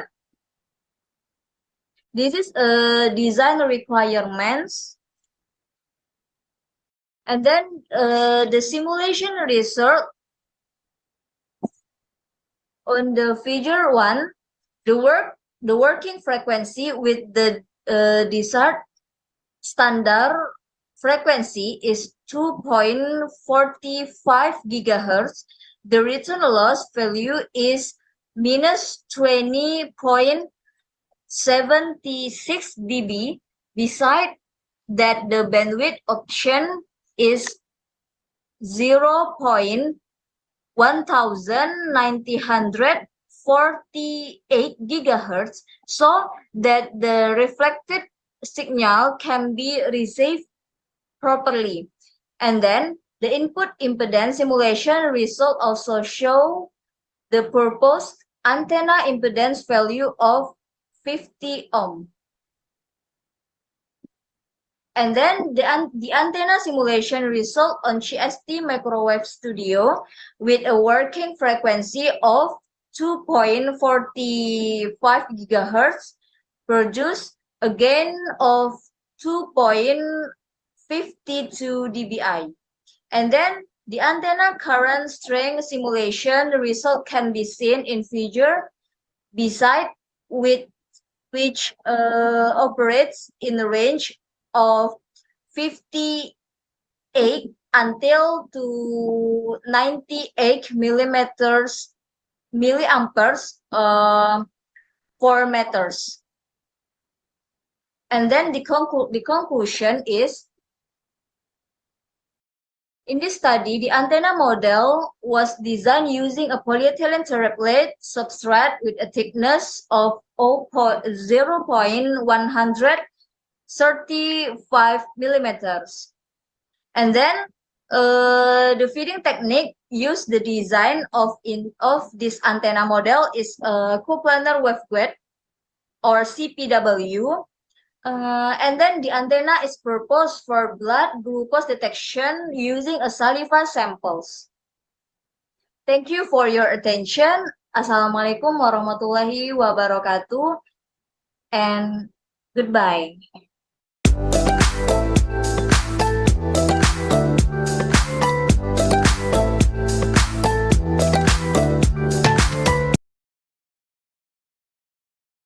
Okay, thank you, Miss Vilda Aripa. Yeah, this is interesting research, I think.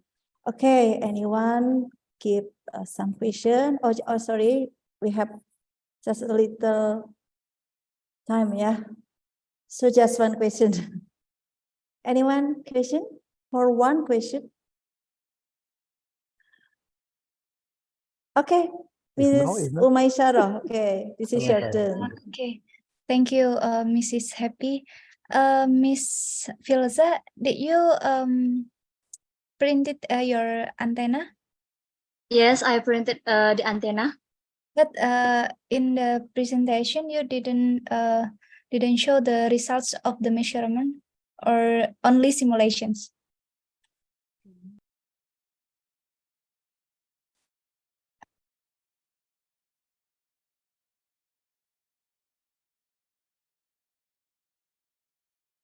Maybe still mute.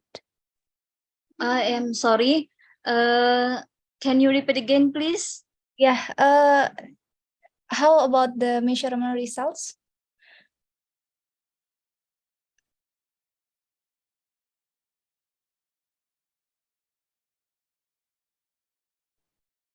Vilda, did you implement your design antenna or just from simulation? I'm from simulation, but the next I can the implementation and the antenna. Okay, So didn't print it yet, right? Yes. Still in simulation. That's right. Yeah. Okay. Thank you. Okay. Sorry, Miss Filda. Thank you, Miss Umay Sharof, for your question. And Miss Filda, I just one suggestion for you. I saw in the slide you write return loss with negative value. Yeah. Because the right written for return loss is positive because return loss is a negative 20 log reflection coefficient in the magnitude of reflection coefficient. So it always positive value. Okay. Okay. Okay. Thank you, Filda Arifa. We can give applause to the third presenter. Okay. Okay, thank you. And we now the turn for the fourth presenter. Mr. Pratikno Adi Mahatmanto from National Research and Innovation Agency or BRIN Indonesia will present with the title Design of Circular Polarization Microstrip Patch Antenna combined with conical horn. Okay, this is your turn, Ms. Pratikno.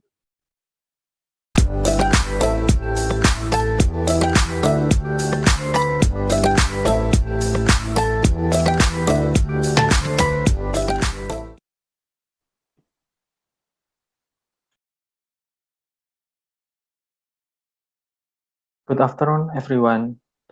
My name is Pratikno Adi Mahatmanto. Today, I will present our research entitled Design of Circular Polarization Microstrip Patch Antenna Combined with Conical Horn. This research did together with Mr. Dedi Irawadi, Mr. Hidayat Gunawan, Mr. Nugro Widi Jatmiko, Mr. Muhammad Tufaili Imdad, Mrs. Dinarini Ken Sulastri Sirin, Mrs. Karunika Divya Cita, Mr. Bayu Satya Aditama, and Dr. Catur Apriyono. This is the outline of my presentation today. Include introduction, design and configuration, result and conclusion. The background of this study. Remote sensing satellite data is received by the ground station system. The acquisition of the data began when the ground station received data from the satellite. Satellite data imageries are useful for various applications after being recorded, processed, archived, and distributed. The parabolic antenna system design usually uses a horn antenna as a feed antenna. Nearly all ground station systems in the modern communication sector adopt this concept. The idea is to change a horn antenna using a copper wire as a feeding become fed by a microstrip patch antenna. As a result, using a microstrip patch antenna will boost the value of the horn antenna characteristic. The application of the technique employing a double arm to generate circular polarization has been demonstrated in the previous work. The microstrip antenna has a direct supply type where the current from the connector is connected to the microstrip line and patch. Another feeding method that is often used is proximity coupling, where the technique has the advantage of increasing bandwidth. Circular polarization of the antenna is evidenced by the value of the axial ratio bandwidth below 3 dB. Many techniques have been studied to increase the axial ratio bandwidth, including the band feeding line technique and the use of a slotted model. The truncation method is the most popular technique for enhancing axial ratio bandwidth. This study considered creating a circularly polarized antenna that can be applied subtly to square microstrip patch based on electromagnetic coupling. To the usage of a double layer, this structure has a simple design and manufacturing advantage. The proposed antenna design has a patch shape that is fed with electromagnetic radiation using a microstrip line which is divided into two arms and combine it with a conical horn. This is the section 2, design and configuration include first antenna, microstrip pad antenna use FR4 substrate. The second antenna, microstrip pad antenna use Droid 5880 substrate. And the third antenna, MPA use Droid 5880 substrate combined with the conical horn. This is the first antenna, microstrip pad antenna use FR4 substrate. From the figure 1, the detailed FR4 antenna configuration is the S-band communication antenna layout. The antenna is in the equatorial region, and it must be able to have weather resistance specification. The first antenna, the microstrip antenna, was designed using FR4 type substrate material with a relative permittivity value of 4.3, and the material has a thickness of 1.6 mm.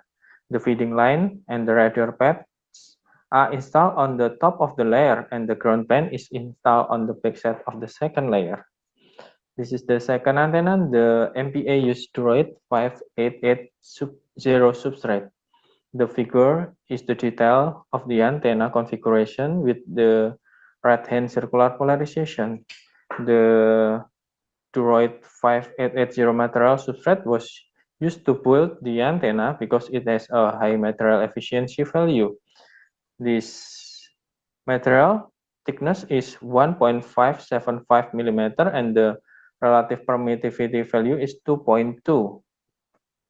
This is the combination of the microstrip pads antenna Droid 5880 substrate combined with the conical horn. The first figure is the antenna from the front view, and the second figure is the antenna from the side view, and the third figure is the antenna from the back view. The conical horn material is from aluminum material. After we design and configure the antenna, so we go to the simulation, and this is the simulation result. Consists of the return loss result, radiation pattern result, axial ratio bandwidth result, and the gain antenna result. This is the first return loss result. From the figure 1, we can see that the blue line is the return loss S11 for the MPA with the FR4 substrate, and the red line for the Droid material, and the dot line for the MPA Droid 5880 combined with the conical horn. From the simulation result, in FR4 material produced, the bandwidth frequency produced from 2.276 until 2.355 GHz for the S11, and the return loss for the Droid material produced from 2.286 to 2.311 GHz, and the combination of the Droid and the conical horn, the reflection coefficient bandwidth from 2.288 to 2.31 GHz. The radiation pattern result, the figure 1 is the E-plane radiation pattern, and figure 2 is for H-plane radiation pattern. From the E-plane, from the FR4, the half power bandwidth is 81.9 degree, and the H-plane is 87.5 degree. For the Droid antenna, the half power bandwidth for the E-plane is 93.2 degree, and the H-plane is 93.2 degree.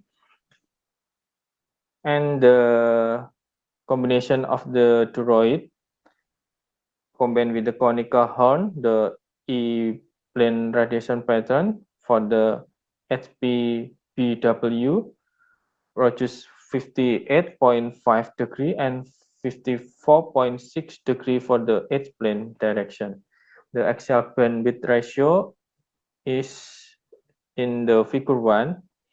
From the result, we can see that the antenna with the FR4 material produce the axial ratio bandwidth of 2.263 until 2.416 gigahertz, and the toroid material for the microstrip antenna, the axial ratio bandwidth from 2.255 until 2.309 gigahertz, and the combination of the MPA with the toroid 5880 material with the conical horn, the result of the axial ratio bandwidth from 2.271 until 2.308 gigahertz.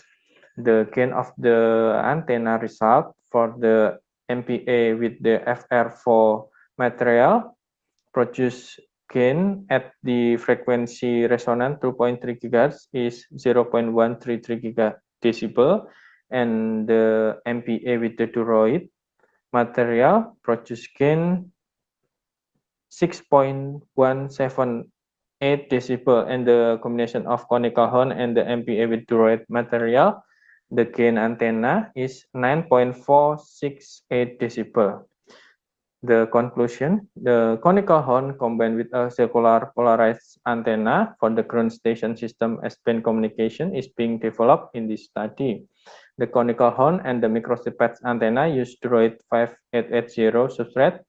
The return loss produce a bandwidth from 2.288 to 2.31 gigahertz. The combination of the conical horn and the MPA with the toroid material, the half power bandwidth in the E plane is 58.5 degree and the H plane is 54.6 degree, and the axial ratio bandwidth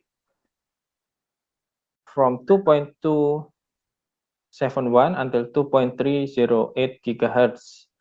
The gain of the combination of the horn and the toroid material antenna at frequency 2.3 gigahertz is 9.468 decibel. The simulation results show that the communication antenna perform well for the ground station antenna system feeding antenna.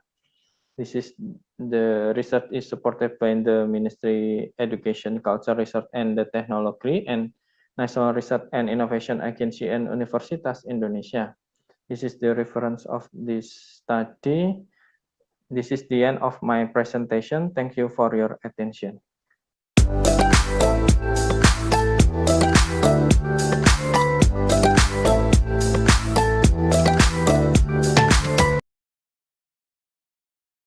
Okay, thank you, Mr. Pratikno, for your present. That's good research. Okay. Okay, for this session, I just give you for one session. Okay, anyone keep question? Okay, is anyone give question or suggestion? Okay.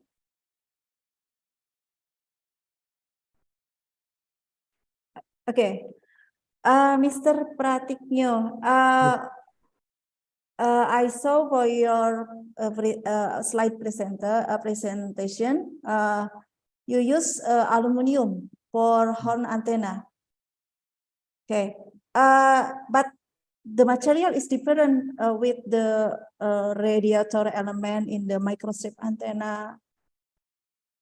Okay, did difference give impact to the whole characteristic of antenna?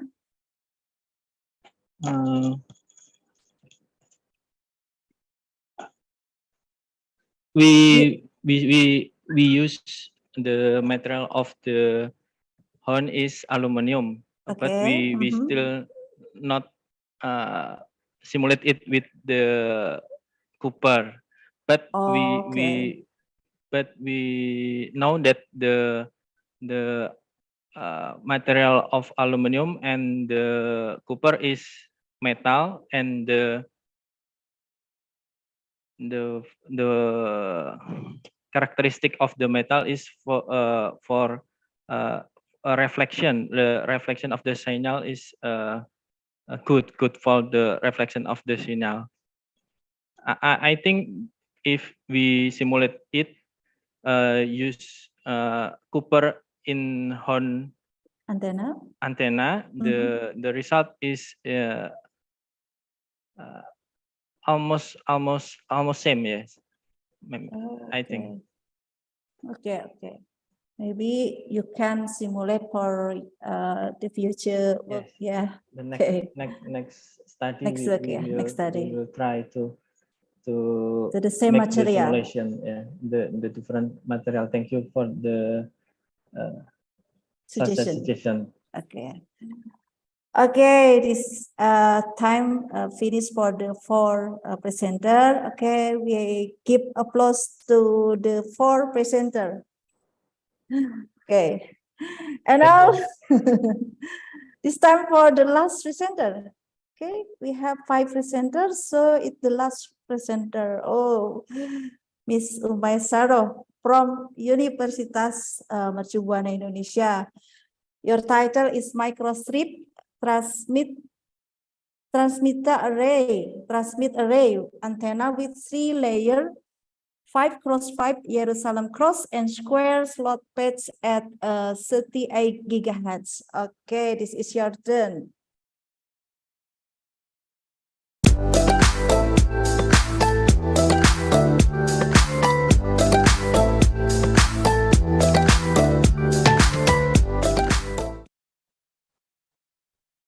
Assalamualaikum warahmatullahi wabarakatuh. Good morning, everyone.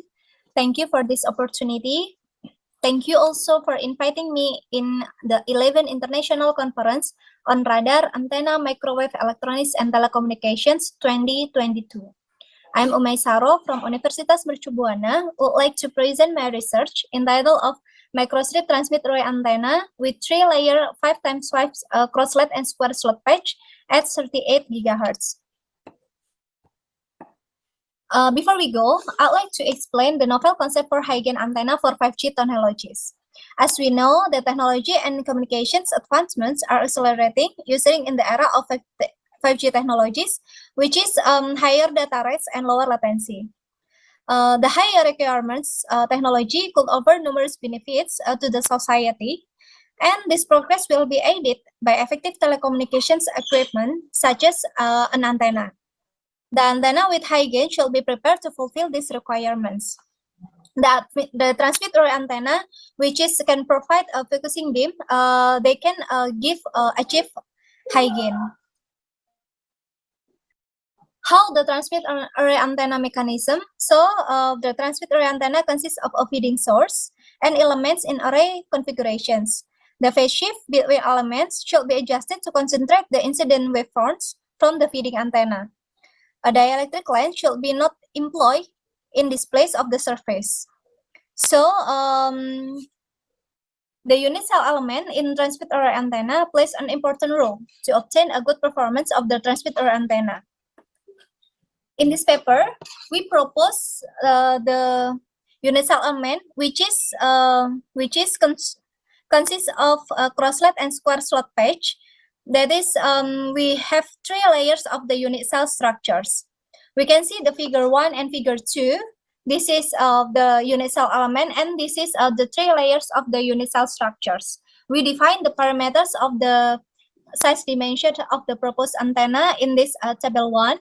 So we have several variables, which is we can optimize the unit cell we desire using the variable XX, which is the range of 0.21 until 0.63. So the numerous antenna design or the unit cell, we can optimize by calculate the phase distributions of the unit cell element.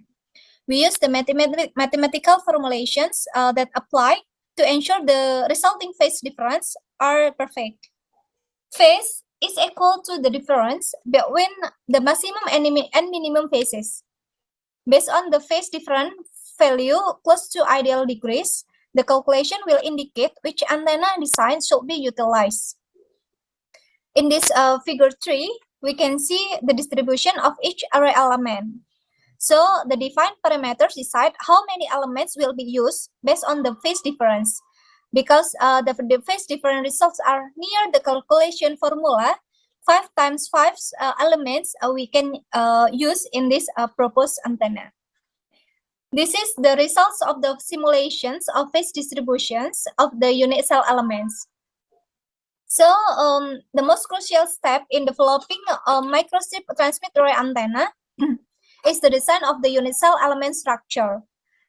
The design of the cross-slide and square slot patch for this transmit array antenna, we can adjust the unit element size in this case, and the phase distribution also change.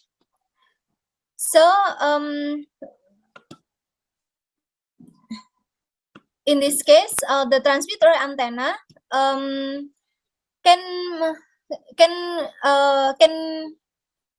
can we adjust for compensate the phase difference due to the different path length from the field.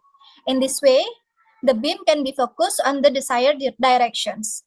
The phase of the transmission factor in these results by optimizing the length of the WP parameters of each unit cell element. The phase difference between elements is 233 degrees. So this is the design of the transmit array antenna. We can see in figure 5. The parameters of WP is presented in this study, which is optimized by using a variable XX.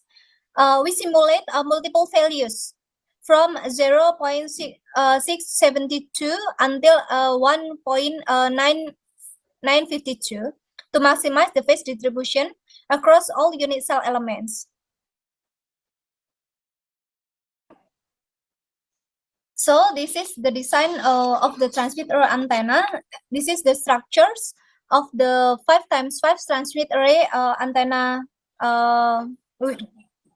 with cross-slide and square slot patch, and also the fabrications of the transmit array antenna.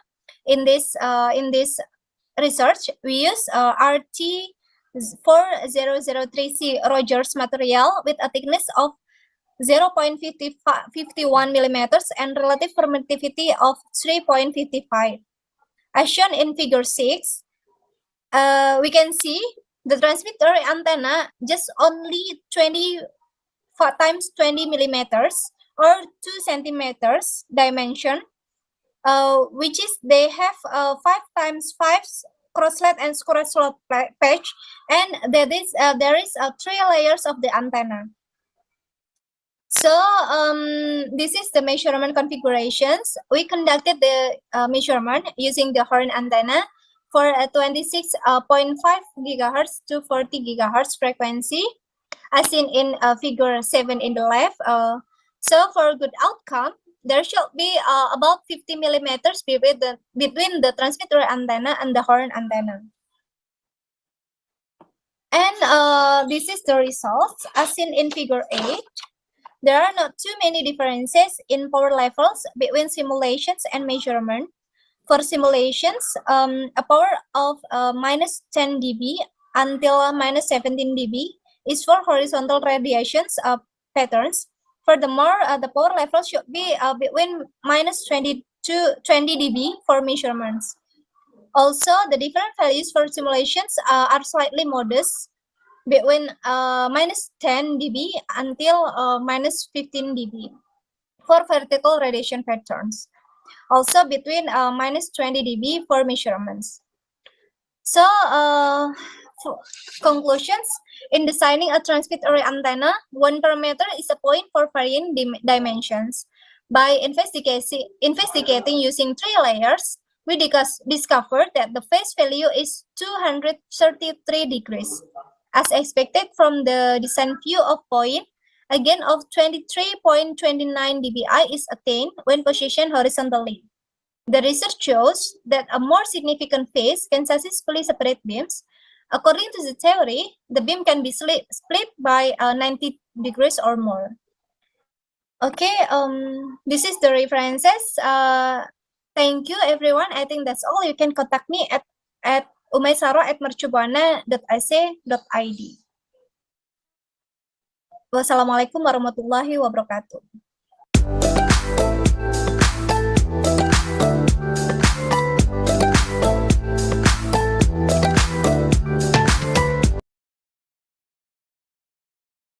Okay, thank you, Miss Umaisaro, for your presentation, present, and this is the interesting research. Okay, so in the last time, I will give you a time for one question. Okay, is anyone give question?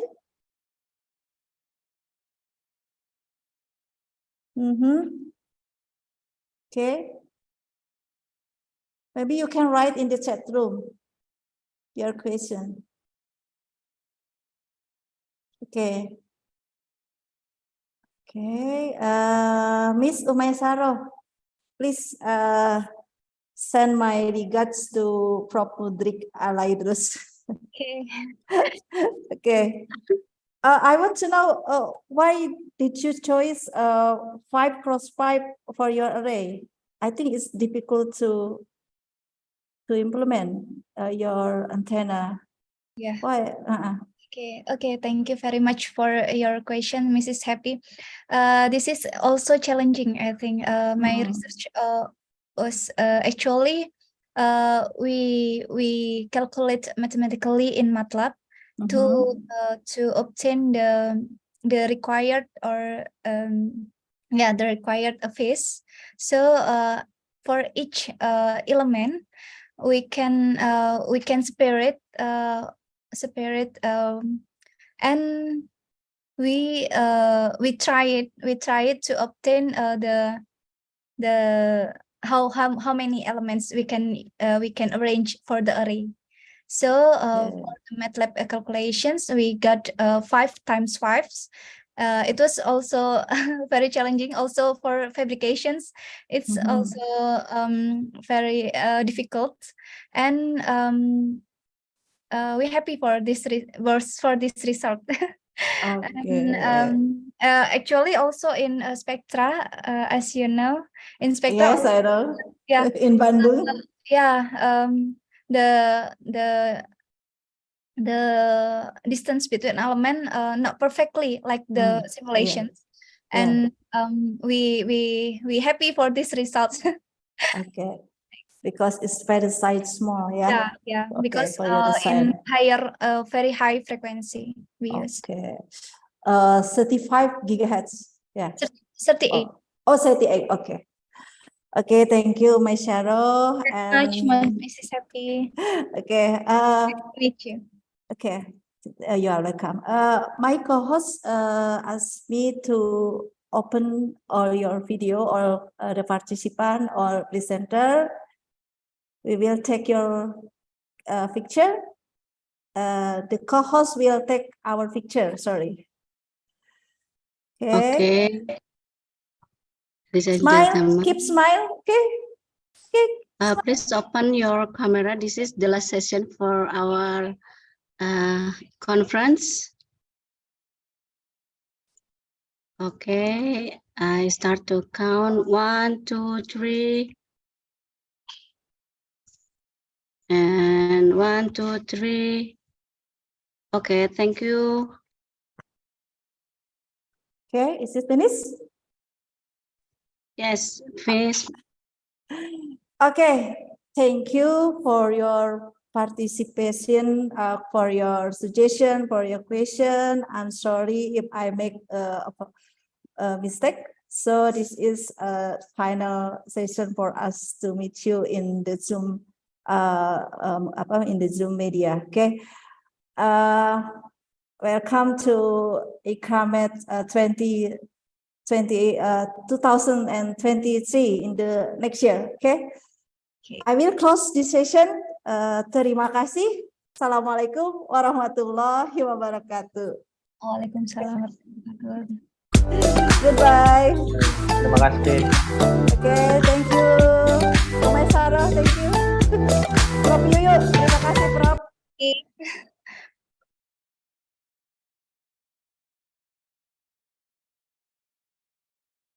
Recording in progress. Okay, ladies and gentlemen, we have completed the 12 paper presentation sessions. I would like to thank all of the presenters, session moderators, and also participants for participating and engaging discussion in the parallel session. Now we will hear a presentation from Mr. Jamie V. Confido from Indonesia Telecommunication and Digital Research Institute, or ICDRI. I would also like to welcome the Secretariat, SGM Telkom Corporate University, also Brand and Communication team of ICDRI. Thanks for joining us. This session will be moderated by Ms. Jairia Weil. Okay, Ms. Jairia Weil received her master's degree in electrical engineering from Institut Teknologi 10 November, or ITS, in Surabaya in 2012.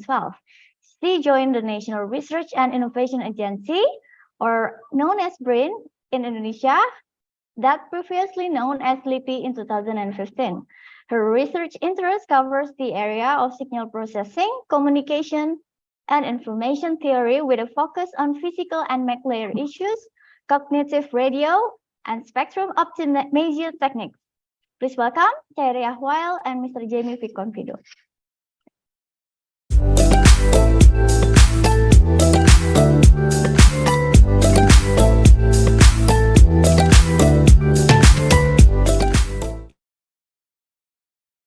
Assalamualaikum warahmatullahi wabarakatuh. Good afternoon, everyone. I'm Khairia bin Aliwal from Research Center for Telecommunication BRIN. I'm going to moderate this session. I would like to welcome all participants to the patron session of Indonesia Telecommunication and Digital Research Institute, ITDRI. Before we start, let me introduce you to the brief company profile of ITDRI.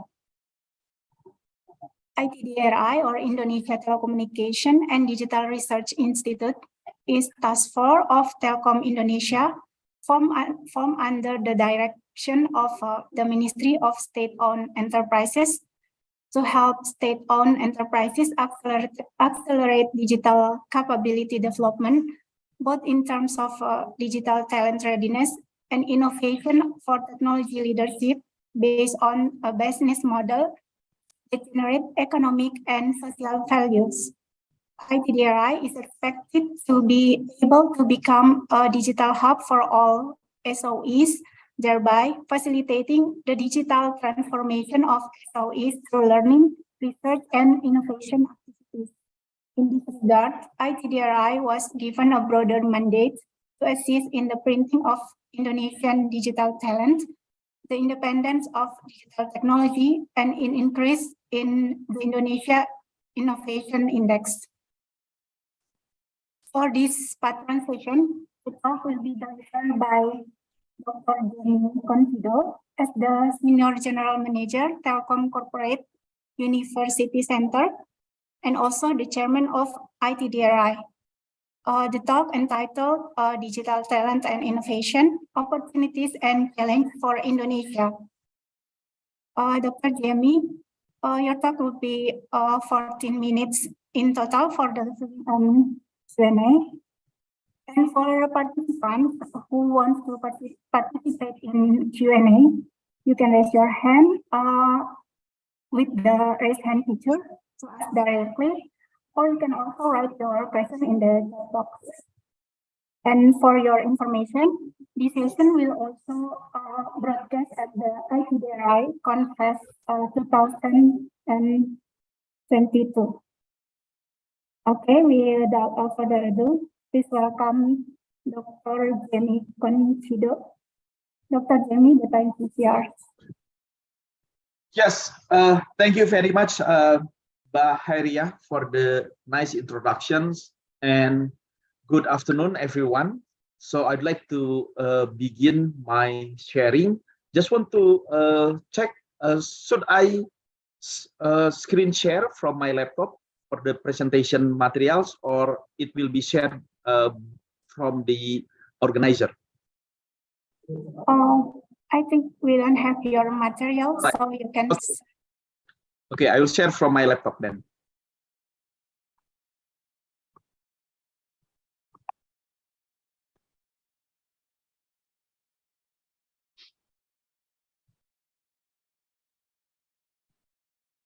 Okay, so hopefully everyone has been able to see the presentation material. Yes.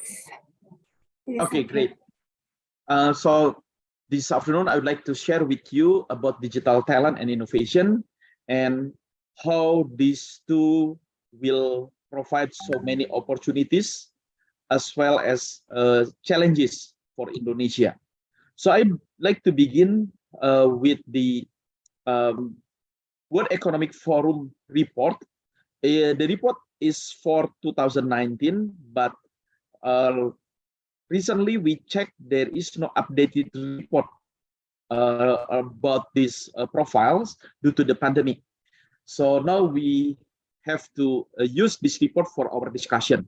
So the reports indicates that Indonesia is actually has a very huge potential in terms of market, digital market or digital economy. And as the report indicates, Indonesia is positioned at number 7 among 144 countries. So the rank is really, really good. However, that rank is just a potential. We have to embrace that potential with two things. The first one is innovation capability, and the second one is digital talent readiness. For innovation capability itself, as indicated in the same report, Indonesia position was number 74 among 144 nations. So the innovation capability rank for Indonesia was not so good. And the market potential itself is predicted to increase from number 7 to become number 5 or even number 4. So with that phenomenon, it is very tempting for any other operators or providers from outside Indonesia to come into this country and provide their own services to serve Indonesian people. And that's actually what we have been experiencing today. So this huge gap has to be filled. Otherwise, we'll keep be as a consumer within our own nations. And also, one other thing we have to consider that Indonesia will reach its demographic bonus peak in 2030, which means the number of people who are in the working age will be much bigger. Some reports suggest it will be bigger than 60% of the population. But if those huge working people are not equipped with relevant skills and capabilities, they will hardly find a job, and that will become another social issues for Indonesia. So that's about the economic potential and the innovation capability. Now let's check on the talent readiness. Different reports coming from IMD. This report is quite recent. It is released in 2022. It shows digital competitiveness ranking. And according to this report, Indonesia is in the 51st among 63 countries.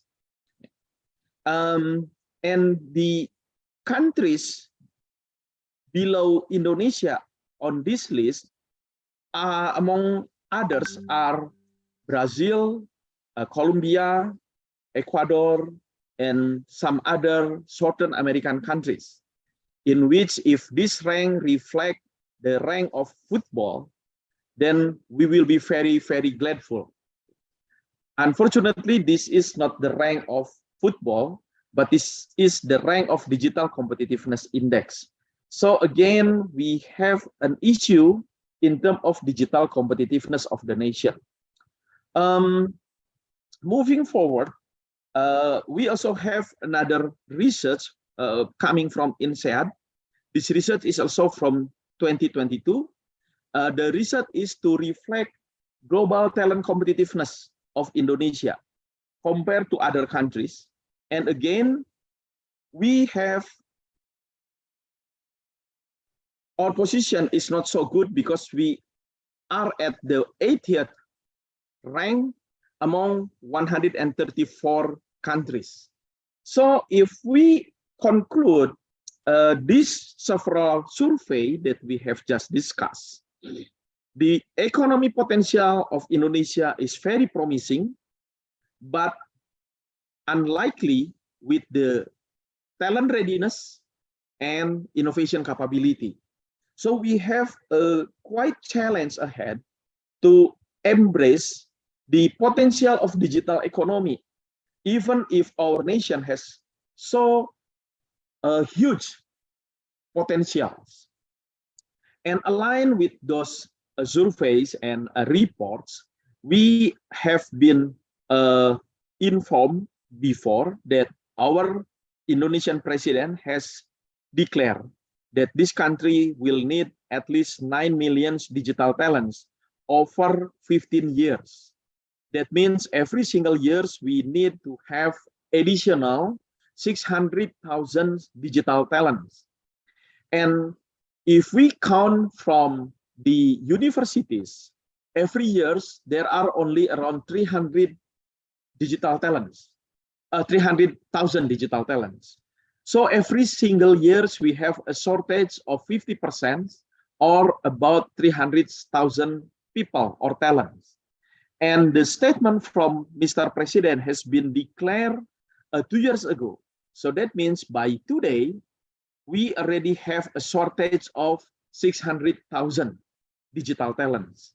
So the needs to prepare digital talents become so urgent.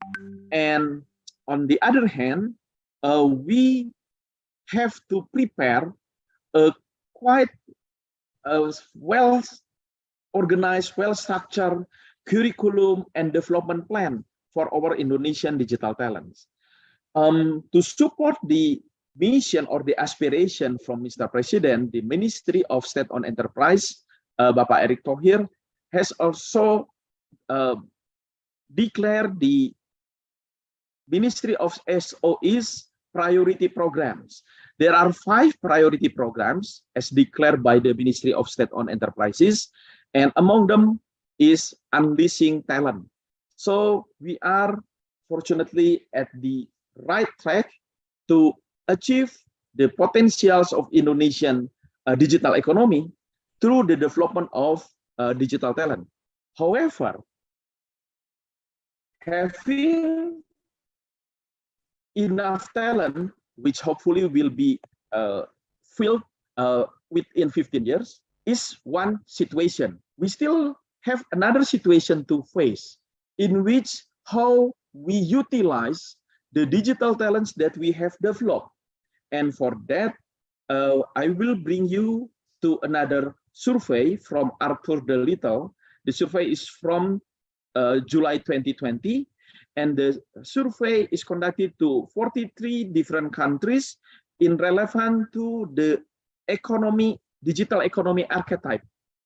So basically this research try to map the digital economy model from these 43 nations according to the value chain.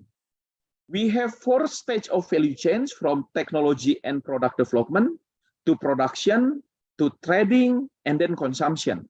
And there are 7 different digital economy archetypes The first two is for the most important, most powerful part of the value chain, which is technology design and product development. There are two models in this stage, which are innovation hubs and efficient prosumer. And we can observe that some very strong nations like US, China, and Sweden, they are already planned to become innovation hub according to this archetype. On the other side, we have efficient prosumers, and there are three strong nations there, which are Germany, Japan, and France, which are also focusing on particular part of technology design and product development.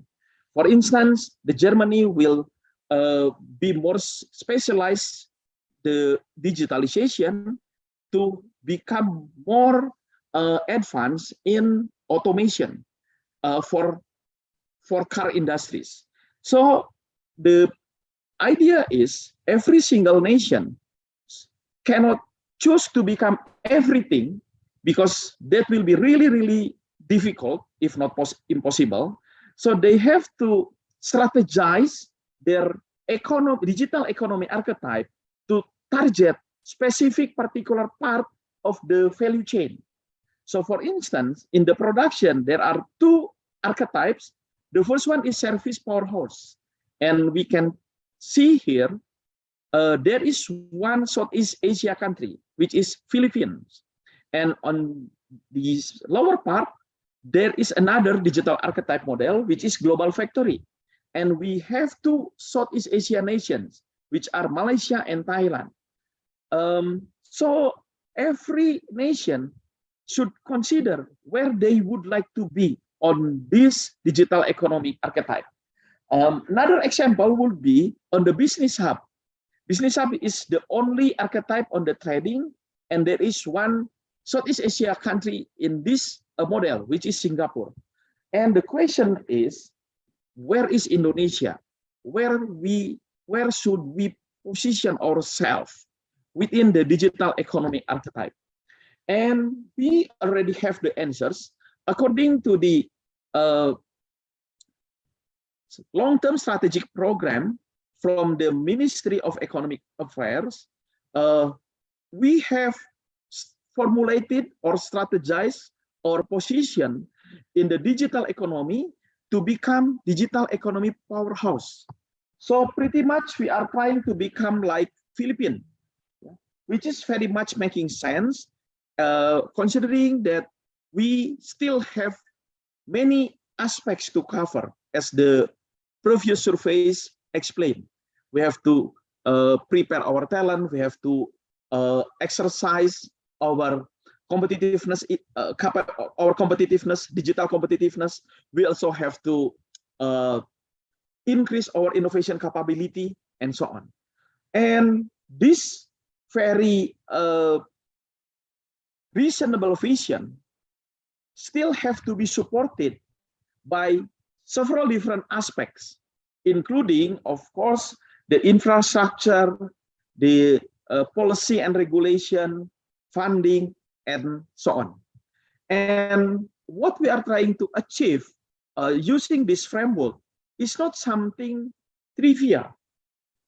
At least if we consider economic value, this whole initiatives will add additional economic benefit for the nations around 2,700 trillion rupiah, which means this is a very huge, big money in terms of economic value. So if we would like to not only survive, but exist in the digital economy, then we have to better get ready with the people and the talent, and then the innovation capability. So one last thing that I would like to share before I hand it over to the moderator, that we are already in the Industrial Revolution 4.0 as per today. I believe the audience and participants already been informed about the Industrial Revolution 4.0. I will not repeat the explanation or the background of the Industrial Revolution, I just would like to highlight two things. The first one, that from every Industrial Revolution to the other, the windows of opportunity, the time lapse, the time sequence has becoming shorter and shorter. So for instance, from Industry Revolution 1.0 to Industry Revolution 2.0, it takes 200 years. From the Industry Revolution 2.0 to Industry Revolution 3.0, it takes 70 years. From Industry Revolution 3.0 to Industry Revolution 4.0, it takes 40 years. If the pattern continues, then the Industry Revolution 4.0, in which we are experiencing today, will last only for 20 years. And soon after that, we will enter Industrial Revolution 5.0 and so on. And for every Industrial Revolution, the drivers are different. The first Industrial Revolution is driven by mechanization. The second Industrial Revolution is driven by electrification. The third Industrial Revolution is driven by automation. And the fourth Industrial Revolution is driven by digitalization.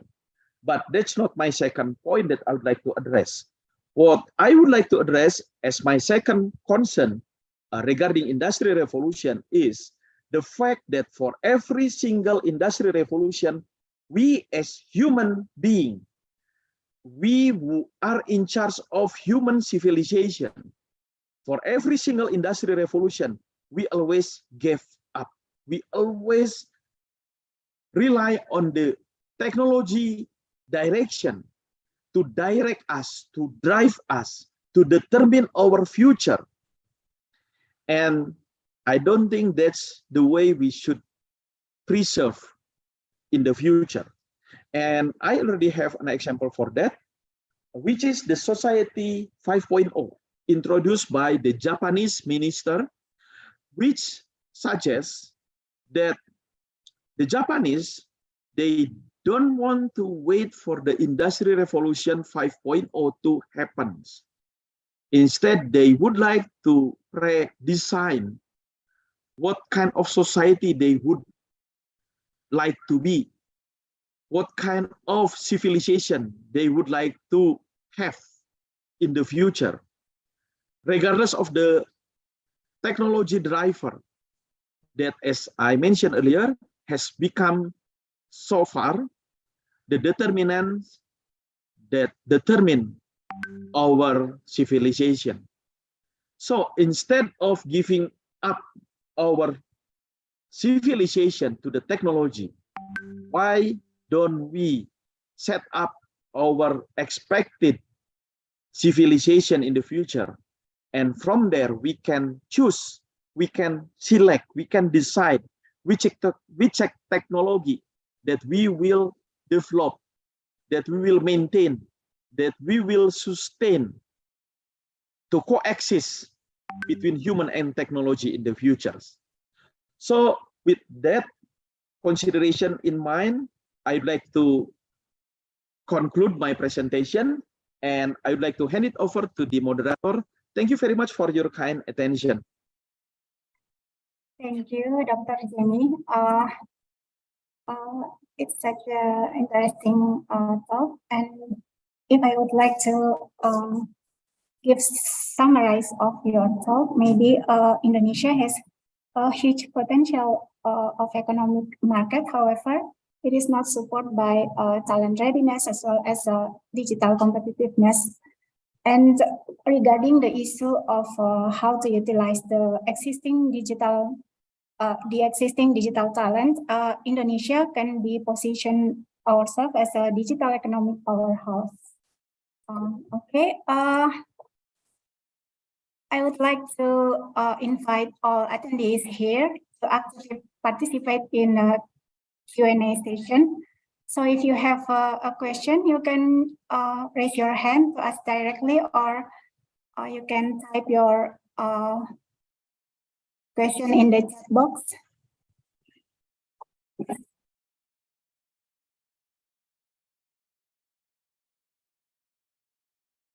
Anyone? Oh, okay. Mr. Vidya, Dr. Vidya, yes, you can ask directly to Dr. Jamie. Okay, thank you very much for the opportunity.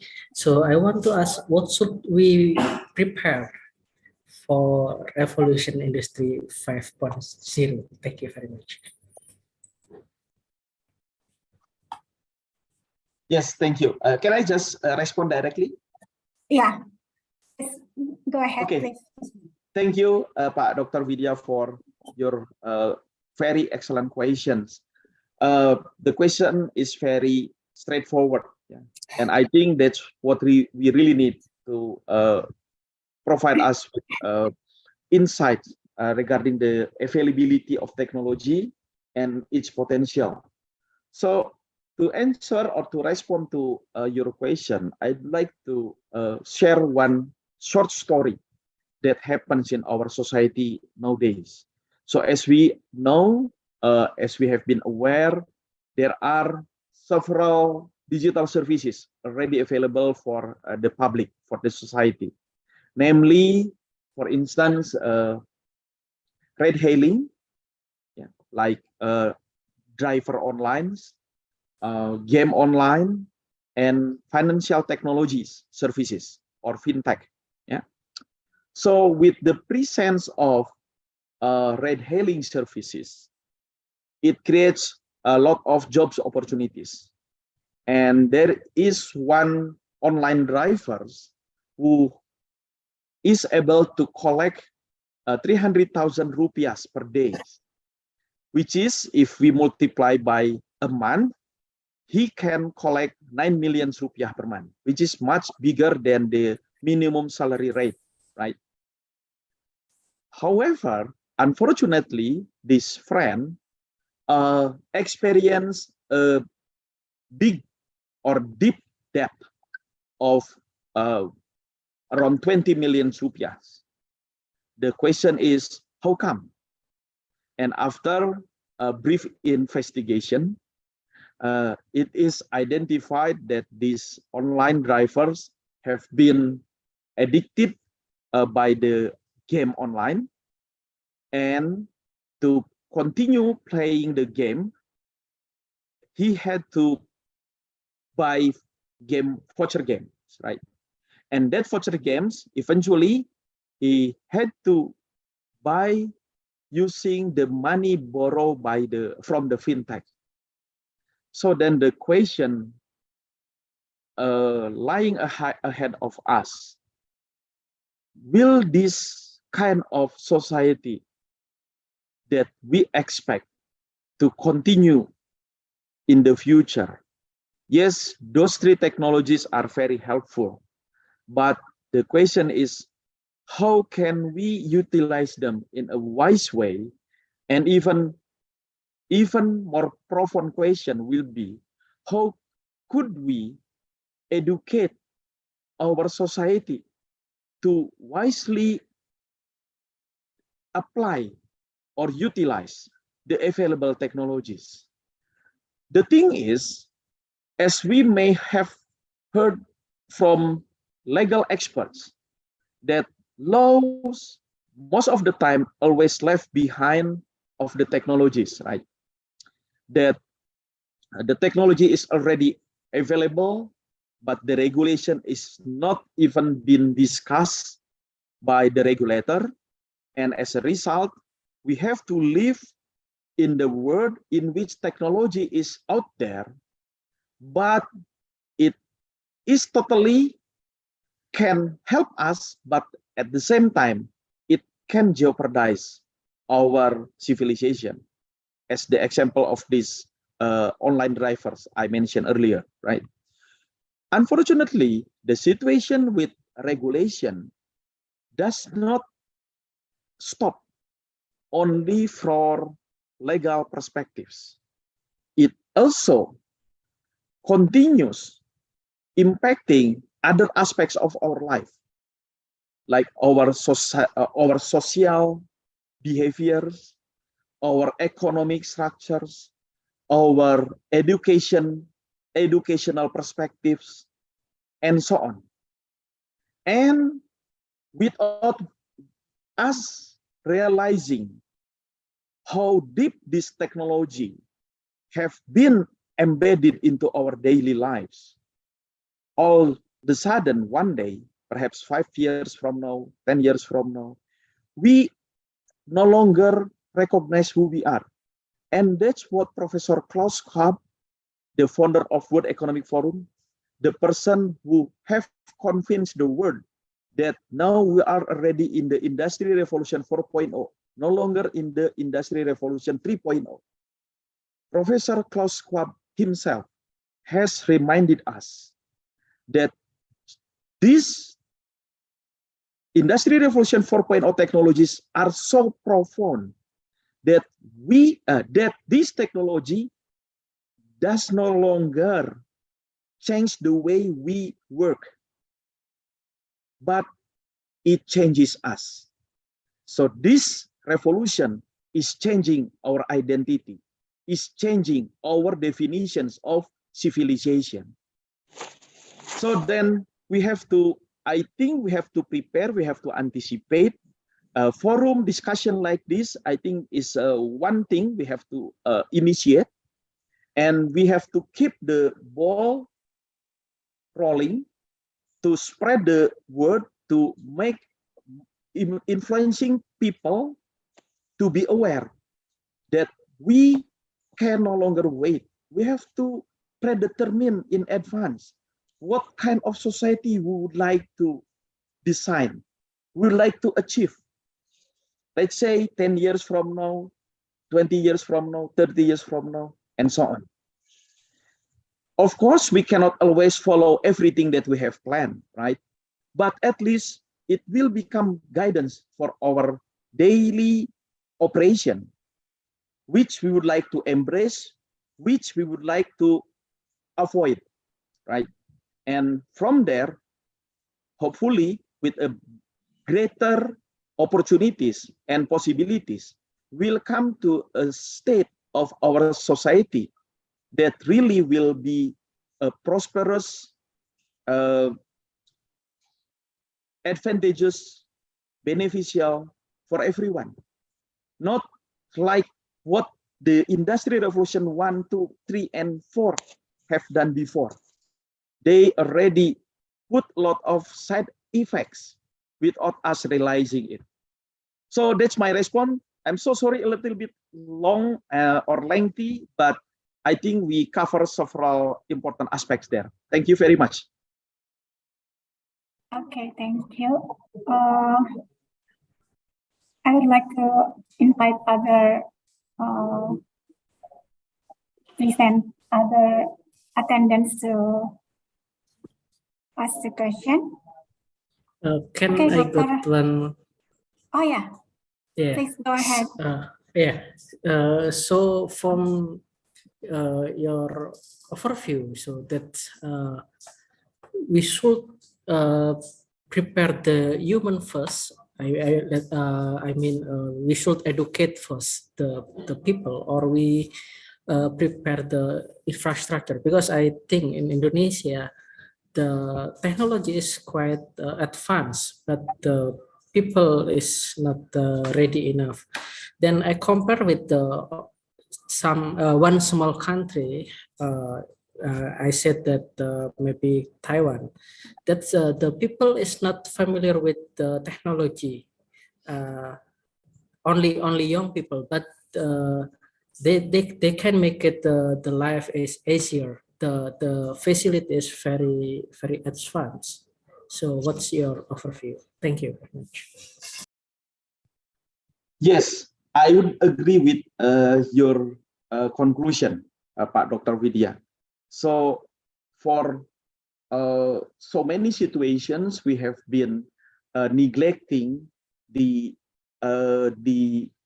future foundations of our civilization, right? And that could lead us to something that we do not expect, right? Even for now, for instance, if we check our children at home, how can we be assure that they just accessing important, useful information using their smartphone, right? Using whatever device they are playing with, laptop and others, right? There are no such reminder, alert, or even notification about what they are watching, what they are playing, what they are reading, right? But that doesn't mean we cannot do that. We have a good example for this. I mean, back to our earlier age of cinema, right? Even until today, every time we go to the cinema, they always remind us, or we are always reminded that this movie is classified for, let's say, 17 years old or above, right? This kind of early warning at least give us some ideas if we should take our children or not to watch that movie, right? And the similar scenario can be applied to others contents. For example, if we open a Play Store or App Store, I don't think we are alert that this application is suitable for user above, let's say, 17 years old or older, something like that. Even if there is notification or information about that, it resides underneath of the very lengthy document or explanations or technical information of these applications, right? I think it should be somewhere upfront that parents or even the children itself can just immediately recognize that this application is not suitable for them. So I think we can start with something small like that, but if the campaign continues, at least we can be alert to which content is suitable, which content which is not suitable. But again, for longer term, we need to have a better grading scenario, like what the Japanese prepare with the Society 5.0. Thank you. Okay, thank you, Dr. Jamie, and I hope it's answer your question, Dr. Vidya. If you still need further discussion, maybe we can create other opportunities. Okay, we'll give a chance to other attendee for Dr. Nasrullah. Yes, go ahead and ask your question. Thank you, Ms. Riri. A very nice presentation, Mr. Jamie. My question is regarding the revolution industry 5.0. It should be more advanced compared with revolution industry 4.0, right? So what actually the new technology will be available in this era? We know that in 4.0, we know that IoT, that the device connect to device and device can speak using Internet of Things and so on. Regarding industry 5.0, actually what the new technology will be introduced in this era? Thank you. Yes, thank you, Dr. Nasrullah. It is a very intriguing question, and I personally also have been looking for the answer for your questions. And for now, there is no individual professionals or institution who can confirm what will be the drivers, the technology drivers for Industrial Revolution 5.0. But if we check the technology development pattern all across the world, very likely, Industrial Revolution 5.0 will be driven by biotechnology and nanotechnology. So if these two technologies are combined with artificial intelligence, IoTs, mostly those two, I think literally, we can create another human-like device. So a device or a tools which totally like human being. We cannot recognize which one is robot, which one is human, unless we make a surgery to the object, right? So that what have been guessed by many technological experts according to the development pattern that is going on in all over the place in the world. Yeah, hopefully that answers your question. Thank you very much. Okay, got it. Thank you. You're welcome. Thank you. We have still have 2 minutes left for Q&A, and maybe the last question, I will ask the last question. So maybe it's regarding the contribution of ITDRI. What is the program or activities that provided by ITDRI up to now to speed up the talent readiness? Yes, thank you for the question. So basically, we are providing 3 pillars: learning, research, and innovation. In the learning pillars, we accelerate digital talent development, especially for telecom groups employees, but we are also very open for participants from other institutions. As per now, we also have digital talent participants from other SOEs or institutions. Both were learning through our learning platform online, or they come directly to our campus. As for research, we are in partnership with other institutions, including BRIN, of course, IEEE, and other institutions as well. The objective is to explore technology potentials available out there that we could anticipate to connect those technologies into our more direct economic activities. And for the innovation, we would like to channel our research results as well as to facilitate innovation ideas from everyone within the organizations. And we are also open for participants from other organizations to answer to the customers' pain problems. So basically, we would like to put the technology in more direct use using or through our innovation programs. So that's 3 pillars that we are conducting within the ITDRI. And of course, we are also in partnership, in collaborations, and having supports from other institutions as well in the pentahelix, including the government, the business, the academy, the communities, and the technology providers. Thank you. Thank you, Dr. Jamie. And before I conclude this session, for Dr. Jamie, on behalf of organizing committee, I would like to present you with token of appreciation in recognition for participation in Patron Talk ICRAMET 2022. Yes, thank you very much, Mbak Khairia, the organizing committee, and all the participants for the opportunity. Have the good and enjoyable conference. Okay, thank you very much.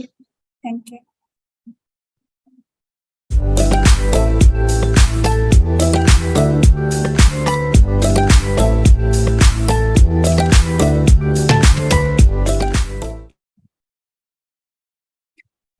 We have reached the end of ITDRI patron sessions. Once again, I would like to thank ITDRI for supporting ICRAMET 2022.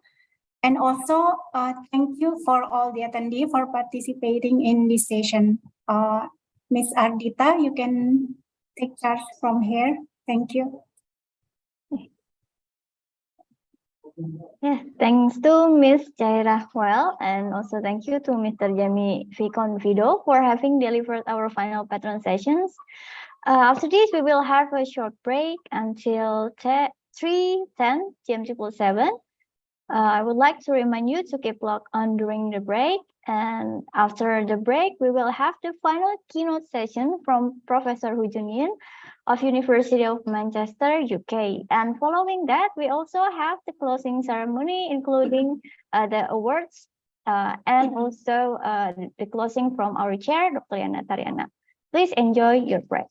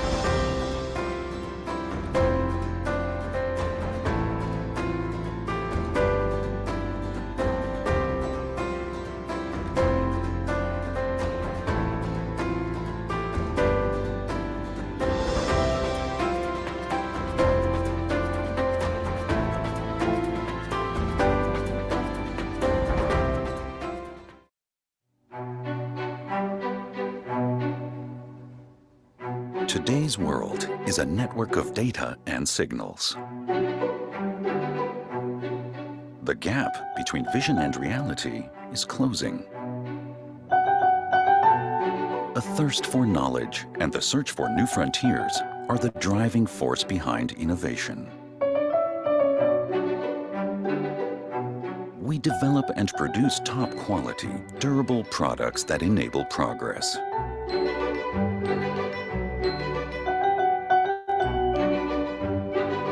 Cultures and markets may differ, but people and technology bring us closer together. The essence of our products: technology for people who are building tomorrow's world. Technology that makes work and life easier.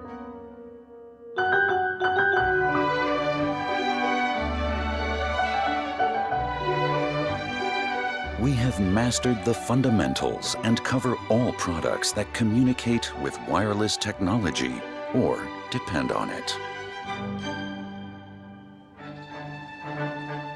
Where communication implies responsibility and values, it requires special protection.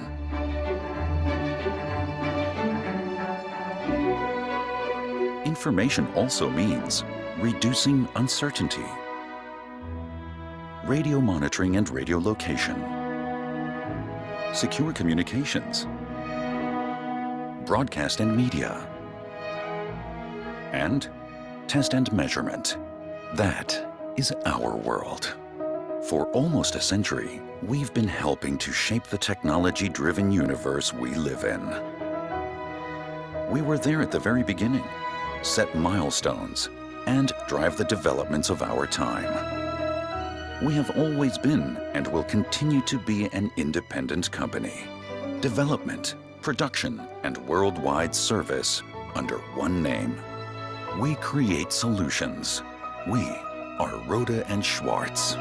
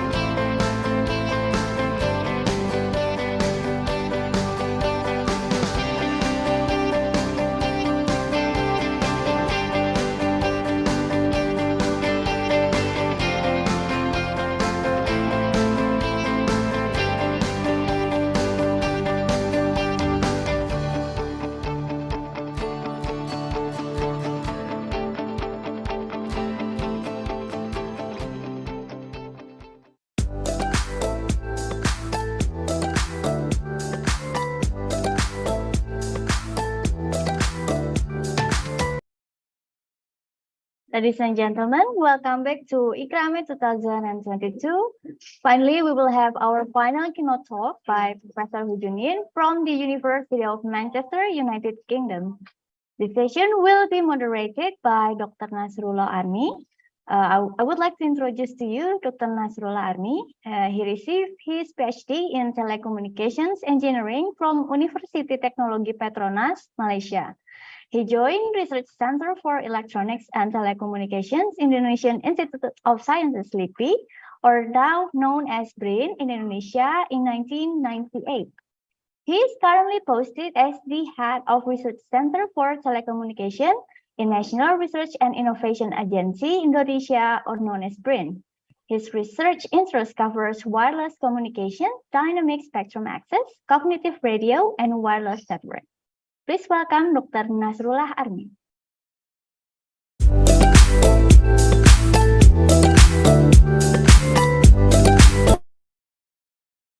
Yeah.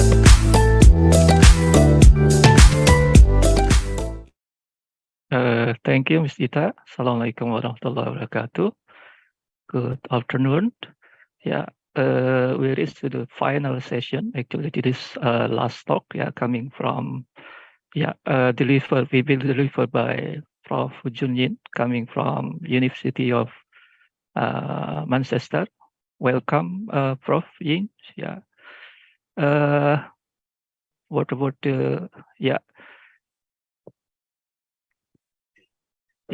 before start the session, I would like to introduce you the CV of Prof. Hu Junyin. Actually, Prof. Hu Junyin completed a PhD degree from University of York in the neural network. Now he is a head of business engagement in artificial intelligence and data for the Faculty of Science and Engineering, University of Manchester. In 1996, he is a postdoc research associate at the University of Manchester.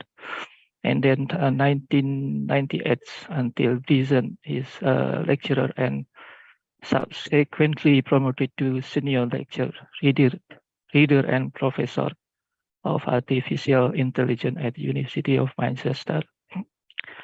His research interests regarding theories and application of neural network, self-organizing network and deep learning, image and video processing, enhancement, classification, and face recognition.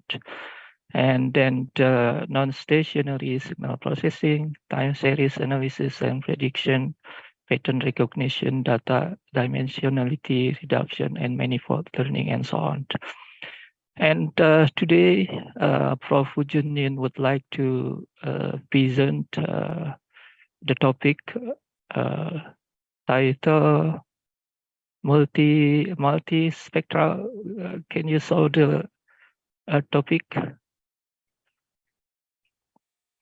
Yeah, today's topic will be delivered by Prof. Hu Junyin is multispectral imaging and AI approaches to detecting plant diseases and environmental monitoring. This is, I think, interesting topic, yeah, especially for AI researcher. Yeah, I think you have a total 45 minutes, Prof. Yeah, including 30 minutes for presentation and 15 minutes for Q&A session. Yeah, okay, time is yours, Prof. Thank you, Dr. Army, for the introduction, kind introduction, and also Adita for the general introduction. I assume I can share screen now. So let me try.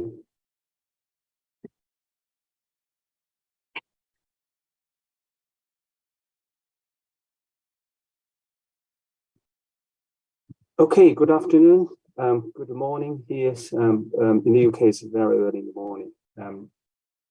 As introduced by Dr. Army, I'm going to talk about the multispectral imaging and AI approach to this focus on plants disease detection and environmental monitoring.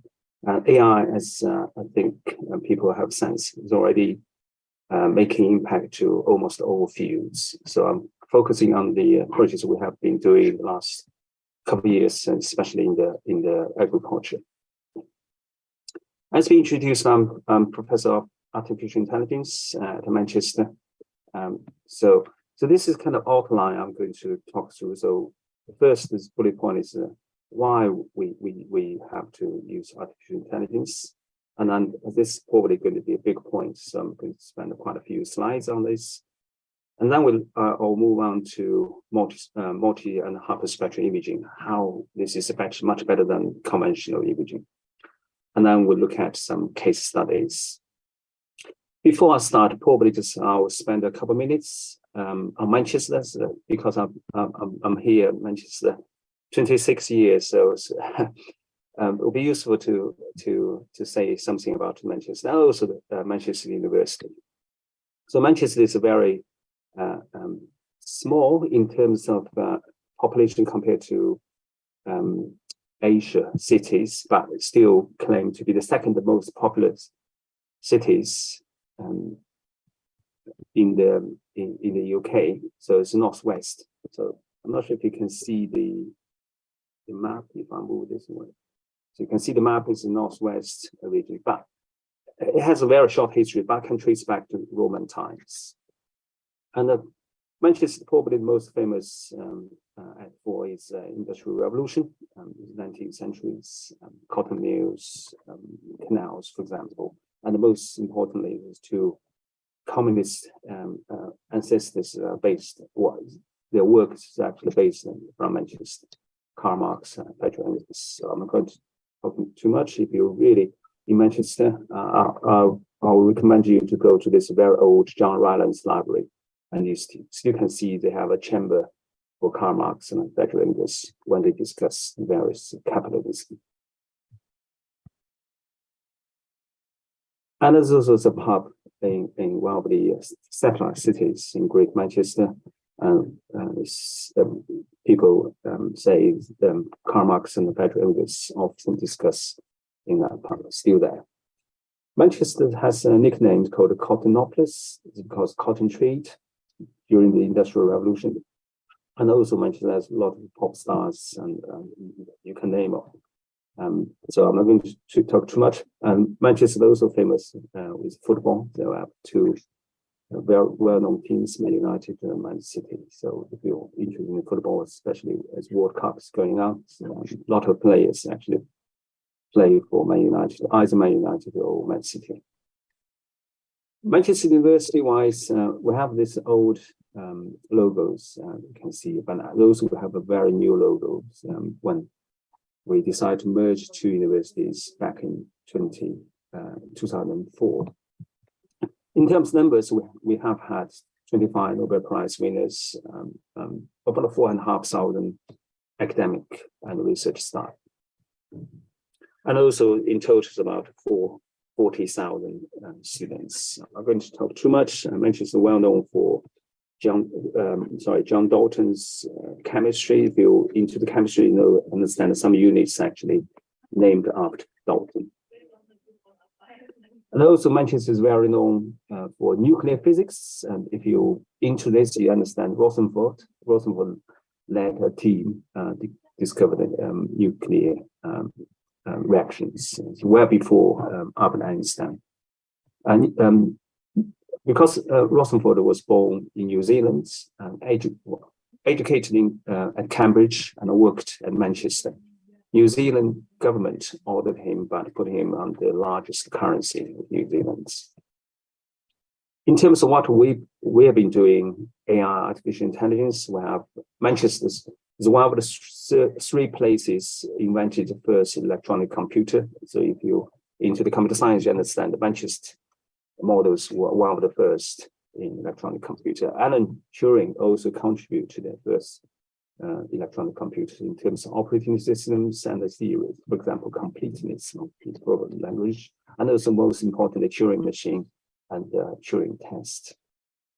Recently, I think Manchester is well known for the graphene materials. You probably have heard we have had two Nobel Prize winners back in 20 sorry, 2009.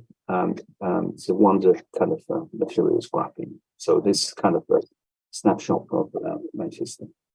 So if you happen to have chance to visit Manchester, yeah, there's a plenty to see here. So now jump on to the talk. First bullet point I mentioned, I'm going to talk about AI. It's kind of become a useful tool now. It's because science and the research industries, business, all becoming increasingly data-driven. So in the sense, you have to use kind of AI or data science tool for solving problems. It's not possible to do manually now. As a listed, conventional method become inefficient, if not impossible. So AI is kind of way to help deliver optimized solutions, efficiency, and sustainability.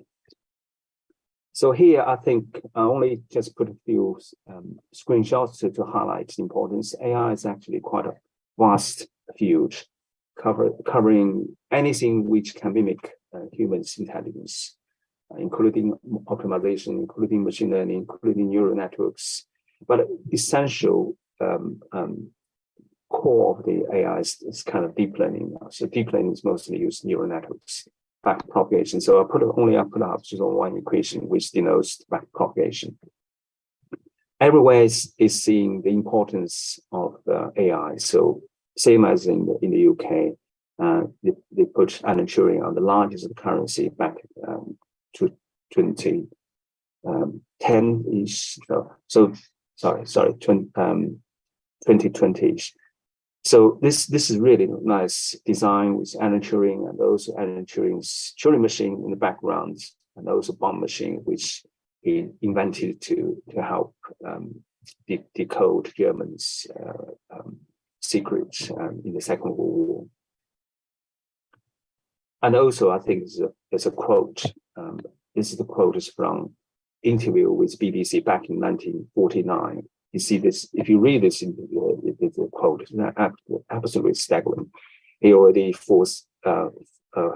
that times already predicted the AI is going to make a huge impact. And then the UK governments and the research agencies have published various strategies and roadmaps to stimulate the research in AI and AR-driven projects. So I'm not going to talk too much on it, just to highlight importance. So AI is measured by its capability in the sense where we can sense, you can reason, you can act on some things, you can predict. All these capabilities now rely on artificial intelligence. Put in the context, some people might be a bit confused with AI, machine learning, and deep learning. This is a really nice diagram to summarize their relationships. AI is kind of general terms that anything that can mimic human intelligence. Conventional way, people just use logics, and then moving into statistical machine learning. So conventionally, machine learning is just a bunch of statistical techniques that can do data crunching tasks, including clustering, classification, so on. But nowadays, machine learning also includes deep learning, neural networks, deep learning. So deep learning is becoming the core of machine learning and also the core of artificial intelligence, because they are amazing capabilities to see wood for the trees. So, and then deep learning is largely based on multi-layered neural networks. Well, data science is just a bunch of techniques to elevate, because all the problems now elevated to data level. So you don't really need to do the problem domain, just kind of focusing on dealing with vectors and arrays. So that's the kind of summary of the interrelationships. I always tell students, AI is very mathematical. If you really want to do research in AI, it's really mathematical. But good news is, if you just applying AI techniques, you don't really need to comprehend all these linear algebras, calculus, probabilities, differential equations. You only need how to use this. You only need to understand the concepts that will be useful. AI approach is kind of we see as a modeling approach, favors more on approximation rather than exact mathematics, because exact mathematics doesn't really refer to reality. So AI approach really is practical. And also it's worth noting in the sense AI is kind of inspired by neuroscience. It's inspired by the findings from neuroscience, but does not really need validation from it. In the sense we invented some models which probably have no biological counterpart, as long as it can solve the problem. So this is, I think, since I often tell students, as long as you understand differentiate, as it allow you can differentiate to see the difference, and then you can do AI. So this is one of these equations, I think, widely used in neural networks, so-called stochastic gradient descent. That's all you need to do neural networks. Of course, this if you really want to understand why this works, how it's influenced learning outcomes, you really need to read into a very old paper by Beam, which has a lot of foundations. When people come to just do calculation to mimic the intelligence, so credit to this David Marr's early work, because he proved so-called complex cognition process seemingly almost impossible for machine to comprehend. Is actually this complex information processing process. So in a sense, intelligence can be computed in language. I know, but back to old days, Leonardo da Vinci also mentioned all knowledge has origin perception. That's why a lot of machine learning or deep learning all focusing on image processing, because perception has a lot of meanings to our intelligence. And also, if you really want to understand the deep learning, there's also another concept quite useful, in my opinion, is the so-called manifolds. When we try to solve something, we actually try in this problem space, filling up the manifold. Manifold is a very abstract kind of mathematical terms in the differential geometry. But to understand it, you do need to have all this terminology kind of understood, and it's almost impossible for many AI practitioners. And so here, I think, mirror to what I said earlier, AI favors the practical approach. We're not looking at exact mathematical manifold. We're looking for approximations. So in deep learning terms, is literally just one sentence. So-called manifold is a topological space that is locally Euclidean. So back to Euclidean, then people understand. Back to the topological space or differential geometry, people don't understand. Euclidean space, we can measure distances between objects. So the only thing you need to know, locally, you can do whatever you want to, geometry, whatever. But globally, you can't. You have to confine them into a manifold. This diagrams in the deep learning book explain nicely, in the sense, if you want to measure A to B, for example, if they are far from the manifold, you have to trace them via the manifold. Otherwise, it don't make sense. Same as if you compare dog and cat images, you can't really directly compare pixel level differences. You have to trace back the manifold. If you put the context in some images into this manifold context, for example, faces, we do a lot of face recognition work. If you put this into the manifold, then you can compare distances. For example, to trace how face varies different based on lighting, based on pose variations, based on expression. Otherwise, you can't really compare them directly. So this is the concept used widely in deep learning, maybe not explicitly, because deep learning is trained by a sequence way. So this is a manifold can help explain why deep learning sometimes doesn't work or works. So I'll just give an example. For example, we use this header models to extract a so-called manifold, and three manifolds with lighting and lighting variations, pose variations, and expression variations. Once you extract the manifold, and we use this synthetic model to extract the manifold. And then once you extract the manifold, you can apply to real basis and then to look at their different changes. So this is why widely used in deep fake, for example. It's the same principle. You extract the manifold and you can apply to real images. So manifold has a really important role in machine learning and deep learning. And so-called neural networks is simply just trades input and output as a pair, and then you train them through, for example, I mentioned earlier, backpropagation, and then literally you can throw any input in, as long as you have annotated the output, you can train them to do the functions. And then in this regard, for most people, you look at it as a kind of black box, but for machine learning kind of researchers, you understand that inside the box, they do a lot of backpropagation training. Now move on to the deep learnings. Is actually improved based on previously fully connected neural networks, and you only connect partially. It's a lot of advantages. Same to our biological systems. Each neuron never connect to all other neurons, only connect to a small subset. So based on this principle, and then people Lacombe back 20-something years back, simplify into this not simplify, improve it into this local connection, and also add a very important mechanism called subsampling or pooling. Same as the humans, you don't look at everything once just micro scale. You look at various scale. So pooling is actually to abstract the most important in that scale, elevate to the next level.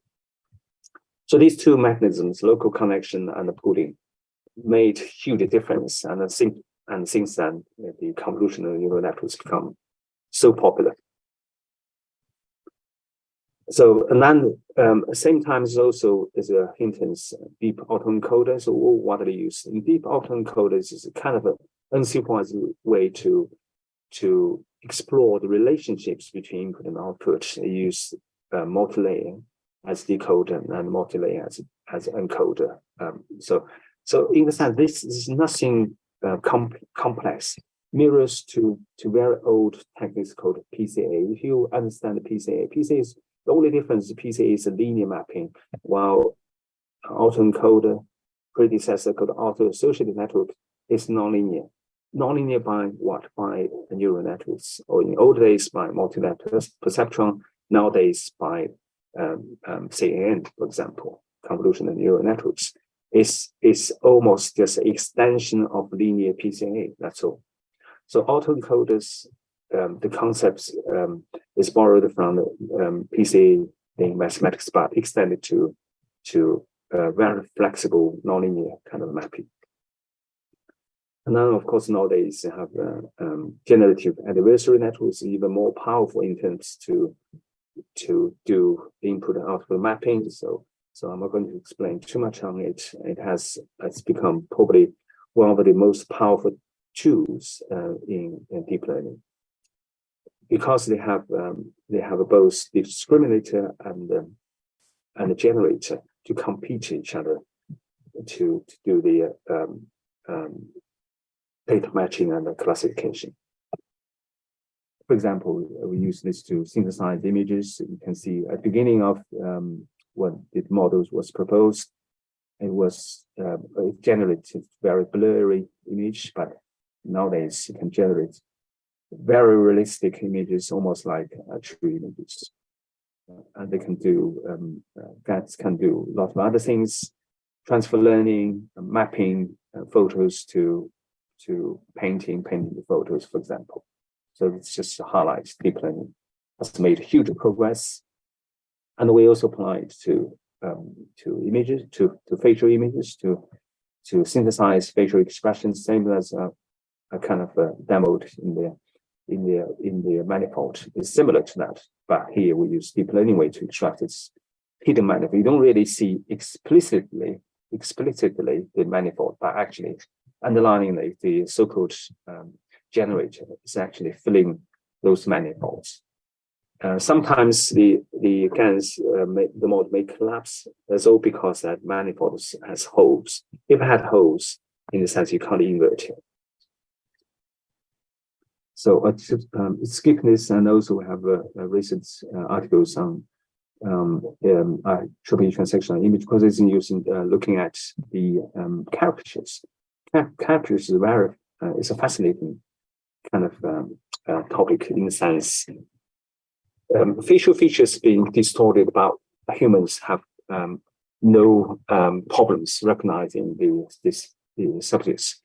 So now here the GANs used to probe the mechanism why humans have this kind of capability. And then similarly, we use kind of manifold to constrain. We use landmark to constrain the manifold. Otherwise, I mentioned the manifold extracted will have holes. You can't do inverse. So this tend to make the GANs more stable, to generate, to synthesize the images, because we use a manifold constraint. So I'm not going to talk too much, and also we have a string of works on looking at deep features. Deep learning, if you really look at deep learning models, there are already a lot of study on deep features. So just to highlight this. Now move on to hyperspectral imaging. So hyperspectral imaging is compared to conventional RGB images. So any pictures you're taking from your camera only has 3 channels, red, green, and blue. So it's RGB 3 channels. But hyperspectral, multispectral imaging, even within the visible band, you cut into thin slice. So you have a much finer view of this this visible band. Visible band we know from 400 to 700 nanometers. And usually, if you have 3 channels, you just pick up 3 elements. But if you have multiple channels in the hyperspectral or multispectral imaging, you cut this entire visible spectrum into finer slices. From this, you can see much more. Some materials, some chemicals will respond to particular frequency, and you can pick up from those wavelength spectrum. So, in a sense, you can convert each wavelength band into a point. So then you get so-called spectral signatures. So, for example, if I use the hyperspectral imaging to sense certain materials, this material will have this signature. Different material will have different signature. From this, you can differentiate between different materials in terms of agriculture, in terms of plants. Healthy and diseases or stressed will have different signatures. For example, some wavelengths will pick up some kind of chlorophyll or nitrogen content of the plants. So from this, you can see the principles. Just to sense their responses as different wavelengths, because the RGB image will be too limited, only just 3 points in this space. So this you can see this is much more capable than conventional RGB images, in the sense you can see more detailed spectral properties of the materials. So if we focus on the plants and agriculture, is in the sense you extract more spectral properties of the leaves. And also you can, for example, based on studies, you can identify plants and the weeds. Use this to more precisely identify the growth of the plants and the weeds. So this is being widely taught in the precision agriculture. So you can use this kind of sensing to quantify the growth of the plants, at the same time to eliminate better the weeds, pinpoint which weeds to eliminate. So this will have kind of an economic impact. And this is also not just the differential, you can constantly monitor the growth of the plants, and also monitor their stress and disease. So next now, going to look at a few case studies. Before that, I think I'll probably just highlight the challenges in hyper and multispectral image analysis, because it has more wavelengths. I mentioned that RGB channels only have 3 points.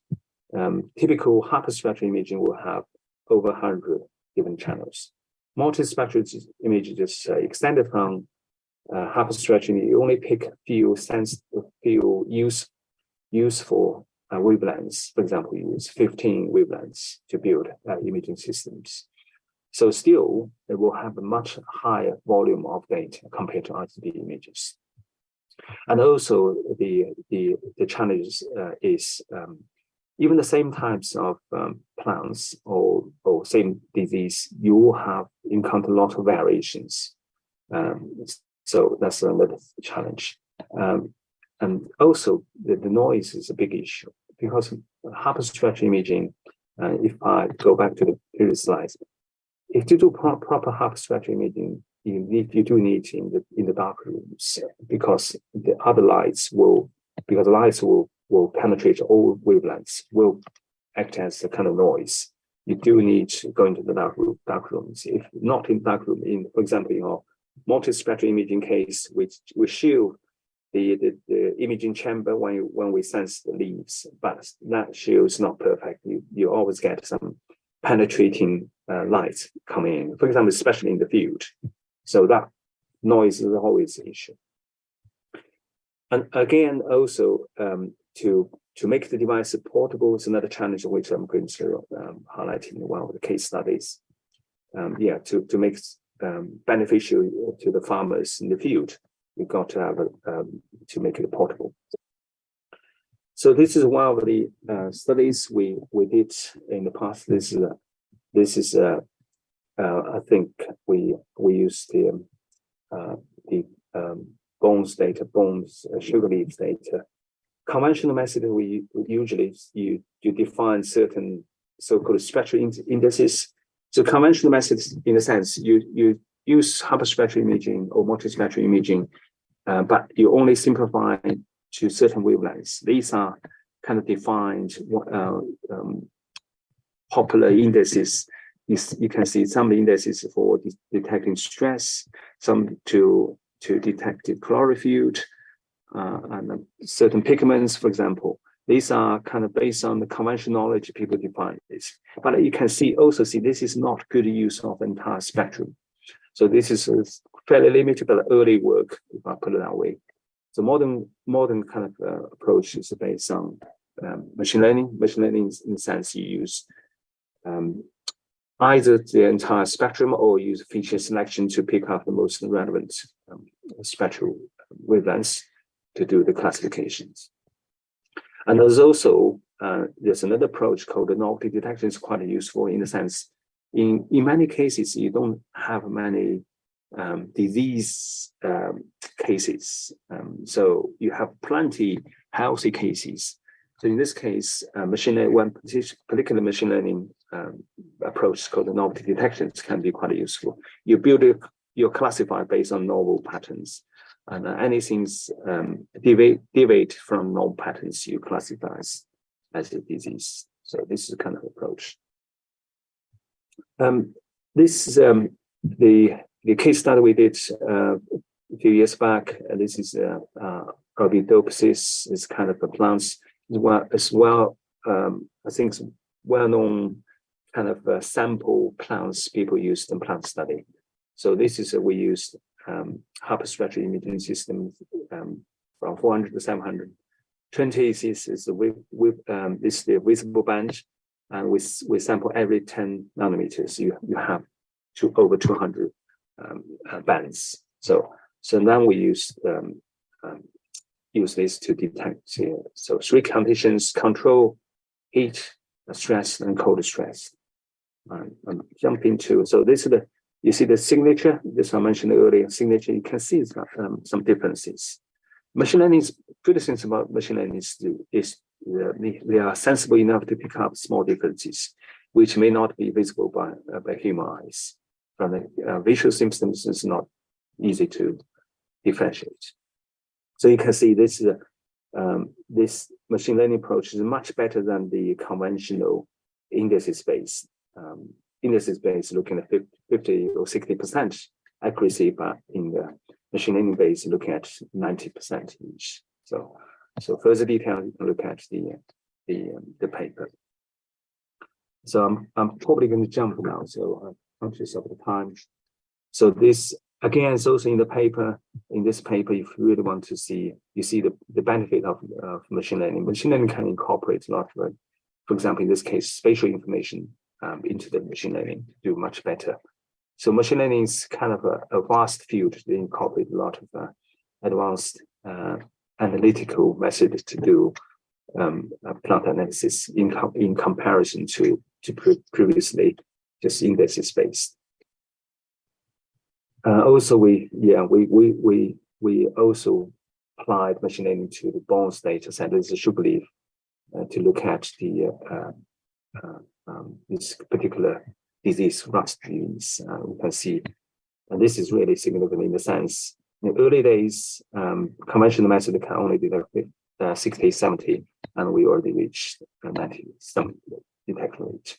And this is kind of also indicated even zero severity, 1% of severity, disease severity. No way you can detect by eyes, and we already reached about 80% detection. So now move on to the more recent work. This is collaborative work with Africa, with USA, NC States. This is a cassava disease. Cassava, I'm not sure if you know, this is a kind of African main food. It's kind of a tuber food, it's almost like yam or potato. It's a main food, mostly grown by small farms. But they are prone to this cassava brown streak virus. This virus can only show the symptoms of very late stage. The growth season of the cassava is about 3-5 months. If the plants are infected by this disease, they can only show symptoms after 3 months. That'll be too late, and so there'll be no time to replace the cassava. So conventional detection is based on the symptoms, but symptoms can be very difficult to see. For example, this is the leaves. If I move this out, you can only see the symptoms probably after 50 days. Experienced people can detect some kind of symptoms, but very rarely normal people can see this until, for example, nearly 3 months, you can see the symptoms. So we applied multispectral imaging. This is the devices we built at Manchester. This is portable and only use 15 wavelengths and to flash the narrowband LEDs, and then to use broadband image to capture the corresponding response. And in effect, you get 15 wavelengths. And then we managed to detect as early as 14 days after the infection. We can pick up this infected plants. Compared to, for example, if you do PCR, so the viral detection in plants, the same as human viral detection. People use PCR. PCR they see as the gold standards, but PCR is not sensitive enough, because PCR needs to accumulate RNA to be able to detect. PCR for this case, we've done quite a few trials, can only pick up after 80 days, 80 days. Can pick, and those are not reliable. It's only 50, 60% you can pick up, still not sensitive enough. So while this machine, the multispectral imaging machine, can pick up as early as 14 days. So this is published in the early this year in the Nature scientific report. If you're really interested, you can have a look. And also the data set is on the public domain, Zenodo. So you can look at the paper. The paper has details about the data set. You can download the data set, have a go as well. We've done 3 trials. We're now applying a big NSF grant with Africa and with the UK as well to do the field trials in Africa.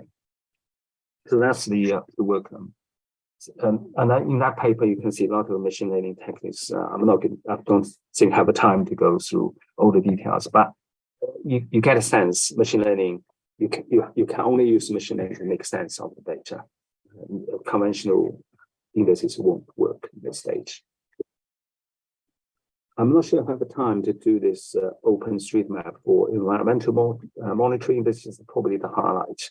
So in a sense, this is using the aerial images, satellite images, to assess the disaster impact. For example, this before disaster, this is after disaster. And then we can use, for example, deep learning models to assess the damage and also find the route for the relief work or rescue work. This is work I think also published last year. So if you're really interested in this is a paper, you can look at the details. I don't seem to have too much time left, so I will probably just stop here. Just to highlight the benefit of machine learning and hyper and multispectral imaging in sustainability. Farming, for example. Okay, I think that should be it. And this is just appreciation of my team. I need to update this, but yeah, just you get see over the years I've quite a few people working with me on various topics, and these are kind of focused areas of research in my team and previous PhD students, postdocs. Okay, thank you very much. I'm open to questions and comments. Okay, thank you, Prof. Junjin. I think we have 15 minutes for question and answer. Yeah, if anyone who have a question, you can direct to Prof. Junjin, yeah, the question, or you can write your question in chat box. Please raise your hands. Yeah. Prof, we have one question in the chat room. Is it possible? Yeah, you can read. It's possible practical to use CN for detecting. Yes, it's possible. We have been using CN. So if you look at the results, just flash it through. If I go back, the Kasawa case. By the way, this is also the CNN. This is autoencoder. You can see. So from this, you can see a lot of methods based on different convolution neural networks. Probably not buried. It's probabilistic. This fusion, patch base, for example, patch base is also saying as well. So if you look at the detail of the paper, you will see which convolution neural network is used, how many layers, for example, all the details. So it is possible. Yeah, I think it's clear. Yeah, I think I can sense. Sorry, I can sense the question where it's coming from. Yeah, so let's go back to this device. Yeah, this device we use embedded GPU systems, NVIDIA Nano. NVIDIA Nano is not that really powerful. You can do probably real-time detection of, for example, cars, tables, monitors, for example. But to do this, yeah, I think we're at the moment. I mentioned earlier, we're applying for NSF grant to upgrade to more powerful embedded systems. And also Sony is producing a low-powered machine learning chip. I have a couple of them in my office. We're exploring that to see whether it's possible to, because once you take the field, you want to carry a huge battery. This one will need a big battery. So we're exploring a low-powered machine learning device. This edge computing is really hot topic at the moment, and there's also another direction using FPGA. So once we explored particular model, we can then use FPGA because we know which, for example, wavelength is more important, which feature is more important. We can fix that network model and then use FPGA to implement, so much more efficient. I hope this has answered your questions. Okay, thank you, Prof. Yin, for your answer. I think it's clear. Yeah, There is one raise hand, Miss Arum. Yeah, you can ask Prof. Ying directly, please. Okay, thank you, Mr. Rowley. And for Prof. Hujunian, thanks for delivering such an interesting talk. I'm actually curious, since I'm starting my research in machine learning, can we use like manifold in other application than imaging? For example, in like, like lower dimensional data. And also, as you mentioned about mathematics in AI, if we go deeper to it, is there any space for improvement or something? Because I think machine learning is quite established and mature. So I don't know if there is any like improvement, space for improvement. That's all. Thank you. Okay, thank you for the question. I think it's a really good question in a sense. Yeah, machine learning at the moment, mostly people just take different models from the shelves, and because already people propose a lot of models. ResNet, for example, is widely used. Still, I mentioned all these models mostly are supervised learning. You have based on you have enough sample, enough annotated sample. Usually in deep learning is data hungry. For example, don't have time to show here. We use deep learning based vision system to detect, for example, recycling materials in recycling belt. This is live, traveling at 1 meter per second, for example. And this is really, really challenging because materials, objects are not perfect. Objects are distorted, degraded, discolored, for example. So we found a lot of problems, a lot of reported, you've probably seen from their articles, deep learning already exceeded humans' performance in terms of image recognition. But don't believe that, because that's only based on a paper. So for example, if you presented on the screen, perfect optics or really good conditions, and then, yeah, in some cases, some deep models already exceeded humans' capability. But if you put this in practice, for example, in our recycling object detection, we found a still huge gap. This gap is caused by so-called manifold. In my interpretation, is manifold. Even, for example, we used thousands training images. Underlying them, for example, you fill in those features, elevate to the next level, you actually underlying them. I mentioned manifold is not explicitly expressed in the deep models, but inexplicitly, you see that they are trying to find this manifold. Because all these interpretations based on finding a good manifold, then you have an incoming new image, and you find a position on this manifold you can identify. But because the manifold is not complete, it has a lot of holes. For example, incoming image happen to be in that hole regions. Then the model will collapse or make a wrong choice. So that's the way you can then improve it by finding these holes and then fill up this. So we in our practice, we found we synthesized a lot of images to fill out the hole. Same time, we also sampled more real images, to help filling up those holes, and then to narrow the gaps between deep models and human performance.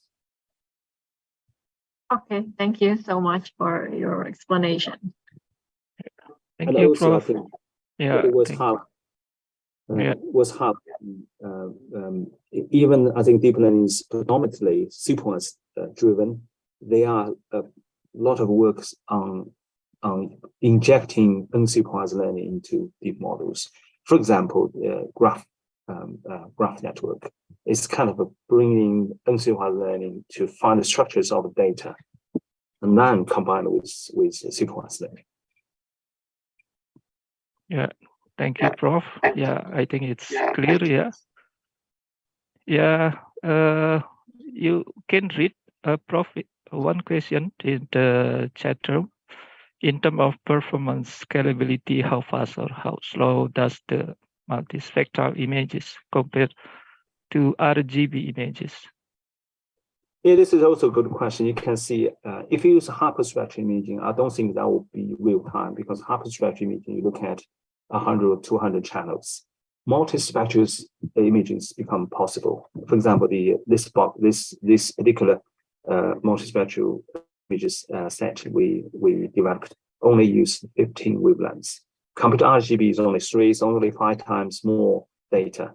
So then I mentioned we use embedded GPU, NVIDIA Nano. NVIDIA Nano has 128 cores, so you can do real time. Given the hardware is also advancing fast, I think multispectral images become more feasible for real time. Yeah. Thank you, Prof. Yin. Dr. Iman, is it clear? Yeah, I think it's clear, yeah. Is there any questions? You have any question from, yeah, you can raise your hand or write in chat book room. No?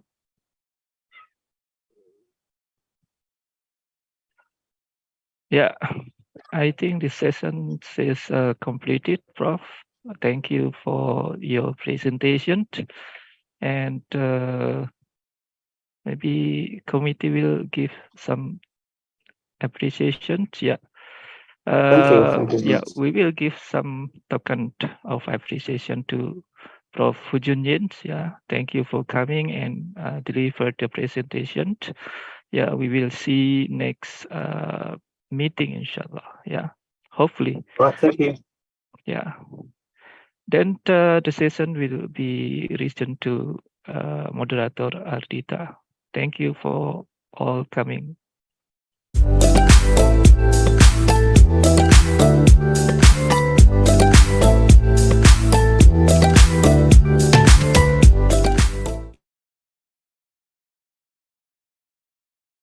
Yeah, thank you to Professor Yin and also Dr. Nasrullah Armi for having brought to us the final keynote talk in ICRAMET 2022.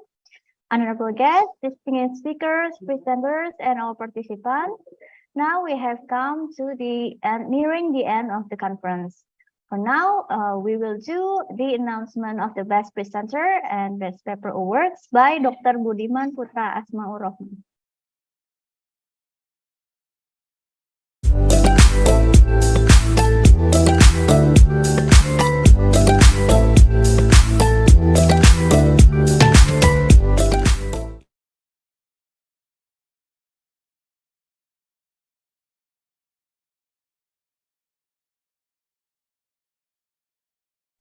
Still mute.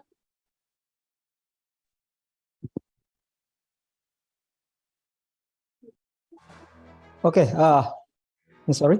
So, good afternoon, ladies and gentlemen. So, I am Budiman Putra Asmaul Rohman, the TPC Chair of ICRAMET 2022. Welcome to award ceremony. Now we will announce the winner of the awards. First, Best Paper Award. Second, Best Presentation Award. First, we will go to the Best Paper Award. This award is an appreciation to recognize and promote quality contribution and writing among scholars who publish papers at the ICRAMET 2022. And the decision was taken based on the writing quality, novelty, contribution, and discussion of the paper.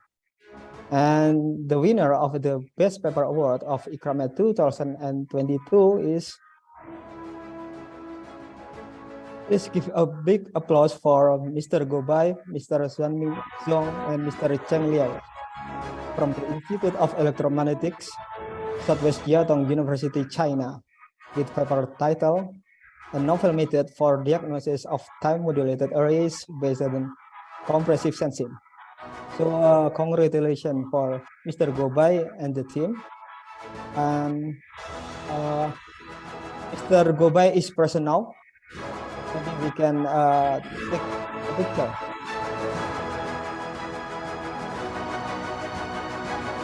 I think he is not here with us now. Okay. So let's then go to the Best Presentation Award. So the Best Presentation Award is the recognition for the most inspiring and effective presentation that are delivered by the impactful and attractive speaker. The scoring was based on presentation content and quality, clarity of presentation, and clarity in answering the questions. And the winner of this award is, please give a big applause for Mr. Siti Fatimah Kamarudin from the Mimus Berhad, Malaysia, with presentation title, Characterization of Inkjet Printed Poly 3,4-ethylene dioxythiophene polystyrene sulfonate PEDOT PSS sensing film on flexible substrate for humidity sensor application. So Ms. Siti Fatimah Kamarudin is present now in the Zoom. Maybe we can take picture also. Okay.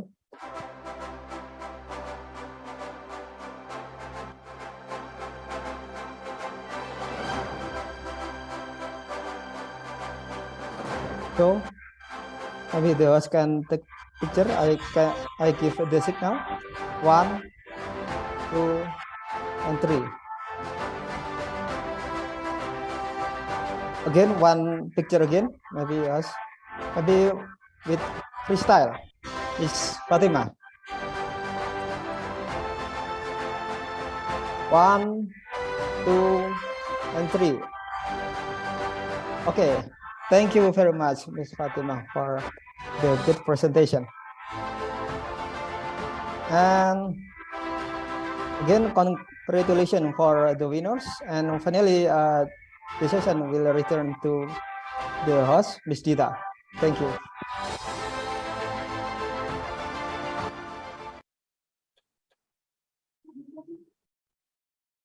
Okay, thank you, Dr. Budiman Putra.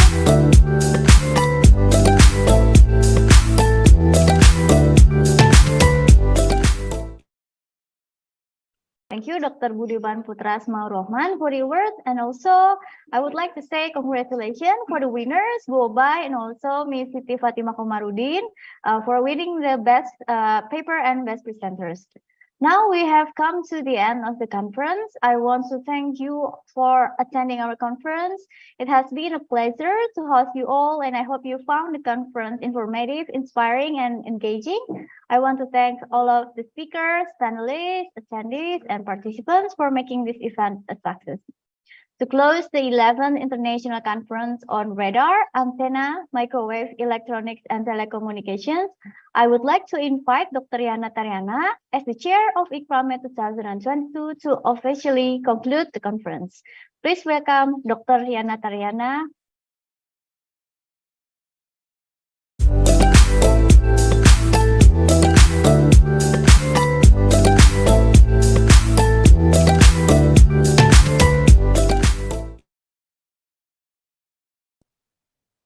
Assalamualaikum warahmatullahi wabarakatuh.